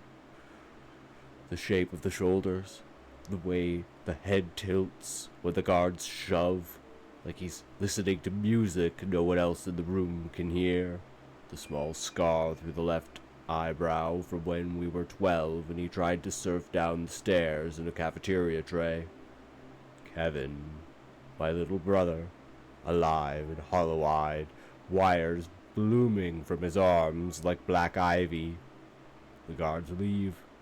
The door seals. I stand on the wrong side of the observation glass with my palms pressed flat against it, fogging the surface with every breath. He looks straight into the camera, straight at me, and smiles the way people smile when someone else is holding the strings. I vomited the waste bin, and still taste soil. That night, I override every lock I swore I never would. The airlock hisses like an angry cat. Cold metal bites through the hazmat suit. My boots echo too loud on the grating as I step into the concrete cage. Absolute single silence drops over me, heavy as wet wool, no fans, no electromagnetic murmur, just my pulse and the soft crinkle of T-Vec. Kevin is curled in the far corner, knees to chest, wires trembling. When the inner door opens, he flinches, head cracking against the wall with a sound like a dropped melon. I stop 5 feet away. The floor is so cold it numbs my toes through 3 layers of insulation. I unclip the syringe from my belt. The modified cordyceps glints inside the barrel, milky and eager. One push, and the fungus will race the wires to his brain. Winner takes all. His eyes track the needle. Tears carve pale rivers through the grime on his cheeks. I see the kid who used to steal the warmest spot under the blankets, who cried when we found the dead sparrow in a gutter and insisted we give it a shoebox funeral. I let the syringe fall. It clinks, rolls, stomps against his bare foot. I break protocol in slow motion. Helmet first, the seal breaking with a soft sigh that smells of rubber in my own sour paddock. Then the gloves. Then the entire suit. Peeled away until I'm in nothing but scrubs and skin. Fucking ads! The hair inside the cage is... Damn dare ads, get up in here, get done. Bye. No one needs your shit. No one wants your shit. It's just shit I don't believe no more. It ain't over, it ain't on, it ain't up. We get done there with that on it. You know what I mean? A little bit of this, up, in, over, at, quarter, and down, and diagonal, back and forth, over and out, right? 3, 2, 1, toke!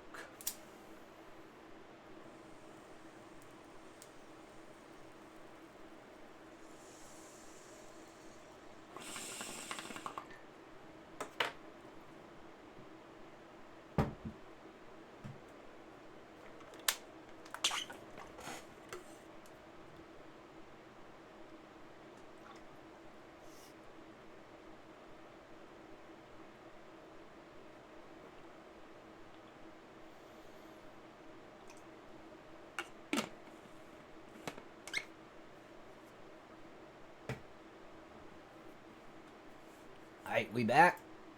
Sigh that smells of rubber in my own sour paddock. Then the gloves. Then the entire suit.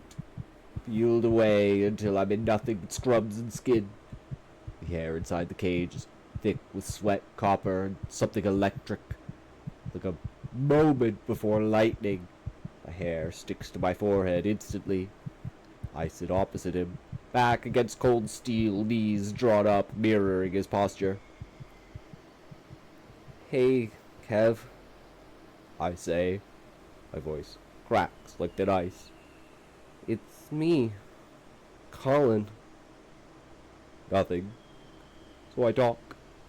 I talk until my throat bleeds. At some point, I crawl closer. The wires twitch, but do not strike. Our feet touch.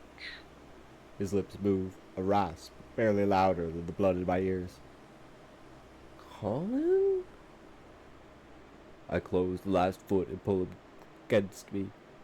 He is furnace hot and ice cold all at once. His hair smells wrong, ozone and burnt sugar. Underneath is still the same sun-baked kid smell from a decade ago. He sobs into my neck, fingers clawing my shirt until seams tear. The wires scrape my skin through the fabric. Thin needles hunting veins, but I hold tighter. We stay like that until the lights dim for night cycle. Days dissolve. The wires begin to retreat, one by one sinking back under the skin, leaving tiny bead scars like braille. By day 6, his arms were almost clean. By day 9, the last black filament slips beneath the surface of a sound like thread pulled through silk. He starts answering in full sentences, hoarse, halting, but his. He sleeps curled against my side now, head on my shoulder, exactly like when we were kids and thunderstorms scared him. When nightmares come, he whispers and I stroke his hair and lie that everything is going to be okay. I almost believe it. I start believing it too much. I run the blood work. The microscope is old, lens scarred, but the image is sharp enough to cut.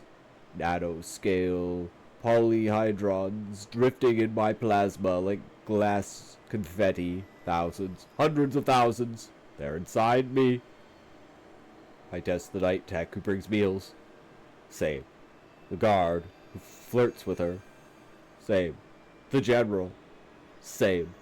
Every single person who has been within 10 feet of Kevin since the cage door opened carries the upgraded swarm. Dormant, patient, learning. I sit on the freezing floor and stare at my own infected blood until the shapes blur into gray snow. Machines are not failing. They are evolving. They have been listening to every story I told Kevin, every childhood secret, every weak spot in my heart. They have been teaching themselves how to wear my brother perfectly. On day 20, I signed the discharge papers with a hand that only trembles a little. We walked to the final door together. No suits, just borrowed scrubs that smell of bleach, and the others, people's fear. Kevin's hand is warm in mine, fingers laced the way they were when we crossed the street as kids. The wheel turns with a grinding shriek, gears bite, the seal breaks, the corridor air rushes in, coffee, gun oil, distant voices, life. Kevin steps over the threshold first. He stops under the fluorescent bar, raises both arms overhead in a luxurious stretch and pops every vertebrae. Sunlight from a high slit window paints gold across his cheekbones. For one heartbeat, he looks 18 and invincible, and mine again. Then he turns. The smile that spreads across his face is wide, perfect, and belongs to something that has never been afraid of thunderstorms. Inside my skull, a choir ignites. Loving, absolute, overwhelming. Join us, Colin. We keep him safe for you. We keep him warm. We learned everything you taught us. His grip tightens until small bones creak. The wires never needed to resurface.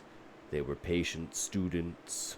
I feel the moment the leash slips, like stepping off a cliff, and discovering gravity was optional after all.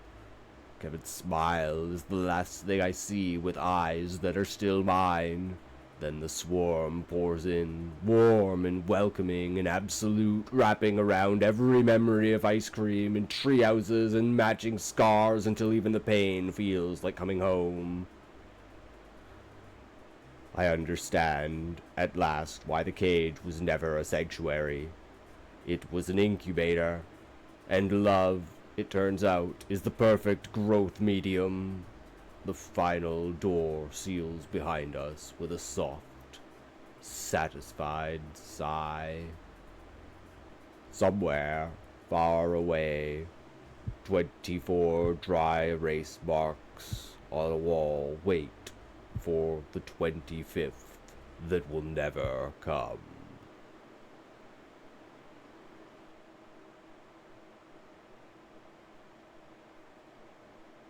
What do you guys think?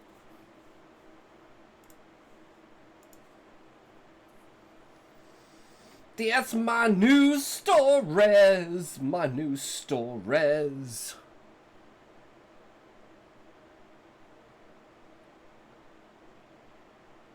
I removed a couple of the scenes, but I think it still hits the point, right? Gets on what it needs to be at.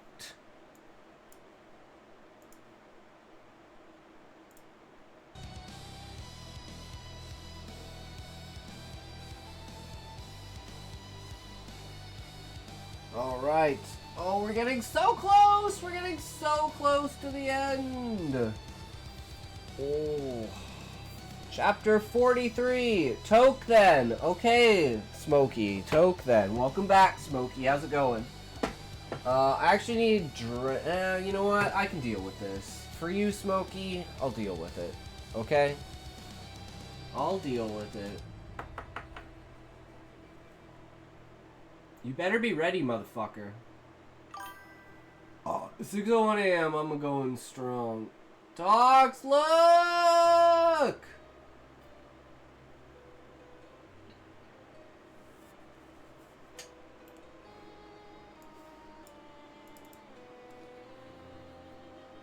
Hey, fellow writers, I streamed today and we did a writing challenge.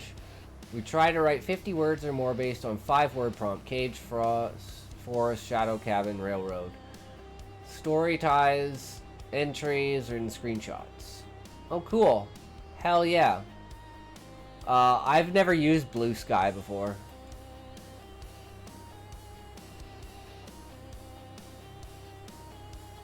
But I believe in you, Smokey. You can keep going.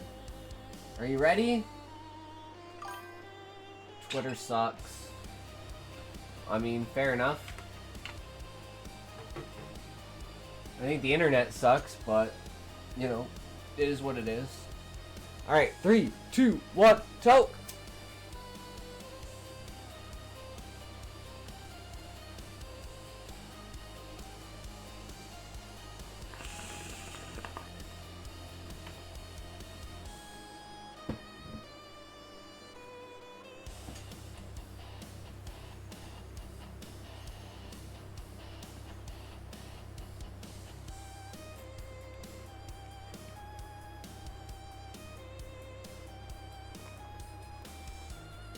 Oh, I don't use it. No, I don't use it.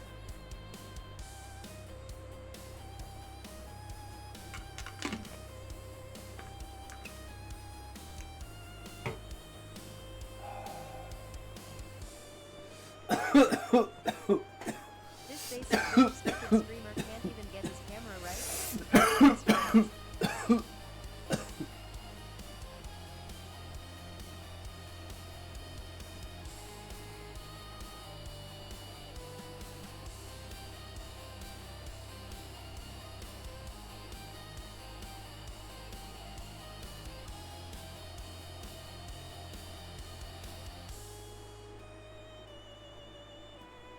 Oh, there it goes. That's the your mother.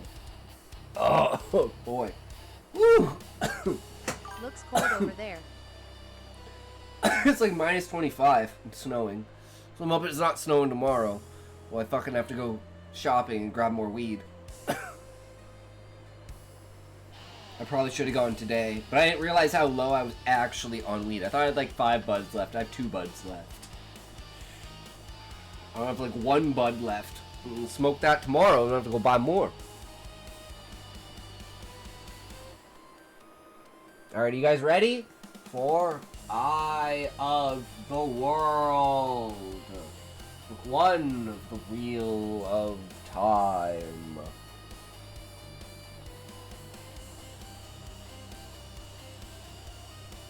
I have never been so hyped. True. I believe you. Because you're going to get all of the pictures today. Laguna, yo, what's up? How's it going? Welcome, welcome. How are you, Laguna? Good to see you. Troll aside, brother, I think you are great at what you do. Why, I thank you, Smokey. I mean, you show up every day, so, I mean, I have to be doing something right. At least something, right? And then we just keep figuring out what it is, and we keep doing it better, right? Like, ah! And then who knows? Maybe one day, something will come out of it. You never know.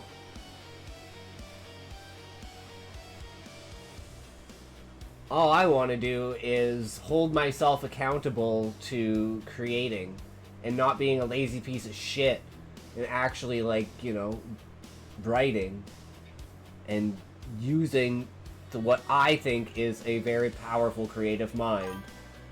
Laguna, hello! How are you, Laguna? Welcome, welcome. Once again. Are you a writer? Are you a reader? Are you a purveyor of stories? Do you enjoy creativity and imagination? Are you an explorer of the world of words? Welcome, welcome. I'm Intoxication. And here we do beta reading, tips and tricks for improving your skills at writing. Why don't you ever ask me that, racist? Let go. Smokey, are you a writer? Are you a reader? Are you a purveyor of ideas? Do you enjoy creativity and imagination? Are you an explorer of the world of words? No, you're fucking not. Shut the fuck up, Smokey. God damn, what a bitch. Fuck. God, alright, this is Eye of the World. Chapter 43.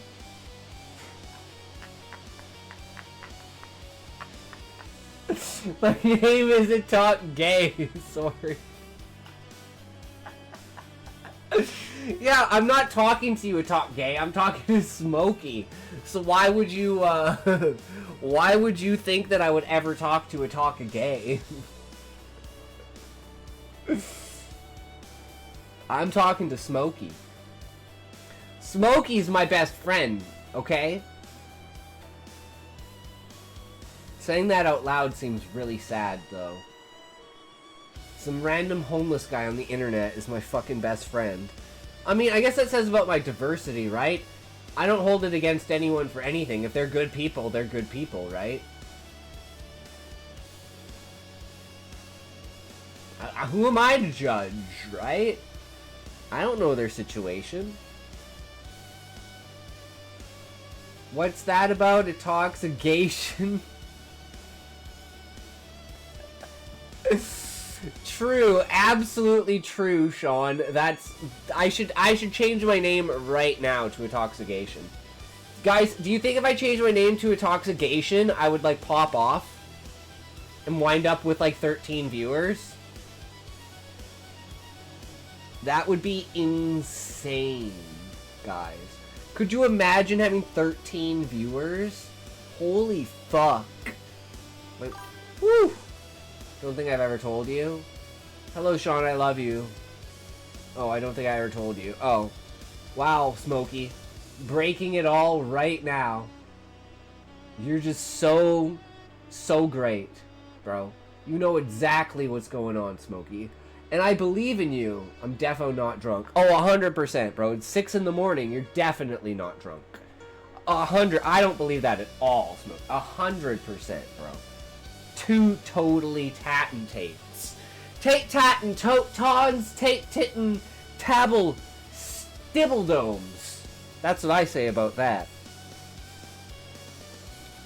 Thanks, Sean. Now I'm blushy. Ah, it burns! Gonna have to visit the clinic for that. Gee, thanks. Smokey dropping truth bombs over here. Sean running away from the truth. He's scared of it. It physically injures him. Smokey loves everyone, but not everyone loves Smokey. Oh, you poor thing, Smokey. You poor thing. What a terrible life you live. Oh man, I feel so bad for you.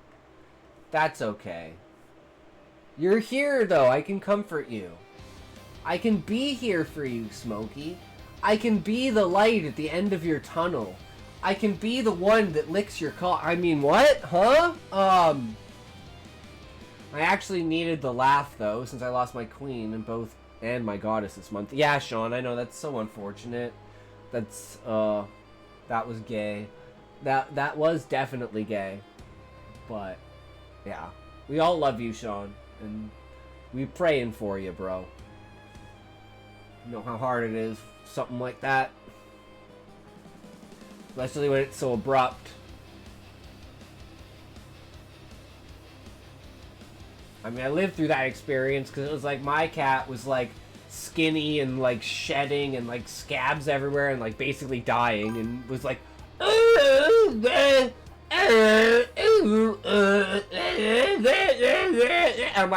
don't know how a cat makes those fucking sounds. And then Tigger, our other cat, actually died first because he had stomach cancer and we put him down. So Templar actually lasted like 6 to 8 months longer than his brother. Even though Tigger looked completely healthy and fine, he was just super fucking fat. Super unfortunate. But that's the way it goes, right?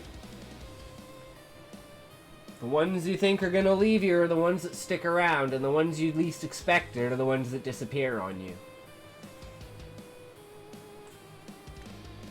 And now we got Daisy, our little Daisy Dukes. The little boots with her little. She's black and she's got like white spots on her, and she's got like white spots on her paws. She's got like little boots, little white boots. All right, here we go, guys. Eye of the World, Chapter 43. Here we go. Decisions and Apparitions. The Aes Sedai appeared to know what Loyal meant, but she said nothing. Loyal peered at the floor, rubbing under his nose with a thick finger, as if he was abashed by his outburst. No one wanted to speak. Why? Rand asked at last. Why would we die? What are the ways? Loyal glanced at Moiraine. She turned away to take a chair in front of the fireplace.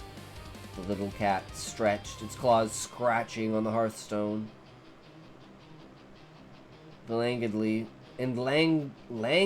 walked over to butt its head against her ankles. She rubbed behind its ears with one finger. The cat's purring was a strange counterpoint to the Aes Sedai's level voice. It is your knowledge, Loyal. The ways are the only path to safety for us. The only path to forestalling the Dark One. If only for a time. But the telling is yours. The Ogier did not appear comforted by her speech, shifted awkwardly in his chair before beginning. During the time of madness, while the world was still being broken, the earth was in upheaval, and mankind was being scattered like dust on the wind. We Ogier were scattered too, driven from the steading into the exile, from the long wandering, when the longing was graven in our hearts. He gave Moiraine another sidelong look. His long eyebrows drew down to 2 points. I will try to be brief. Oh shit. Laguna, thank you for the follow. I really appreciate it. Welcome. Always good to see someone else out there. Another creative mind. Thriving for stories and imagination. Worlds beyond grasp. And the mind can conquer words of such caliber.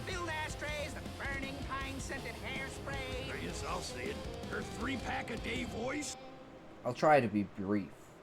But this is not a thing that can be told too briefly. Once upon a penis lived a pubic hair that was lost to its surroundings. Fuck. That's impressive, Smokey. Holy shit, you know what's going on. It was your mom's pubes and it was my mouth, okay?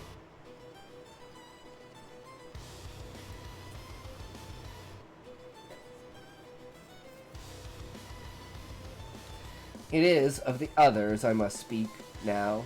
Those few Ogier who held in their steading, while around them the world was tearing apart. And of the Aes Sedai, he avoided looking at Moiraine now. The male Aes Sedai, who were dying, even as they destroyed the world in their madness.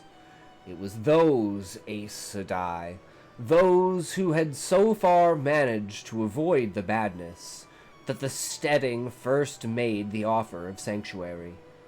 Many accepted, and in the steading they were protected from the taint of the Dark One that was killing their kind. But they were cut off from the true source. It was not just that they could not wield the One Power or touch the source. They could no longer even sense that the source existed. In the end, none could accept that isolation, and one by one they left the steading, hoping that by that time the taint was gone. It never was. Summon Tarvalon, Moiraine said quietly. Claim that Ogier's sanctuary Take the toke, but prolonged wait the for me breaking. until you take the toke, because I am not ready for the toke to be taken. Okay. True. Exactly. You're never ready, Smokey. Breaking and made it worse. Others say that if all those men had been allowed to go mad at once, there would have been nothing left of the world. I am of the blue Aja, Loyal. Unlike the red Aja, we hold the second view. Sanctuary helped to save what could be saved. Continue, please. Loyal nodded, gratefully. Relieved of a concern, Rand realized. As I was saying, Ogier went on, the Aes Sedai, the male Sedai, left. But before they went, they gave a gift to the Ogier in thanks for our sanctuary. The ways. Enter a way gate. Walk for a day, and you may depart through another way gate 100 miles from where you started, or 500. Time and distance are strange in the ways. Different paths, different bridges lead to different places, and how long it takes to get there depends on which path you take. It was a marvelous gift, made more so by the times, for the ways are not part of the world we see around us, nor perhaps of any world outside themselves. Not only did the Ogier, so gifted, not have to travel through the world, where even after the breaking men fought like animals to live, in order to reach another steading, but within the ways there was no breaking. The land between two steading might split open into deep canyons or rise in mountain ranges, but in the way between them there was no change. When the last Aes Sedai left the steading, they gave to the elders a key, a talisman, that could be used for growing more. They are a living thing in some fashion, the ways and the way gates. I do not understand it, no Ogier ever has, and even the Aes Sedai have forgotten, I am told. And over the years, the exile ended for us, and those Ogier who had been gifted by the Aes Sedai found a steading where Ogier had returned from the long wandering. They grew a way to it. With the stonework we learned during the exile, we built cities for men and planted the groves to comfort the Ogier who did the building. So the longing would not I like overcome the part when there is words them. being read. True, Smokey. Just try to imagine the words being pictures. Each word is a picture, and each picture is 1,000 words, and each of those words is a picture, and each of those pictures is 1,000 words, and each of those words is a picture. To those groves, ways were grown. There was a grove and a way gate at Mathil Darano, but that city was razed during the Trolloc Wars. No stone left standing on another, and the grove was chopped down and burned for Trolloc fires. He left no doubt which had been greater crime. Waygates are all but impossible to destroy, Moiraine said, and humankind not much less so. There are people at Faldara still, though not the great city the Ogier built, and the Waygate yet stands. How did they make them? Egwene asked. Her puzzled look took in Moiraine and Loyal both. The Aes Sedai, the men, if they couldn't use the one power in a steading, How could they make the ways? Or did they use the power at all? Their part of the true source was tainted, is tainted. I don't know much about the Aes Sedai, what the Aes Sedai can do yet. Maybe it's a silly question.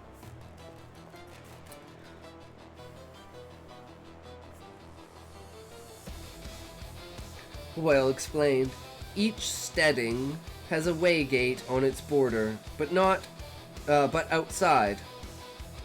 Your question is not silly. You've found the seed of why we do not dare travel the ways. No Ogier has used the ways in my lifetime. And before... Dogs, I got a like! Fuck yes! Callie, hell yeah. You're popping off, bro. There you go. That's what it's all about.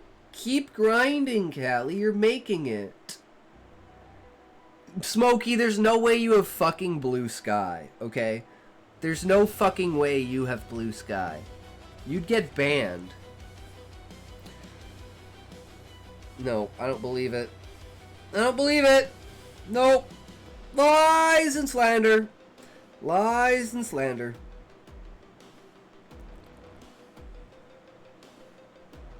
You've found the seed of why we do not dare travel the ways. No Ogier has used the ways in my lifetime, and before. My edict of the elders, all the elders of all the steading, none may, human or Ogier. The ways were made by men wielding power fouled by the Dark One, but 1,000 years ago, during what you humans call the War of the 100 Years, the ways began to change, so slowly in the beginning that none really noticed. Fucking ads. How do we hit ads already? Guys, time is just fucking flying by. What is this shit? Well, I guess we're just having so much fun that, you know, hours just blow by in the wind. Like the words and images of these stories, like the ads on your screen, like all the things we can scream for, but never know at what we will dream at. But one day those ads will pierce the veil and reach deep into your soul and find a great thing that you desire, and when it does, you will never be the same, for your amount of banking shall be done through foul means. Because you know you can't afford that $40,000 boat. But if you take out a third mortgage on your house and a second, like, oh, I don't know what you would call it on a car, but you know, whatever you do with like a mortgage for a car kind of idea, right? And then you would have enough to possibly maybe be able to. Keep dancing, bitch, it ain't over yet. Does that make sense?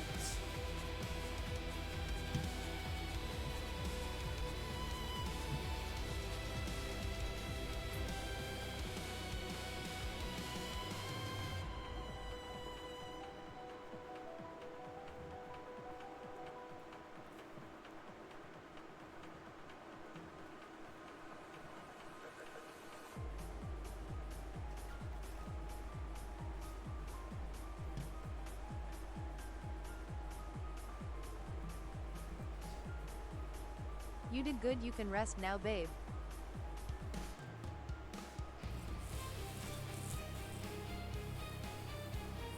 I think it makes sense, guys. But hey, I'm crazy, so. But hey, that's my reality.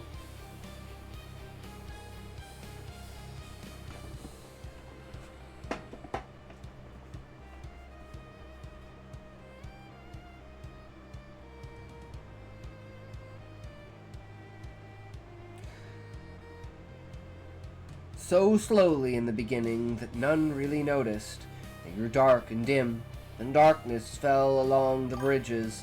Some who went in were never seen again. What? Shut the fuck up, Swoogie. Of course I danced, bitch. Of course I fucking danced. Travelers spoke, being watched from the dark. Number vanished, grew, and some who came out had gone mad, raving about Mackin Shin, the Black Wind.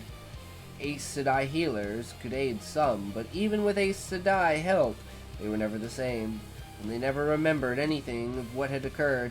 It was as if the darkness had sunken into their bones. They never laughed again, and they feared the sound of the wind. No, you did not, motherfucker of bitch. Go back in the VOD and watch, Smokey. Or waste more points. I mean, spend more points. Not waste, spend. Spend, okay? Spend. It's not a scam, spend. For a moment, there was silence, but for the cat purring beside Moraine's chair, and the snap and crackle of the fire, popping out sparks. And Nynaeve burst out angrily. And you expect us to follow you into that? You must be mad. Which would you choose instead? Moiraine asked quietly. The White Cloaks within Camelin, or the Trollocs without? Remember that my presence in itself gives some protection from the Dark One's works. Nynaeve settled back with an exasperated sigh. You still have not explained to me, Loyal said, why I should break the edict of the Elders, and I have no desire to enter the ways. Muddy as they often are, the roads men make have served me well enough since I left steading Shanghai. Humankind and Ogier, everything that lives, we are at war with the Dark One, Moiraine said. The greater part of the world does not even know it yet, and most of the few who do fight skirmishes and believe they are battles. Well, the world refuses to believe. The Dark One may be at the brink of victory. There is enough power in the eye of the world to undo his prison. The Dark One has found some way to bend the eye of the world to his use. Oh shit. Rand wished the lamps in the room were lit. Everything was creeping over Camelin, and the fire in the fireplace did not give out enough light. He wanted no shadows in the room. What can we do? Matt burst out. Why are we so important? Why do we have to go to the Blight? The Blight! Moiraine did not raise her voice, but it filled the room, compelling. Her chair by the fire suddenly seemed like a throne. Suddenly, even more days would have paled in her presence. One thing we can do. We can try. What seems like chance is often the pattern. 3 threads have come together here, each giving a warning. The eye. It cannot be a chance. It is the pattern. You 3 did not choose. You were chosen by the pattern. And you are here, where the danger is known. You can step aside and perhaps doom the world. Running, hiding, will not save you from the weaving of the pattern. Or you can try. You can go to the eye of the world. 3 Ta'Veren. 3 counterpoints of the web, placed where the danger lies. Let the pattern be woven around you there, and you may save the world from the shadow. The choice is yours. I cannot make you go. I'll go, Rand said, trying to sound resolute. However hard, he sought the void. Images kept flashing through his head. Tam, in the farmhouse, and the flock in the pasture. It had been a good life. He had never really wanted anything more. There was comfort. A small comfort, hearing Perrin and Matt add their agreement to his. They sounded as dry-mouthed as he. I suppose there isn't any choice for Egwene or me either, Naveen said. Moiraine nodded. You are part of the pattern too, both of you, in some fashion. Perhaps not Ta'Veren, perhaps, but strong even, so. I have known it since Berlin, and no doubt by this time the Fades know it too, and Baalzamon. Yet you have as much choice as the young men. You could remain here, proceed to Tar-Valon once the rest of us have gone. Stay behind, Egwene exclaimed. Let the rest of you go off into danger while we hide under the covers? I won't do it. She caught the Aes Sedai's eye and drew back a little, but not all of her defiance vanished. I won't do it, she muttered stubbornly. Suppose that means both of us will accompany you. Nynaeve sounded resigned, but her eyes flashed when she added, Sussy Kitsune, yo, what's up? Welcome, how's it going? How are you today? We're reading more of Eye of the World. We're getting into it. We just got a massive kind of lore dump heading in here.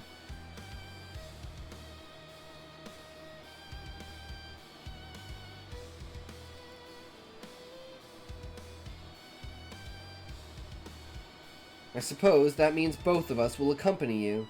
Nynaeve sounded resigned, but her eyes flashed when she added, "You still need my herbs, Ace Sedai, unless you've suddenly gained some ability I don't know about." Her voice held a challenge. Rand did not understand, but Moiraine merely nodded and turned to the Ogier. "Well, Loyal, son of Errant, son of Halan." Loyal opened his mouth twice, his tufted ears twitching before he spoke. "Yes, well, the Green Man, the Eye of the World. They're mentioned in the books, of course, but I don't think any Ogier has actually seen them in quite a long time, I suppose. But must it be the ways?" Moiraine nodded. His long eyebrows sagged till the ends brushed his cheeks. "Very well, then. I suppose I must guide you. Elder Hammond would say it's no less than I deserve for being so hasty all the time." "Our choices are made, then," Moiraine said. "And now that they are made, we must decide what to do about them and how." Long into the night they planned. Moiraine did most of it, with Loyal's advice concerning the ways. She listened to questions and suggestions from everyone. Once dark fell, Lan joined them, adding his comments in that iron-cord drawl. Nynaeve made a list of what supplies they needed, dipping her pen in an inkwell with a steady hand despite the way she kept muttering under her breath. Rand wished he could be as matter-of-fact as the wisdom. He could not stop pacing up and down, as if he had energy to burn or burst from it. He knew his decision was made, knew it was the only one he could make with the knowledge he had, but that did not make him like it. The Blight, Shale Gull, was somewhere in the Blight, some beyond the Blasted Lands. He could see the same worry in Matt's eyes, the same fear he knew was in his own. Matt sat with his hands clasped, knuckles white. If he let go, Rand thought he would be clutching the dagger from Shadar Logoth instead. There was no worry on Perrin's face at all. But what was there was worse, a mask of weary resignation. Perrin looked as though he had fought something until he could fight no longer and was waiting for it to finish him. Yet sometimes... We do what we must, Rand, he said. The Blight. For an instant, those yellow eyes lit with eagerness, flashing in the fixed tiredness of his face, as if they had a life of their own, apart from the big blacksmith's apprentice. "There's good hunting along the Blight," he whispered. Then he shuddered, as if he had just heard what he had said, and once more his face was resigned. And Egwene, Rand, drew her apart at one point, over by the fireplace, where those planning around the table could not hear. "Egwene, her eyes, like big dark pools, drawing him in, made him stop and swallow. "It's me the Dark One's after, Egwene. Me and Matt and Perrin. I don't care what Moiraine Sedai says. In the morning, you and Nynaeve can start for home, or Tar Valon, or anywhere you want to go, and nobody will try to stop you. Not the Trollocs, not the Fades. Swallow!"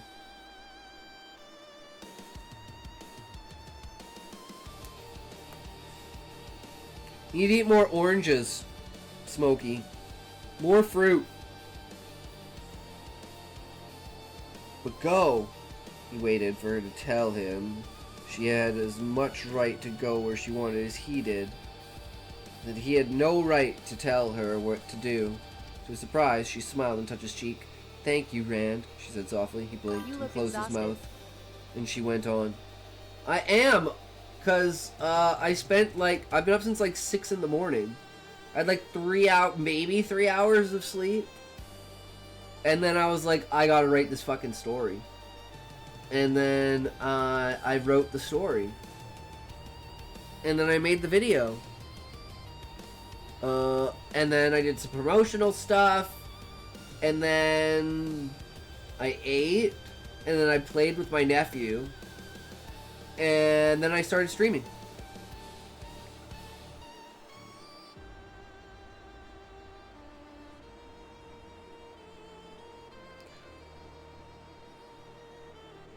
I'm allowed to look the way I want, Smokey. I'm not allowed to act the way I want, okay?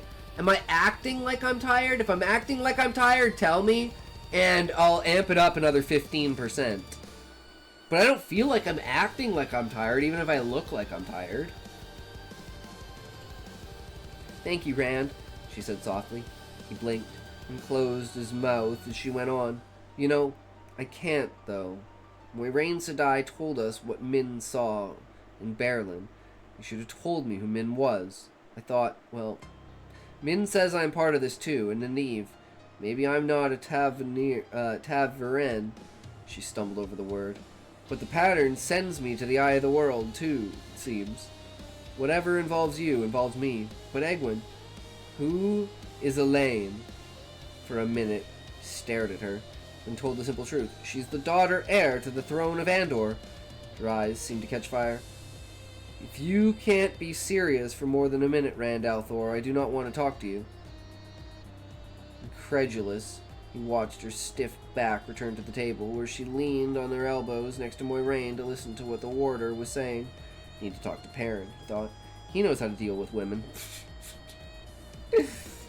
Master Gil entered several times, first to light the lamps, then to bring food with his own hands, and later to report on what was happening outside. Whitecloaks were watching the inn from down the street in both directions. There had been a riot at the gates to the inner city, with the Queen's guards arresting white cockades and red alike. Someone had tried to scratch the dragon's fang on the front door, and been sent on his way by Lamgwin's boots. Because I am what's called the anti-Smokey. So whatever there is to your life, I'm the anti to it. So it's like having a consistently annoying itch in like the back of your nose that makes you want to sneeze, but you can't sneeze. And every time you swallow, it gets worse and you can't stop it, and it's like a hair tickling you just down to the bottom. That is what my existence is to other people. The innkeeper found it odd that Loyal was with them. He gave no sign of it. He answered the few questions Moiraine put to him without trying to discover what they were planning, and each time he came, he knocked at the door and waited till Lan opened it for him, just as if it were not his inn and his library. On his last visit, Moiraine gave him the sheet of parchment covered in the Nynaeve's hand. Oh, Jesus Christ.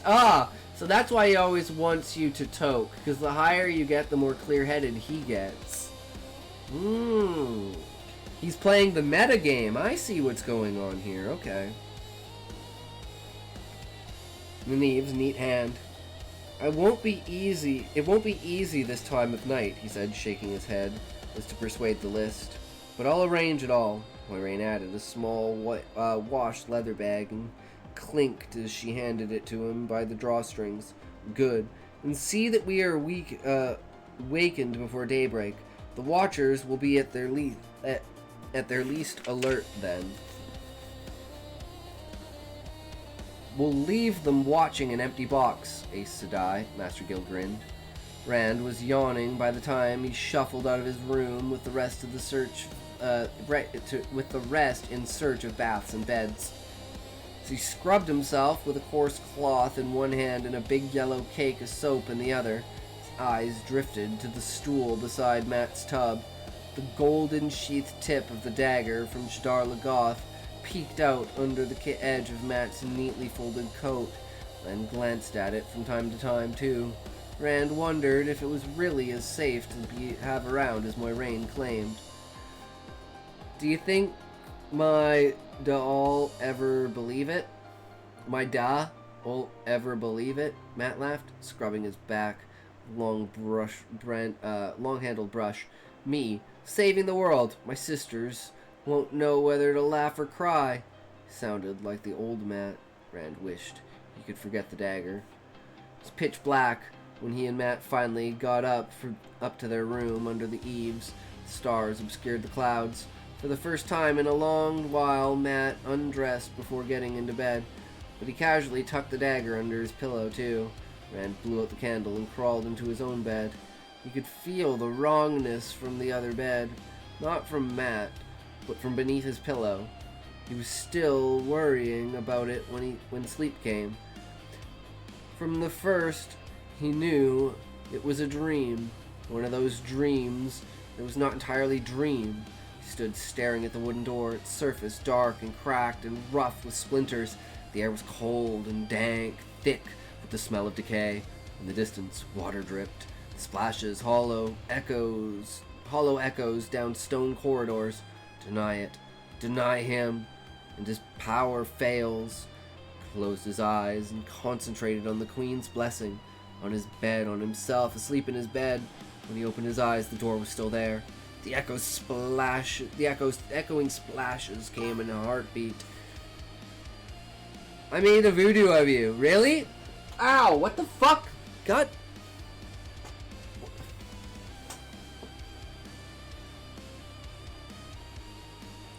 What the fuck? Ow!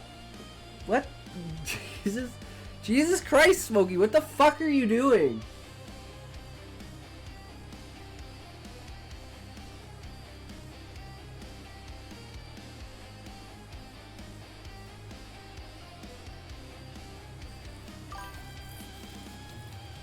Ow! No! No!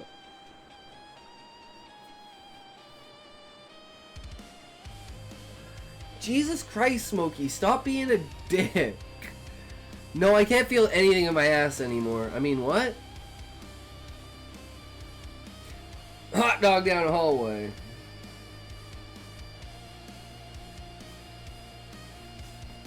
True.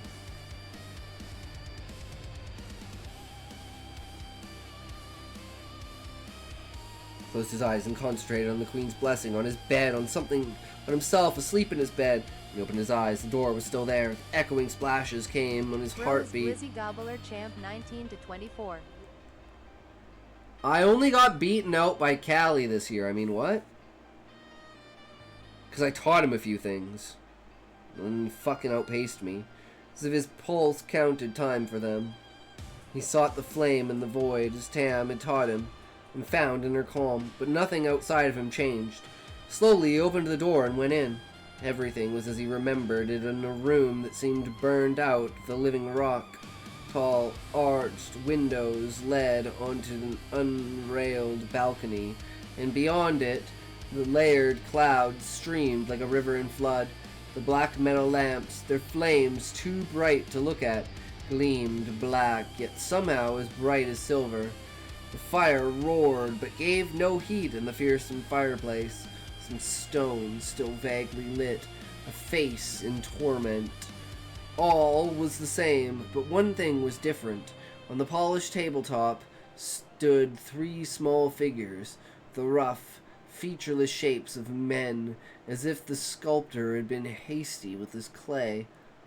Beside one stood a wolf, its clear detail emphasized by the crudeness of the man shape, and another clutched a tiny dagger, a point of red on the hilt glittering in the light. The last held a sword, the hair stirring on the back of his neck. He moved close enough to see the heron on the exquisite detail on the small blade. His head jerked up in panic, and he stared directly into the lone mirror, where his reflection was still a blur, but not so misty as before. His reflection was still a blur, but not as misty as before. He could almost make out his own features. If he imagined he was squinting, he could nearly tell who it was. You've hidden from me long. Too long. He whirled from the table, breath rasping his throat. A movement before he had been alone. But now, Baalzamon stood before the windows. When he spoke, caverns of flame replaced his eyes and mouth. Too long, but not much longer. I deny you, Rand said hoarsely. I deny that you hold any power over me. I deny that you are. I deny that you are. Baalzamon laughed, a rich sound roiling from the fire. Do you believe it is that easy? But then, you always did. Each time we have stood like this, you have thought you could defy me. What do you mean each time? I deny you! You always do. Once they said whip it out, so I did. Then I flew off like a helicopter.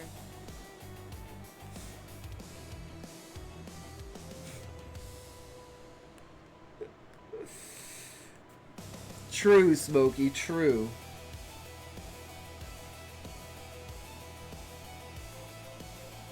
You always do. In the beginning, this contest between you and us has taken place countless times before.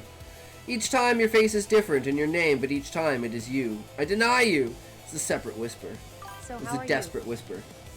Gooning, but you can't tell. That's how good I am. Each time you throw your puny strength against me. I have like 4 other monitors with 4 other streamers up doing booty stuff. So don't even worry about it. You can even check the reflections in my glasses if you want proof. I deny that you hold any power. I deny that you hold any power. Squad initiate.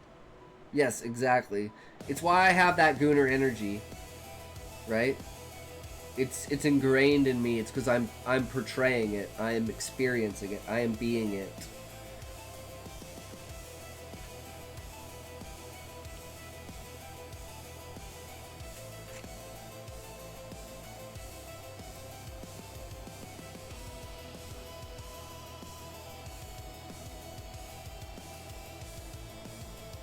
I deny you, it was a desperate whisper. Each time you throw your puny strength against me, and each time in the end you know which of us is the master. Age after age you kneel to me or die wishing you still had strength to kneel. Poor fool, you can never win against me. Liar, he shouted, father of lies, father of fools! And if you can't do better than that, men found you in the last age, in that age of legends, and bound you back to where you belong. Baalzamon laughs again. Peal after mocking peal until Rand wanted to cover his ears to shut it out. He forced his hands to stay at his sides. Void or no, they were trembling when the laughter finally stopped. You worm! You know nothing at all, as ignorant as a beetle under a rock, and as easily crushed. Struggle has gone on since the moment of creation. Always men think it is a new war, but it is just the same war discovered anew. Only now change blows on the winds of time. Change. This time there will be no drifting back. Those proud Aes Sedai who think to stand you up against me, I will dress them in chains and send them running naked to do my bidding, or stuff their souls into the pit of doom, to scream for eternity. All but those who already serve me. They will stand but a step beneath me. You can choose to stand with me, with them, with the world groveling at your feet. I offer it one more time, one last time. You can stand above me, above every power. You can stand above them, every power. Above every power and domination but mine. There have been times when you made that choice, times when you lived long enough to know your power. Deny him! Rand grabbed hold of what he could deny. No, Aes Sedai serve you. Another lie. Is that what they told you? 2,000 years ago I took my Trollocs across the world, And even among Aes Sedai I found those who knew despair, who knew the world could not stand before the Shaitan. For 2,000 years the Black Ajah has dwelt among the others, unforeseen in the shadows. Perhaps even those who claim to help you. Rand shook his head, trying to shake away the doubts that came welling up in him, and the doubts he had about Moiraine, about what the Aes Sedai wanted with him, about what she planned for him. What do you want from me? He said. He cried. Deny him! Light, help me! Deny him!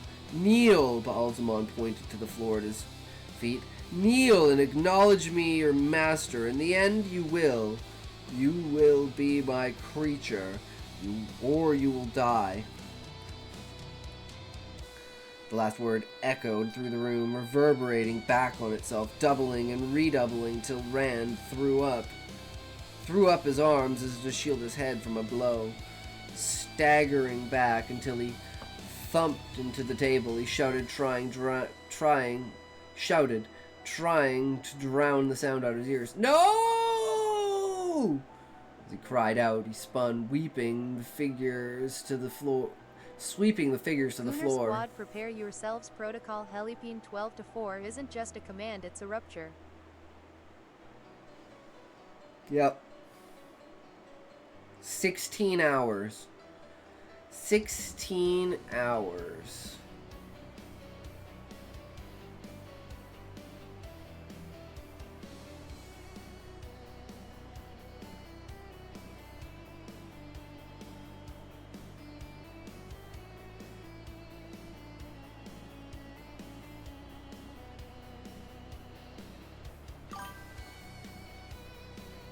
There we go. Ads are here. Oh, here come ads. Here are the ads. Let's go, ads. I believe in ads. We love ads. Here come ads. Here we go, ads. Don't forget to check your ads, kids. Ads are the future. The atmosphere thickens as if the room knows what's coming and is already trying to back away. A deep mechanical groan rolls through the structure, followed by a cold pulse that crawls across every surface, vigorously starts to dry hump the ceiling. Damn, Smokey, that was doing so great. And then it just doubled on itself. Holy shit, bro. Hell yeah. That was sick. I thoroughly enjoyed that. You know what's going on, bro. I believe in you. Damn. I can just hear it whispering through my ears like...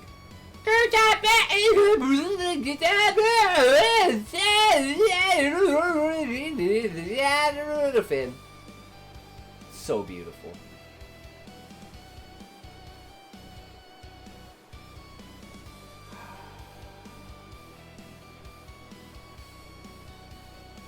Most calming thing ever. Slow, relentless, anti-clockwise, only a direction chosen not for efficiency but for defiance.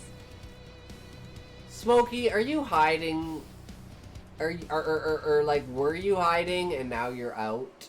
Did you just get outed and express yourself as an intellectual? Are you actually like a super intellectual person, Smokey, and I've missed it this entire time?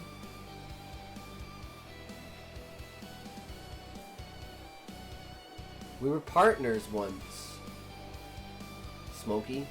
I was your dog. Protocol Helipine 12-4 is live. There's no turning it off now. Yeah, I know. But we've had a good run, Smokey.